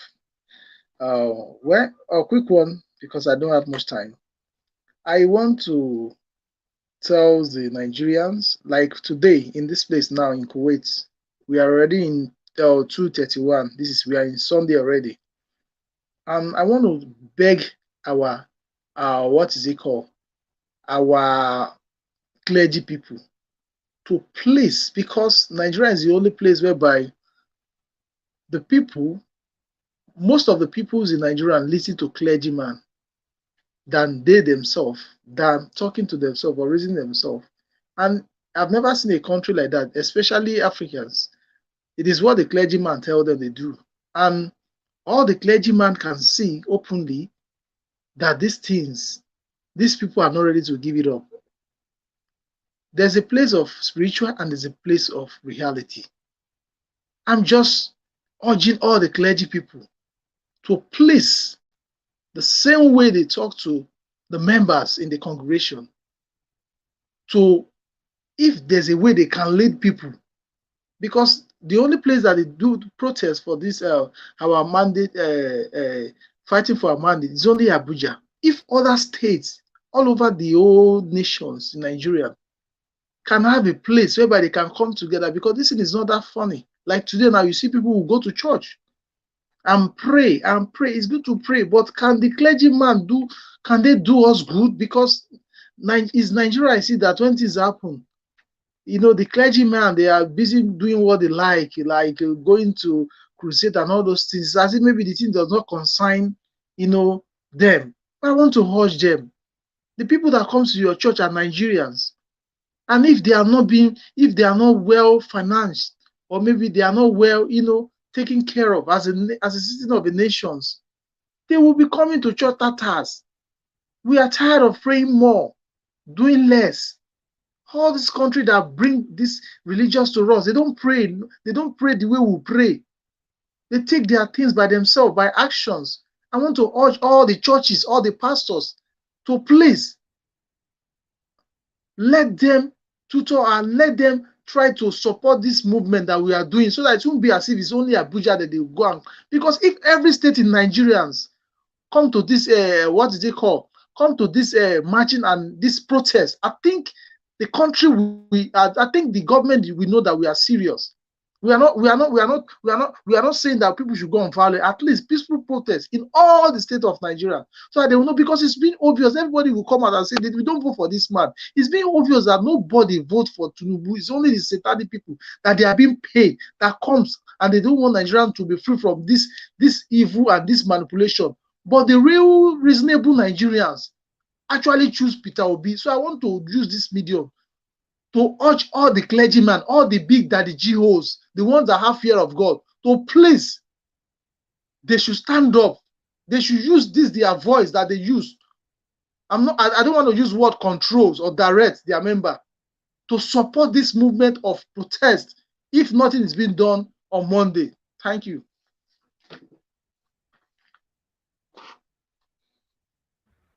Thank you. Thank you very much, my brother. God's power. It's good that you came in. At least your voice is part of this broadcast already. God bless you. I appreciate every one of you on the panel.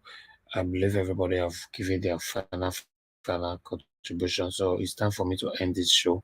It's been a long day. By the special grace of God, we're gonna back again tomorrow by 6 p.m. Please endeavor to join us. If you know you're not hit on the like button, please help us to do that. Help us to share as well. Copy the link and put it in another platform where it belongs. And for those of you that super chatted us today, I appreciate every one of you. Mr. Joseph Orji, thank you so much, sir. May God bless you. I really do appreciate this. Thank you very much. Head Talk Supplements, may God bless you. Sorry, girl, thank you very much, sir. May God bless you. Rachel Osazua, thank you. Florence, Justin, and Lady Eugenia. May God bless every one of you. For those of you that join our membership today, love God is my strength. Thank you very much for joining our membership. I think we got to today. Let me see.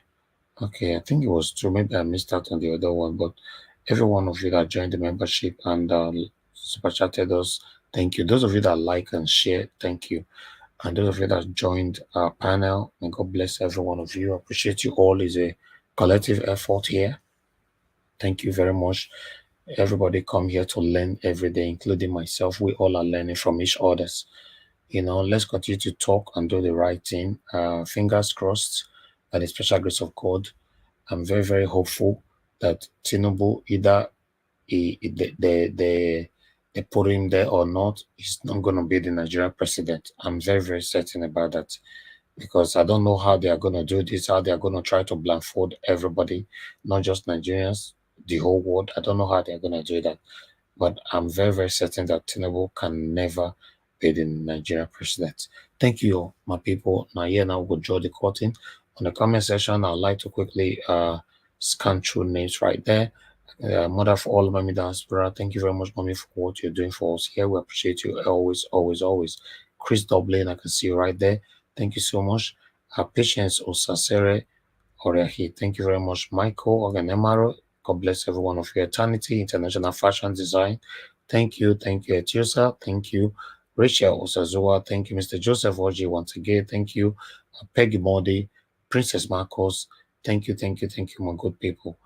Kingsley Ogeria here, Rosie Ayosh, thank you, my good people, and God will bless you now, Lady G. That's the height I can go.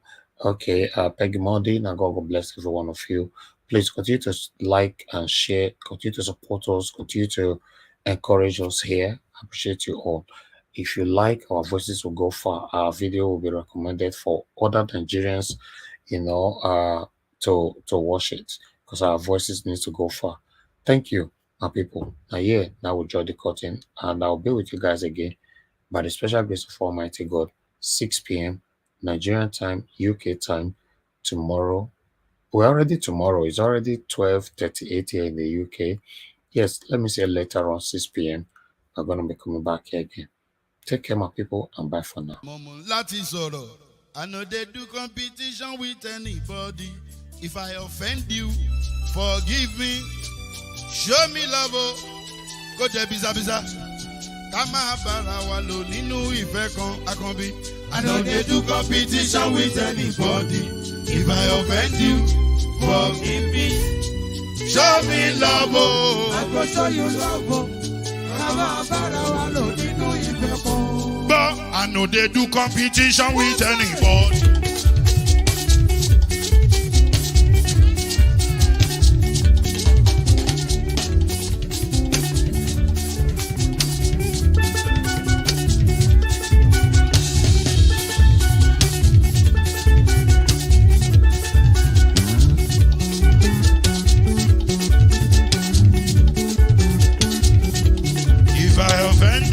Forgive me, show me love, I go show you love.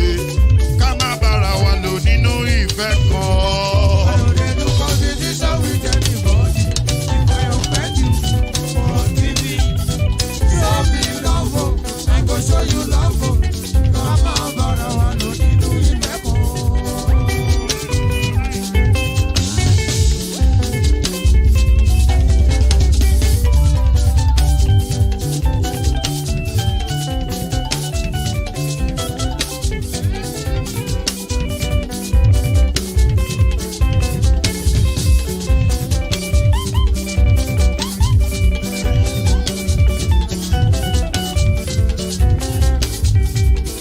No, they do competition with anybody. If I offend you, forgive me. Oh, tó bá ti sanwó fún Ṣẹ́gun nàbí o. Ẹ fẹ́ jókù. Alákọ̀bí. Ṣẹ́gun nàbí. Alákọ̀bí. Sábà mẹ́la. Anybody. Anybody. Any bobo. Anybody. Mo ló ń folú, ó gbà mí bó ṣe rí mi láti kíníṣí. Délé mo ló ń folú, ẹ jẹ́ ń sọ̀rọ̀. Délé o.